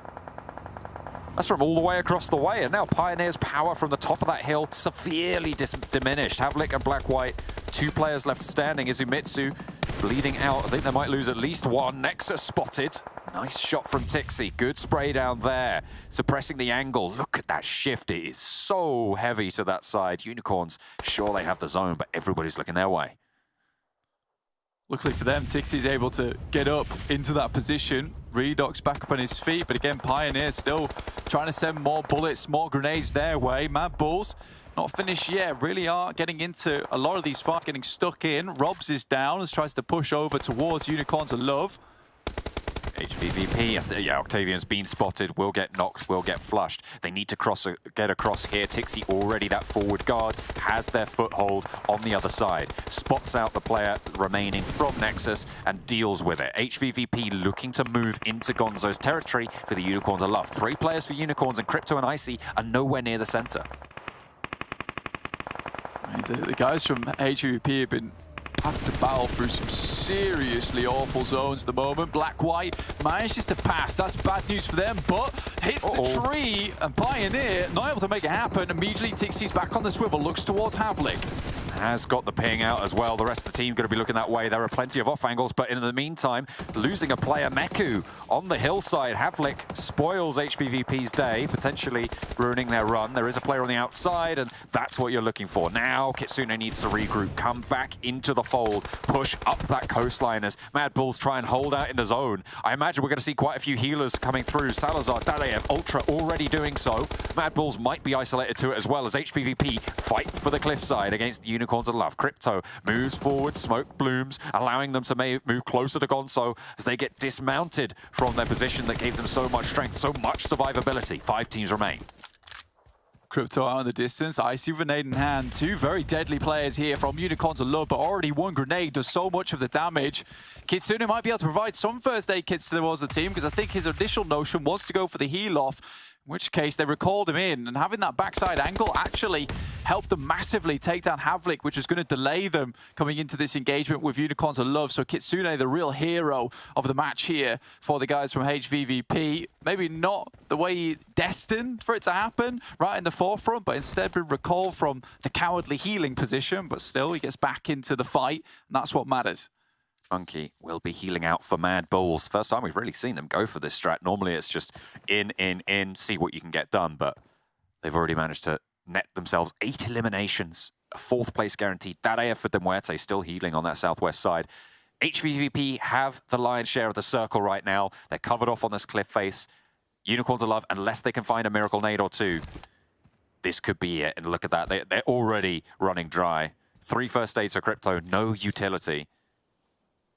It's going to be level 1 helmet too. It's bad. I mean, look at Tixi. He's level 3'd out the wazoo. He's absolutely fine. 1 nade for Icy there, though. Ooh, looking for some shots to trade, Icy. They do get an answer. Tixi will finally find the last player from the Unicorns of Love. Monkey, no first aids left, will fall in the boot camp. And now Dadaev, a 2nd place again for the heel strat champions, MUERTE. 4 eliminations on the game. They will ladder up into 2nd, giving them 16 points total. But HVVP come out the gates with a roaring game on Sanhok. 11 eliminations. And a 1st place will be coming on through in a matter of 7 first aid kits time. Blank, that is a really, really good result for HVVP to keep themselves in the conversation against MADBULLS. 100%. I mean, that is exactly what they needed here on Sanhok as well for HVVP to kind of really bring it back up into speed is great news, considering that they were not exactly finding too much success here on Sanhok and finding that their rotations across towards this eastern island were a little bit short-sighted sometimes, getting caught out by snakes, by teams that are on their south edge. Feels like they've managed to find at least some areas where it's clear or play a little bit more cautiously. They got ahead of the game when they moved down towards the south side, didn't let themselves get caught up in that engagement between them and Eastern Stars. Overall, it's a good game from HVVP. And Kitsune coming in from the blue really catches Pioneer with the proverbial pants down. So very unfortunate there for them. And that will be finally MUERTE going out with HVVP taking the chicken dinner. 26 points on the game there. Really, really good stuff. And like you said, John, that takes them back into the conversation. But MADBULLS getting into that 3rd position, getting so many eliminations on the game, getting, what was it, 18 points just from that game was... Still, it just makes it so hard. You can have a fantastic game as HVVP did. They made all the right rotations. They put themselves in all the right scenarios. And they still didn't eat into that difference too far. I think that's going to shut it by 8 points total for that performance. That is incredible. But MADBULLS are still able to keep that one going. But you can't take that one away from HVVP. Yeah, it's just never enough for the poor lads, though, unfortunately, for HVVP. They're trying as best they can, but MADBULLS, regardless of whether it's a loss or a win, they're still up there in terms of points. And again, this is what makes them so slippery, so hard to catch up with, is because those points are constantly accumulating for this team, John. It just doesn't stop. Blank. MADBULLS continue to add up those totals, but HVVP can throw themselves up there to try and land amongst the stars. That's what we're going to be looking for them in the future. But HVVP get a really solid game done on Sanhok before we go into our final match of the day. Yeah, and for HVVP, I mean, not only getting a victory here is big for them getting into the finals, but also for some potential prospects down the line when it comes to organizations looking at picking them up. So well done by them to close things out and get themselves a comfortable win to help close that gap up against MADBULLS, who are currently in first place. But once again, I mean, obviously we're talking about HVVP a ton, but MUERTE surviving, healing, second place. Another time. How many is that on the day, Max? That's 3 on the day. Second place, they got the Erangel earlier, the 2 Sanhoks, and I think they're going to have 6 second places on every single Sanhok. I mean, it keeps on working. No, the team is willing to contest it, and he's got, like, before any other team has a chance to even survive in second place, he still has, like, 10 first aids. Like, how... You can't deal with that. No. It's just what 12 placement points for free every single match. Yeah, easy. I mean, to be fair though, to them, I mean, when the circles are this volatile, why would you want to play it? Like, just sit out in the blue and do what you're doing right now, because it's working out in terms of getting you those consistent points. Imagine being any other bootcamp teams. Imagine being any other team other than HVVP that has found themselves this coastal position, or Unicorns Love that found a coastal position and then was kind of just quiet and kept their heads down and was very shh, don't come this way. But yeah, HVVP, I like that they eventually controlled the high ground. They eventually rotated to Trifecta, and from there, their options were open to them to a degree on how they were going to approach the light circles, and it went towards the coast for them. Yeah, I mean, we were talking about the zone shifts, and I mean, I think the word troll came up with how they kept shifting over to Unicorns of Love side and half being in the water. I was expecting some fishes to be in there, but again, some of these zones are just gonna be naturally so hard to read when there's this amount of hardships that we potentially can have happen. And it's very difficult to be a team like, you know, for instance, MADBULLS, who could be so consistent at always reading each zone. Yeah. And even if it shifts away from you, they still always have like a very successful entry pathway into the zone. If you're not them, go for a heal strat. It's pretty, that's 101 now for a Sanhok. I mean, of course, you would need to have the certain location for all the meds, but yeah, that's by the by. I mean, looking at all these fights going down in boot camp as well, I think MADBULLS did a tremendous job of being able to win out that scenario, because it can get a bit scrappy there. There were a lot of teams in there, and they did win it out, so that was cool to see from MADBULLS as well. Yeah. I mean, when they were in this position, MADBULLS were clearly like, we are never going to be able to cross this road, like mission impossible. Yeah. Let's just bank on all the teams inside boot camp. Let's try and eliminate as much as possible, clear that spot, and if we can take shots on teams on the other side of the road, we're going to get a decent amount of elims. And that's what they did. They got 10 placement points in that third place and 8 eliminations. That's what we keep saying. Even when they don't get a win, it's still 18 points on the board coming their way pretty much easily with the very minimal effort. So good execution, and yeah, bad circle. It was tough, but I wanted to see a little bit more from Unicorns of Love. I would have liked to see the Unicorns of Love win, but HVVP got a really good push on them. Yeah, let's actually take a look at their player stats here for HVVP and get an idea who was, again, really standing out for the team. We know pretty much anyone on the team can do it at any given time, though we typically look towards Tixi as the star player. At least Max loves to look towards Tixi, yes. And look at that. He's going to be the one to focus on. 7 elims and 900 damage is really crazy. Tixi Supremacy is here. Let's go. Okay. Okay, clearly one of my favorite players anyways. But yeah, it's a team effort. As always, we're going to be seeing HVVP put himself in good spots. And I was a little bit scared, though, and I think I also mentioned it to you, Kalaris, during that game, because they did go fight Eastern Stars when we saw the circle was like centering around Trifecta. We know how good they are playing Trifecta, but luckily enough, they understood, okay, this fight doesn't make sense. Let's keep our 4 players alive, leave that fight with Eastern Stars and go Trifecta. Yep. And that was the move that allowed them to actually transfer over to the mainland and then go for the win. They don't do that, they don't win. No chance because of that river crossing. So yeah, yep. Trifecta's good, and they're the team that perfected it. Yeah, I think I was off picking up a coffee, and I came back to you and said, how long has this stalemate been going on for between Eastern Stars and HVVP? And the reason being is because in those moments, if that does go on for too long, way too long, you're hurting both teams in the long run. Nobody's benefiting from that situation at all. But yeah, they were very cognizant of understanding that they have to be able to move a lot earlier in that game compared to just letting that fully play out and see how this is going to go. Okay, well, let's take a look at our total damage now, get an idea here in this last map. I'm assuming we're going to see some Sanhok numbers, though again, I should say with HVVP, maybe expected some higher damage. However, they didn't really put up that much beyond what they had, but Sanhok-esque, I'd say. Yeah, I'd go with Sanhok-esque for this one. Although 11 eliminations is a great little conversion rate here for them. Once you have this kind of coastal line that they had, anybody trying to enter it from there, it just becomes shooting fish in a barrel for HVVP. As the vast majority of the teams were coming from the southeast, whereas Unicorns' Love's position had no contesting whatsoever, so nobody was coming their way, hence really very few eliminations there for them. I was actually seeing some really smart moves from HVVP where I think they sent Meku and Matic in the water at one point. At least I think there was one player that went in the water, and they were fighting NEXUS. NEXUS right in front of them, kind of serving as that entry point into the circle. Taking the fight head on, you're going to potentially lose players. It's a bit messy. What they do, they send players in the water around behind NEXUS, clamp down on their position, eliminate the entire team, then move on. It's a small detail like that, but using the water to that advantage to then have a different angle on the team is really well played. So yeah, they always get things like a little bit out of the ordinary, which is why I like to see from a team like them. Okay, well, to wrap things up here with Sanhok, I think we need to take a look at our overalls. We're about to head into our final match of the day. Now, Claris, I know you wanted to look at this in particular here, so let's get an idea of where the teams currently stand, because MADBULLS will still be first place. However, the gap isn't that big. No, definitely not. HVVP has had a great day so far, all things considered. Likewise, VIRTUS.PRO. We've seen them get themselves into great spots, but it not really materialized. I'm thinking about the Erangel over by MUERTE Power.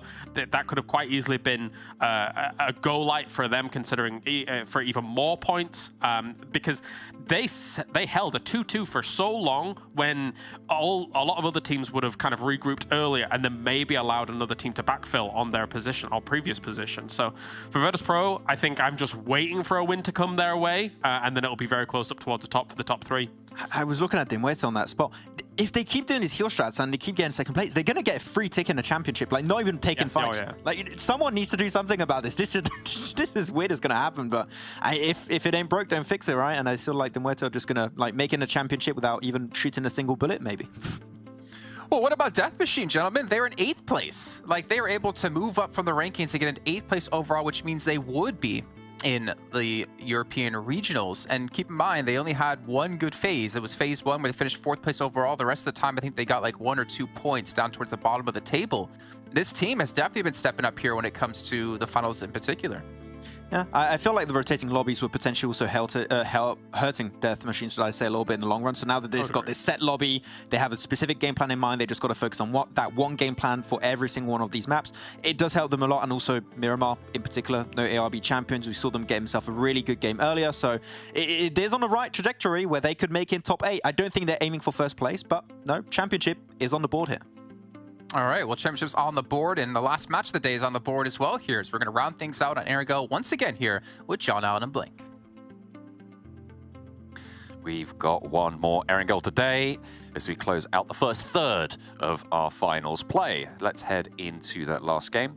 You sorted your glasses? We're all on board. We're all ready to go. Yeah. As you can see, there's also somewhat of an earthquake apparently in my room. I don't know why, but there is. My camera's shaking. It's ready. It's raring to go for this game here. It's an exciting one. Obviously, Erangel, last chance for these teams to make big movements over on the leaderboards and try and catch up and be in position for this podium finishes. But again, we're looking at this one, and yes, there's money on the line here, John. There really is some big finals money on the line, but there's also those regional positions on the line too. And just looking at the standings right now, there is certainly some movement that can happen for those 8th and 7th, 6th places. I think towards that top side, we're really seeing some front runners get away from the pack. But we're looking down towards that bottom side. The Death Machine currently in 8th place, and not a team that I thought I would see here. Unicorns of Love still holding on to 6th. TJB over in 5th place, and then the numbers start to head upwards from there, with already MADBULLS going from 5th to 1st place,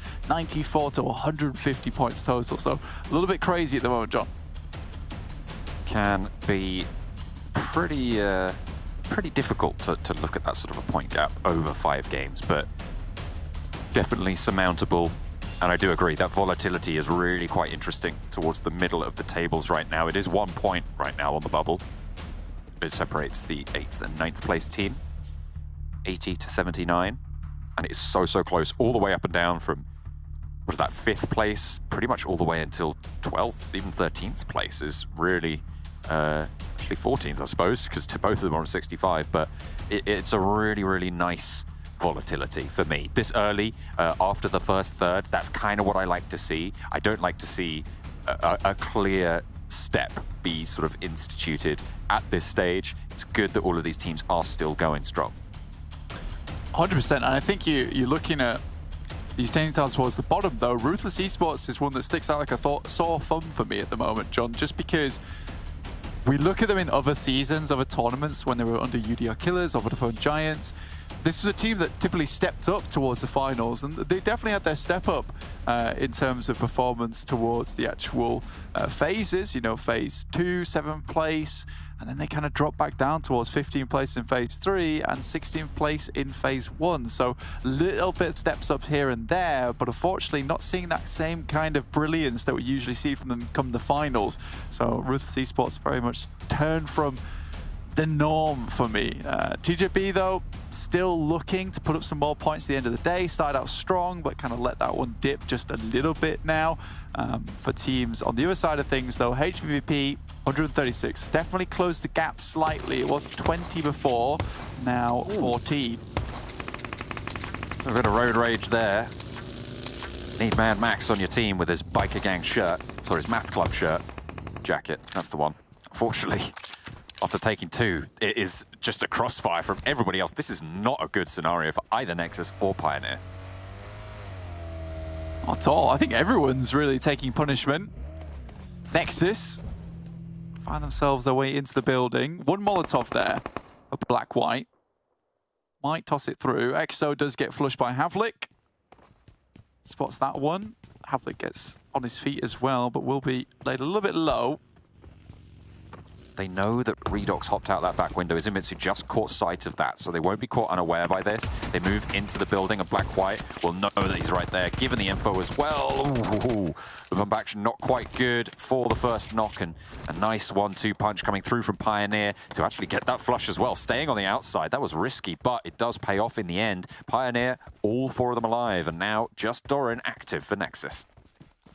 Pine up to 3 points. And again, you mentioned this last game, they were having one of the worst days of their lives so far. So it starts out well for them with 3 eliminations. We'll see how far they can actually take it, but they do need to start looting now. With one rogue player from Nexus still around, that's where things get a little bit tricky.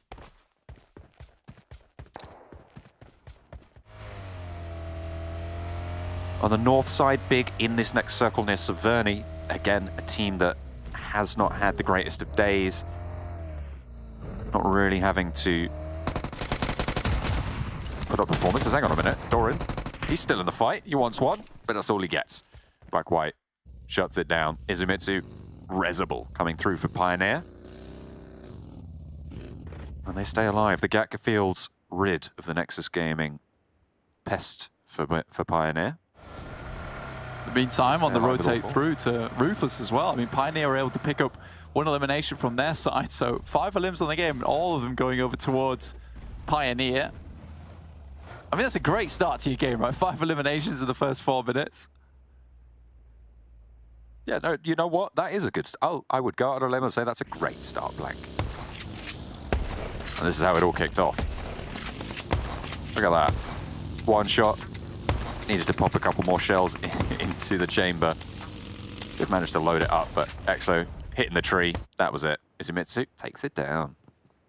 I mean, I'd be panicking too if I saw a terribly angry man with a shotgun chasing me on the backside of a buggy, popping one of my mates out of the vehicle as I'm trying to rotate away. Terrifying stuff. MADBULLS sharing once again Yasnaya with Game Lord happened fairly frequently throughout the phases. I think both these teams parted ways on good terms though in Yasnaya. Usually never come to a head here, in which case you'd find both these teams fighting out for Yasnaya. There's a lot of space here. Usually Game Lord has all the time in the world to loot out Yasnaya and still wouldn't have looted all of it up anyway. So MADBULLS happy to jump in on the action. Skills down towards that southwest side. Once again, just playing in one of the compounds in that area and picking up some loot for his own, but also analyzing and feeding back the information of any rotates coming their way, in which case he will have to be prepared for TJB, who is rocking up right directly on top of his spot at the moment. MADBULLS repositioning, potentially regrouping on the south side. And crunch back on up to their outpost. Skills who's very close to TJB at the moment. Potential danger there. Perhaps they want to regroup up towards the gas station. I'll have to figure it out. As the circle is fairly northern. I mean, Skills dropped in his vehicle very, very quickly, got out of dodge. TJB, I think, were chasing. It's a good thing Skills was there. I mean, could have been taken out, but I think Skills is very, very good at getting out of tricky, sticky scenarios, in which case he will be able to regroup with the rest of his team as TJB just leaves him alone. More preoccupied with getting across that bridge up towards Big in Severny. We're on board with Unicorns of Love, who are back in Novo. HVVP took up Sosnovka military base away from ARB, who are no longer in this tournament. Was their regular drop spot, obviously vacating North George and maybe kicking themselves for it. But we'll have to make a northward rotation. Potentially quite a lot of space on that western side for HVVP. The eastern side seems to be a little bit more chock-a-block. There's TJB on that east side, MADBULLS, you've got Game Lord, Take Aim Gaming, Eastern Stars, MUERTE, Unicorns of Love likely to go out that way. At least half the lobby is already crunching in on that eastern side, and there's a lot more space on that west.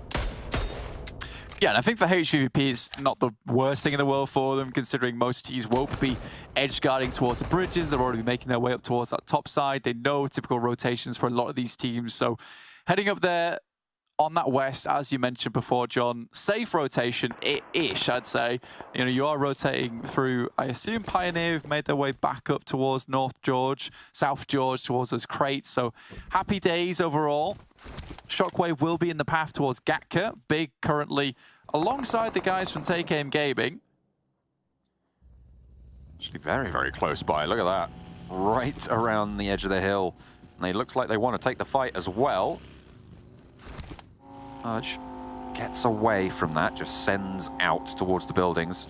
Disengages from Big almost fully, but they're on the chase. They really want this one, Blank. They do not want to have to share this hillside. He goes up the hill, tries to hop out and get the challenge. It's good for one. Trade off. Can he find a second as two more of the big players pour out of the buggy?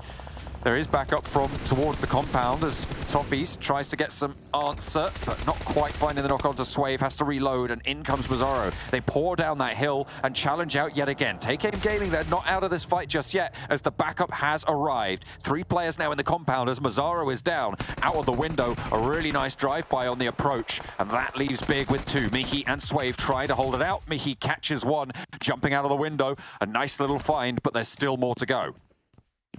Still, Mihi's just throwing him for a loop here. Nate goes through, but a little bit too late there on the toss. Maybe just had the gun out, would have been able to take down Happy J, who was very low on HP. Last player alive. In the meantime, SHOCKWAVE off in the distance, leaves his 2 players on the ground here. Able to assist, maybe coming in to try and finish up. Oh, okay, hang on a minute. There is some backup. Swings out. Will he know that he's hopped out? Don't think so. Happy J has got that nade. SHOCKWAVE putting them into the building. Spotted SHOCKWAVE on the back. Knows exactly where he is. He's got some time on his teammates. SHOCKWAVE does not have the same sort of luxury. Happy swings out. SHOCKWAVE has the challenge. No reses came through, so only the 1 gun in line, and it will not be enough to slow them down. Take Aim Gaming, though, now need to be worried about HVVP because they're sailing straight on past. Don't even spot this, though. Move up towards shooting range, which is typical rotation spot for HVVP, and actually managed to get the way across the Ruins Bridge. So really nice stuff there for HVVP to get into position. QODEX terrifyingly close, though. 1 steps out, and Tixie has to send away. Moneyken not able to hit those shots. In the meantime, Matic gets behind cover. Getting all the way up there. Nicely rotated up. Nice and fast for HVVP. This is somewhat of a stomping ground for them whenever they've had to push out east. But they're not stopping at shooting range. They keep going. MADBULLS up towards Severny. Pretty damn central. For Big, though, really was no reason to flex out from Severny itself, but they're kind of on a self-destructive spiral at the moment. Fight was messy between them and Take Aim Gaming. The backup wasn't there. SHOCKWAVE was practically not in the fight the entire time, so some kind of miscommunication going on between the team, or just not playing on the same mindset. TJB are north of the river as well. The circle pretty much locking everyone onto that north side now. Teams looking to find their opening. QODEX have their compound. They back Take Aim Gaming off of it. Not wanting to go for the crash with 3 players. Reasonable response here for Take Aim Gaming. The central is MADBULLS and VP challenging. Taken Gaming could actually have just rode straight on into it. Just the 3 players now able to get back up after that pretty severe engagement they had between them and Big, which could have gone very wrong, but fortunately for them, did have Happy J, who was able to come in clutch at the end. Just leaves his 2 teammates. SHOCKWAVE, in fact, tries to go for the res, but not confident in himself in that 1v1, and unfortunately puts himself in a position where Happy J has all the information to rotate around the other side. Now just towards the south of shooting range. HVVP keeping themselves nice and locked away up towards shooting range. They do so send Kitsune out for a little bit of a scouting mission. Bit dangerous, though. 3 players alive for Take Aim Gaming after their engagement with Big. SHOCKWAVE not really finding any openings to needle at them, not just yet. So they will get a little bit further through. Now coming up to bat against Pioneer. You can see them out on the east there. The grey circles on the minimap on the east side, but Take Aim Gaming, again, unhampered. HVVP, now the main challenge on that side. Kitsune coming back as well. Matic now picking himself up. Loot Crate, Take Aim Gaming getting into position. Matic takes a couple of shots. In comes the circle. Matic taking a couple of shots is interesting to me. I mean, you're next to the crate. You don't want really too much attention, so you can regroup. But now, HVVP, really, really solid spot on the north of shooting range. Can guard out quite a lot of these teams on the western side, force them down into the melee that exists to their south side. That is, unless they stay that split up and allow Pioneer to just move straight through the middle. Pioneer has made their way in, like you say. Tixi, waiting on this off angle, though, plays these positions really, really well. It's kind of reined in that aggressiveness we've seen from him before. Able to play these off angles much more effectively, just because, you know, when he does pull the stopper on the engagement, he really is quite astonishingly good, but it's kind of actually finding themselves in some awkward scenarios. And MUERTE, though, steps out the door into a vehicle. That's really unfortunate, to be fair. Yeah, and it's something that you just cannot expect to get run down as soon as you step out for a peek. You think they're going to crash into the wall, you might be able to get them as they hop out, but no. Those tires just run you down. That is unfortunate. That AF last player for the MUERTE. Playing in an okay spot. But under the fire of MADBULLS, that's not the place you're going to last long. MUERTE pretty much propped up by their 2 Sanhoks so far, in which case they got second place in both. That AF will fall there to VP. Old boy spots him and will not let him get away lightly. MADBULLS still... Yeah, nil point. Not good at all. MADBULLS still in a fairly decent position, have some really good sightlines outwards and high ground to play with too. Tixi still holding on the coast, worried that there might be more teams rotating through that area to get the drop on them from the north side. Unicorns of Love moving past Death Machine as the Eastern Stars struggle against MADBULLS to their south. No one out of the circle just yet. As the ground starts to clear, the southwest side probably the next major point of contestation. Potential for Death Machine to come into contact with the Unicorns of Love, but I think they aren't really moving towards one another just yet. QODEX holding out Take Aim Gaming, potentially needing to move into TJB, or do Take Aim Gaming swing out to Ruthless or towards Shockwave? Yeah, not many necessary movements as of yet, and I think we're waiting for that zone 4 where it will really center up on our finishing ground. The fact that it does go down to Eastern Stars there, that's a really long shot from them up towards Severity itself, taking shots down towards them. Unfortunately, there's no real likelihood of a flush. Miji gets back to cover. Teams just playing off the back of one another there. MADBULLS very good at this 2-2 split. I mean, speaking of 2-2 splits, HVVP sticking to it, but they will have to move south here. You can imagine they regroup, try and push through either Pioneer or swing down south to come in on that western side. Everybody migrating in. Be pretty difficult for HVVP, actually. I think the major benefit they have at the moment is understanding where those rotations came through from Pioneer and maybe be able to take out one of their backstops, one of their anchors, where the 2 players are still in the blue. Shockwave takes a tumble. That's from Xiao. TJB with a central position in the circle. We said we'd like to see these guys kind of turn up the performance just a little bit so they can continue their push and secure a position maybe in the regionals, because they were slipping down just slightly throughout the rest of the day. QODEX do come across Ruthless on their adventures, on their travels on that south side, but there's shots coming through, and it's actually TJB to move in for a third party on this engagement. Backed off by Pocus. He wants some space to take this fight against QODEX, and he'll be able to claim that as well. Res potentially coming on through, but won't be peeking that again in a hurry. Push forwards from Pocus with the DBS close range. We've seen how effective it is. Maniken doesn't quite get the nade he was looking for. Pocus is in, but there's a player behind the door that they haven't seen. Is he on the swivel? No, Vito shuts him down. And now his teammate left high and dry. Will try and fall as well, but it's all chaos all day. Salazar falls to boot, and Vito plays spoiler to Pocus's push. HVVP still have a player down. That was from Eastern Stars. Eastern Stars taking a fight on two fronts between them and Pioneers, as well as HVVP. Ruthless now moves up, but immediately gets shut down by a very long angle from Death Machine down below. TJB just kind of shepherd these two teams towards certain death. QODEX luckily able to keep all four players alive, though don't get most of the elimination points as TJB kind of swipe a lot of those. TJB though now against Shockwave. Or are they? I mean, they are taking them down pretty effectively. Nightmare, last standing for Shockwave, but you still got everybody else to worry about. Eastern Stars still struggling as Pioneer chime in onto the fight. HVVP, they have lost one, but they do look for these reses. Hang on a minute, is that both of them down? There for HVVP on the hillside, I'm not entirely sure. Looks like one of them might be healthier. But hang on a minute, I think they have both fallen there. Yeah, look, 2 knocks over to HVVP. Kitsune and Tixi, the only 2 left standing, but they're further towards the circle. Eastern Stars, not so lucky. Yeah, I think it was a case of needing that regroup to come through, and it never eventually did. Kitsune and Tixi take the low road, move down just underneath Pioneer. So with 2 players, not looking like that HVVP is going to be able to get a huge amount of points. Survival now very much key. 7 eliminations so far for Pioneer. Only 2 on top of the first 5 they got at the beginning of the game. HVVP looking with a sad 0, and 1 gets knocked again.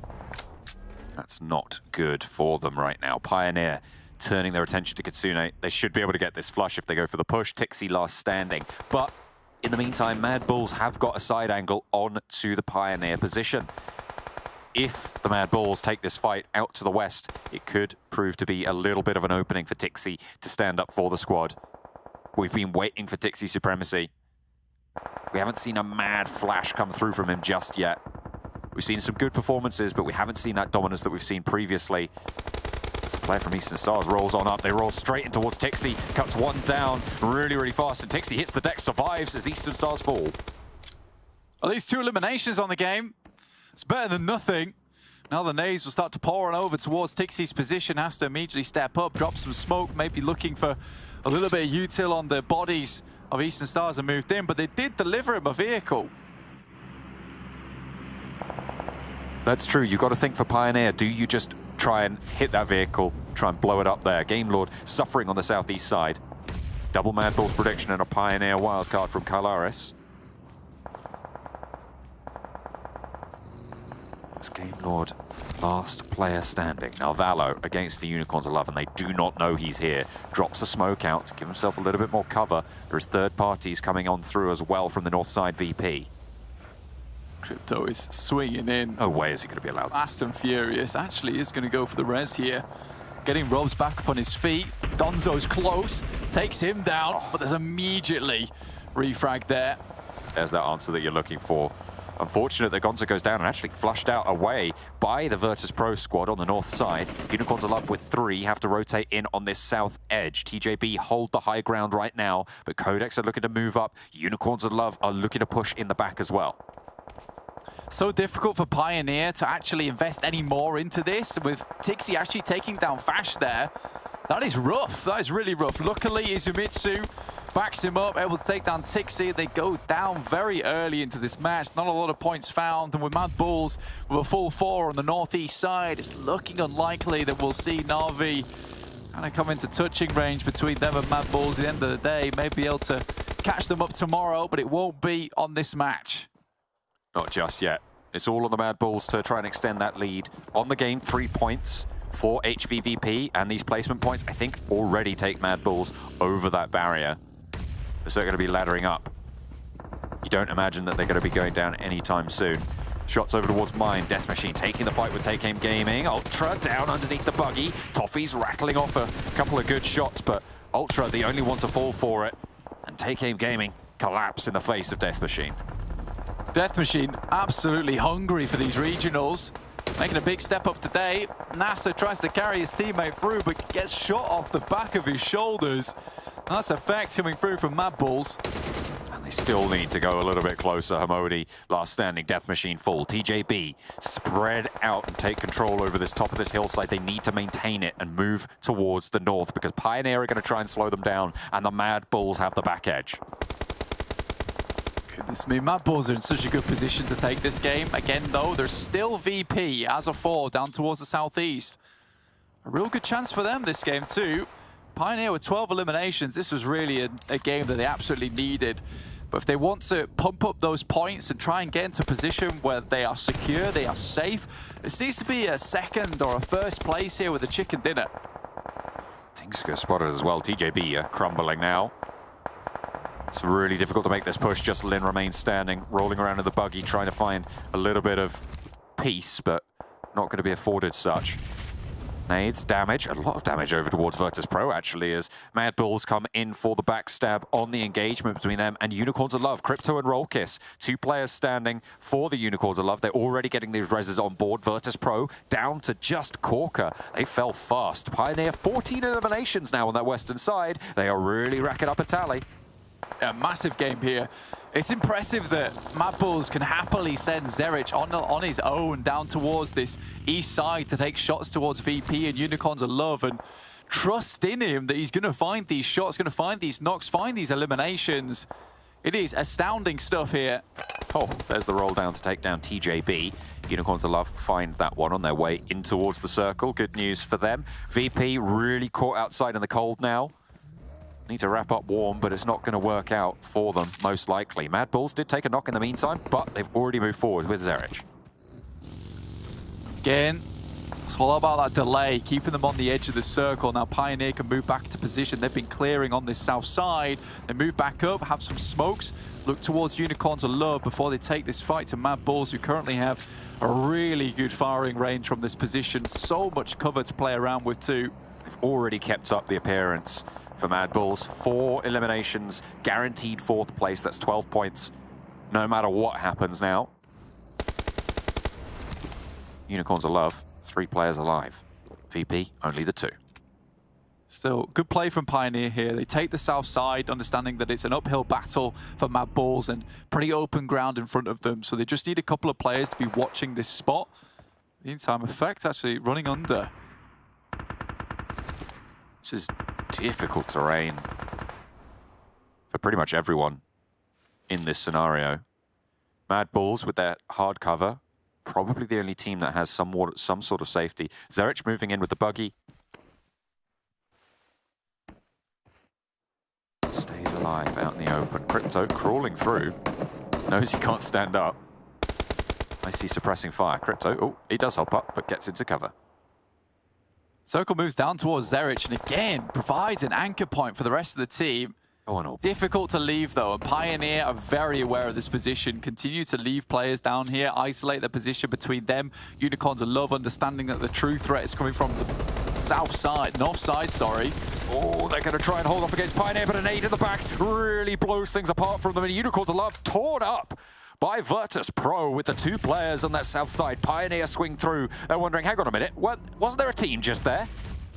Guess not. Unicorns of Love fall down, but in comes the swing from the MADBULLS, and they hold off again. Oh boy. On form, he's on the swivel for now. 2 players down for the MADBULLS there. There was a player at the back, did manage to get that res. They are back up now, but 3 players for Pioneer, 3 players for MADBULLS, and they have to both push the same way. Corker down, it's up to Old Boy. You think they're down and out, and it feels like there's people flying in to take him out, but Old Boy still continues to hold them at bay, and now Pioneer, they've lost their angles down towards MADBULLS, and they might be able to get out of this position into hard cover, up towards Zerich. Smokes are through, DBS in hand for Black White, tries to move up, but couldn't really help in the long-range fight here. Corker will be finished. Not just yet. Still has a little bit of time to be playing with, but Pioneer have not got Izumitsu up just yet. Old Boy just hoping against hope that he's not the one who gets spotted. Izumitsu is taken down by the play zone there. No reses. Corker finally flushed. But in this whole time, MADBULLS have managed to establish a little bit of a line. The fact that the MADBULLS have been able to get away with this is completely unreal, and a lot of it is down to Zerich and just little tiny angles found here and there. They even found the knock over towards Izumitsu on the eastern side, who was trying to hold them out, and it just fell apart on that push over towards Unicorn to Love. Pioneer thought it would be much cleaner than it actually was. I think they could have waited. Old Boy needs a miracle now to make this one work. Fash ducking behind the vehicle. Monkey emptying the magazine, making it go up in flames, forcing the engagement from Fash. They're not in this next zone, and Old Boy does have a chance if he gets a good side swipe here. Fash up the hill. They've got to be thinking, where's this other player as well? And you know the MADBULLS, they will be cognizant of that.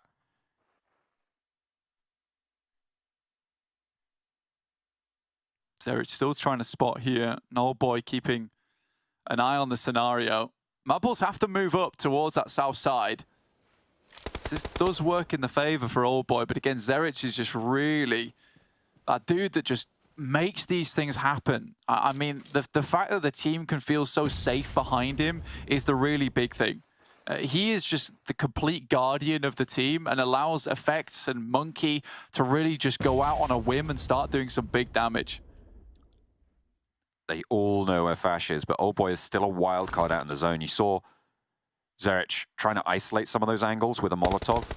Out wide, Fash has to peek out to the left and already goes down. Hang on a minute, Monkey is knocked in the meantime. Old Boy has a chance. There's smoke in the way. If he can find Zerich, it could be up for grabs. Old Boy needs to stand tall if he wants to make this one happen. What a way for VP to close it down, but time is ticking away. Monkey crawling forwards. They're playing for the 2v1. Spotted. One. Effect under the pressure. Will get knocked. Stands up. Oh, there is an answer. It was close, but VIRTUS.PRO finally taken down, and MADBULLS put a third on the day. It's a 50% chicken dinner rate for this team in the finals so far. We expected nothing less. Just pretty disgusting overall from MADBULLS today. This team, even with the bonus points, it wouldn't have mattered coming into the finals. They were clear head and shoulders above anyone else so far at the moment. Again, though, Old Boy really sets the standard for us, right? I mean, I look at this guy and I think to myself, he is just an unbelievable player. And I mean, the fact that he was able to hold off so long on that east side, crazy, crazy stuff. Again, I will put this into perspective just because it really does matter. But the fact that Zerich is able to go out all on his lonesome a lot of times, hold out the east edge for MADBULLS whilst they hold us three, the amount of confidence they have in this lad is unreal. Yes, we've seen huge step-ups from Monkey today. We've seen Effect just being a ridiculous player overall. Skills is a great scouter, but it's Zerich who is that guardian for the team a lot of times. He's not over-aggressive. He's not enough aggressive. It is crazy to see, but he just makes these moments pop. And you even saw on that Sanhok, he's at the back of the team. He's the one that finishes it out here for them again. Like, it is crazy how I feel like we don't appreciate Zerich for these final moments and just the positions he takes enough, because he truly is that anchor for the team. He keeps them grounded and he keeps them in place when it matters most. Such a powerhouse, right? Such a presence being felt in those final circles, as you say, for the MADBULLS. And once again, they do it with 3 players, Blank. It's just, yeah, it's kind of crazy. It doesn't matter if they lose a player. In fact, it's better if they do, because they seem to operate phenomenally well with just 3. Yeah, I mean, there were 4 for a long, long while towards the beginning there. I think Pioneer was able to find 1 towards the end. But again, it's tough. And with Izumitsu being eliminated on that top side, I think Pioneer just let it get away from them. I think if they'd waited out just a little bit longer and kept eyes down towards MADBULLS and just left Unicorns and Love to do what they need to do on that edge with VP, I think Pioneers could have had a much better game there. Unfortunately, you do see this thing where I think Pioneers maybe got a little bit too big for their boots, thought they could take on the world on that western edge instead of just holding. And I think that Pioneers really were that X factor in that game, which you had to eliminate early. I'd love their 2-2. Fortunately, it doesn't come to pass as MADBULLS have their eye on the prize once again. They are unstoppable. 3 out of 6. Only time will tell if anyone can stand up to beat them. It seems like as soon as they do, we can do it one better. Boy, MADBULLS once again one up the lobby. Max and Kalaris, do you guys remember me saying something earlier today about I'm a little bit concerned for MADBULLS because no one can replicate that kind of performance they had in league stage into finals. You can't expect a team to maintain that level of play after like 4, 5, 6 weeks.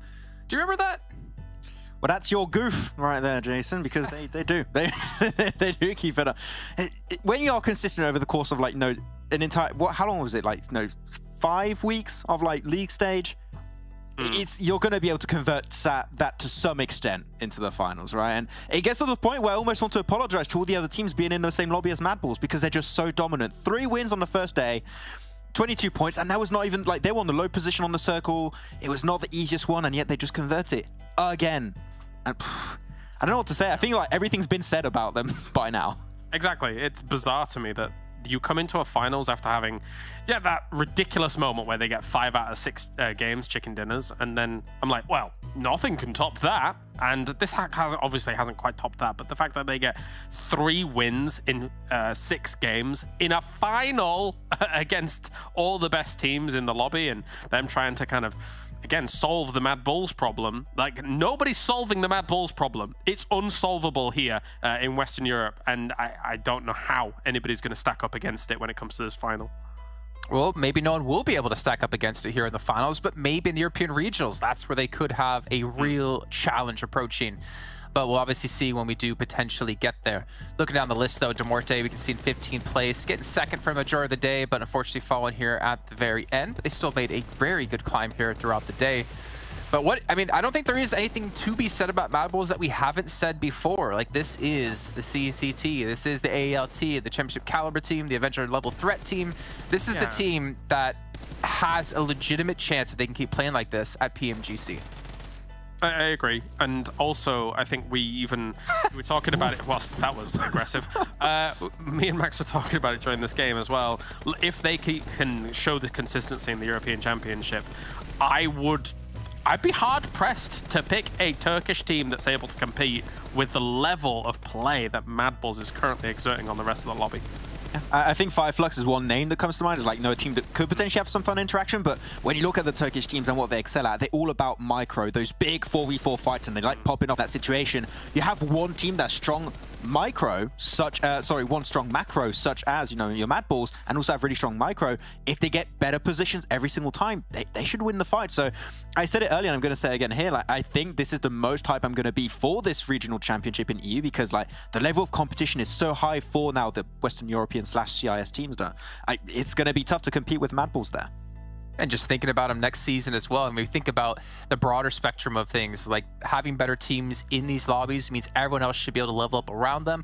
Well, hopefully, ideally, they'd be able to. So I'm curious to see how teams will come back next season as well, kicking off next year, and just how much better they can be themselves. But you know what? Speaking about being better, who is our best player on the day when it comes to our MVP? Wow. And I'm pretty sure we're all going to be going the same team, the same player. It's going to be Crypto. No, I'm just kidding. It's going to be Effect. No, what's up, Kalaris? You feel like you're not going to agree with that? I think it definitely will be Effect, but I would actually say that maybe Old Boy's close to second. Are you are you cheating right now? No. I just know that he's had quite a few pop-off games. I think he had a 7-elim game, a 5-elim game, and also and stuff like that. But I think Old Boy technically would be close, but it's probably Effect. I think it's Zerish. I think Zerish did more for MADBULLS actually today. Oh, so maybe. Yeah, maybe. Yeah, we'll see. Well, let's see who is going to be our MVP of the day. I'm going to be going with Effect as well, let's be honest, because he's been kicking butt. It's actually Tixie? What? 19 Let's go. My Tixie big pop-offs across the board. 19 Whoa, okay, yeah, that was... Wait, what? Wait a minute. When did that happen? I didn't see him the chain. Combo breaker. Okay, real smelly boys right there. Just popping off. Look at that.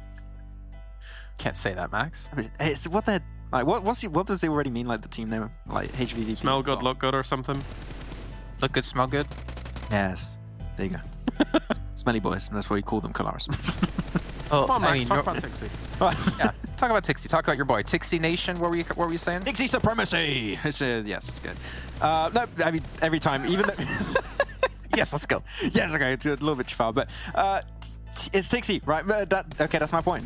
Really, the thing is, the team setup around him is always really strong. Like, every single one of the players around him can do well. Kitsune is leading the team in a really good fashion, but Tixie, the thing is his gun accuracy every single time is absolutely staggering. Look at that.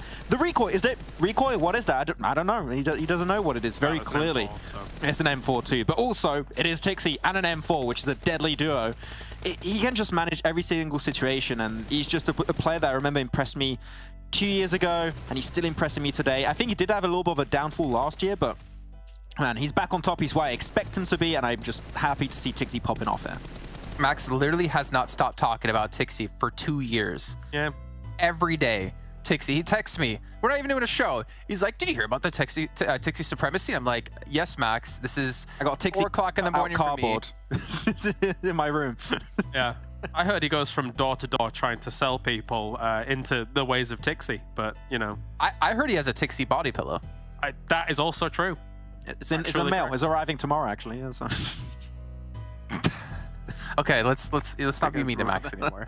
You know what? Actually, that jacket he's wearing, it's actually the Tixie biker gang, Tixie Supremacy biker gang. It just doesn't want to show the back because I'm gonna have it embroidered on the back. Yeah, Tixie Supremacy on the back. Yeah, it's cool.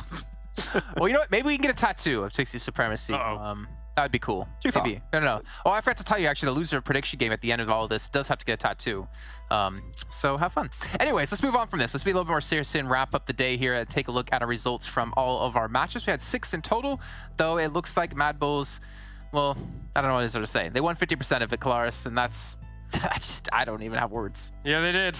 Very, very strong showing from them overall. I mean, the Erangel was a little bit quieter as a win, but the Sanhok, the first Erangel, of course, but that is a little bit eye-opening as well. They won both Erangels on the day, never mind the Sanhok that they come off the back of. Not a huge amount of eliminations, and that's probably why we're not seeing any one particular player from them being the MVP, as HVVP just were able to shine a little bit more in that regard. But yeah, very, very impressive stuff by MADBULLS. Yeah, I'm especially happy with also your TJB lads. Questions a little bit like potentially finals, how are they going to do that? A good step up in the finals. Seemed like we saw the entire team do well, not just GKFS, right? GKFS got, of course, some presence. We saw Tingskru doing really well, Xiao also, good step up. But wait, 172? When they started off with 75, they got 97-point day. What? Okay. Oh no, it's getting bad boys already. I'm more impressed at Max doing math on the fly like that. I did it before it came up. I knew it was 97. I just played it like I wanted to impress you, Andrew. Like, nice. Okay, whatever. You just ruined the illusion. You just went along with him, Max. Stop being so honest, man. HVVP second place at 139. But as you look down the list, though, there are some big drop-offs. Obviously, like the 40 points between first and second, but then you get another 30 points between third and fourth, and that goes down to, well, only like a 20-point difference between fourth and eighth. So Death Machine in 86 points, 8th place overall. I'm curious where that bubble is going to be, though. Like, how close are people to that bubble at the moment to them? But nice to see TJB and Unicorns Love at least able to make top 8 to represent, you know, the old Western European teams. Yeah, I still feel like that Sanhok match of earlier, the second Sanhok, could have potentially been a win if they were a little bit more controlling and decisive. It did slip away from them, and they were dealing with the Tixie supremacy, so that was very complicated to deal with. But yeah, we got at least some Western European teams. I would like to see at least a few make it, hopefully, in the championship. But there's some other CIS teams below that could still try and climb up there. So it's not sealed just yet. There's a chance that they could fall off. Okay, well, let's see at page number 2. Get an idea. 86 to 83, so it's really not that far off, actually, between the rest of the teams. Actually, it's a really huge pack. 86 down to 72 is 8th through 13th. There's a lot of teams in contention still. Even NEXUS in 14th should be in contention. Even Take Ape Gaming, technically even big, but they just cannot afford to have another bad day. Period. Yeah, it's for all of these teams, right? It's gonna be rough. I think it's fair to say. The kind of redeeming factor is that there is still I'm so passionate about this.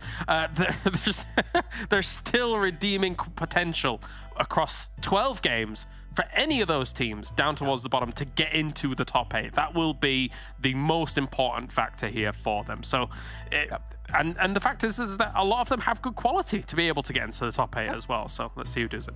I'm looking at Shockwave and their stats. They got 30 placement points and 13 eliminations, most of those coming out from Aza alone. I think it would be cool for Shockwave in terms of experience for them to make in a championship, but it can't just be Aza. Like, I need to see more of the entire team. If they make it, Shockwave could be in top 8, but Aza can't be the solo carry here. Yeah, I mean, you can't depend on one player to solo carry when you get to European regionals, period. It's just not going to happen with the caliber of teams we have, and it only gets more difficult as the events go on with PMGC right around the corner.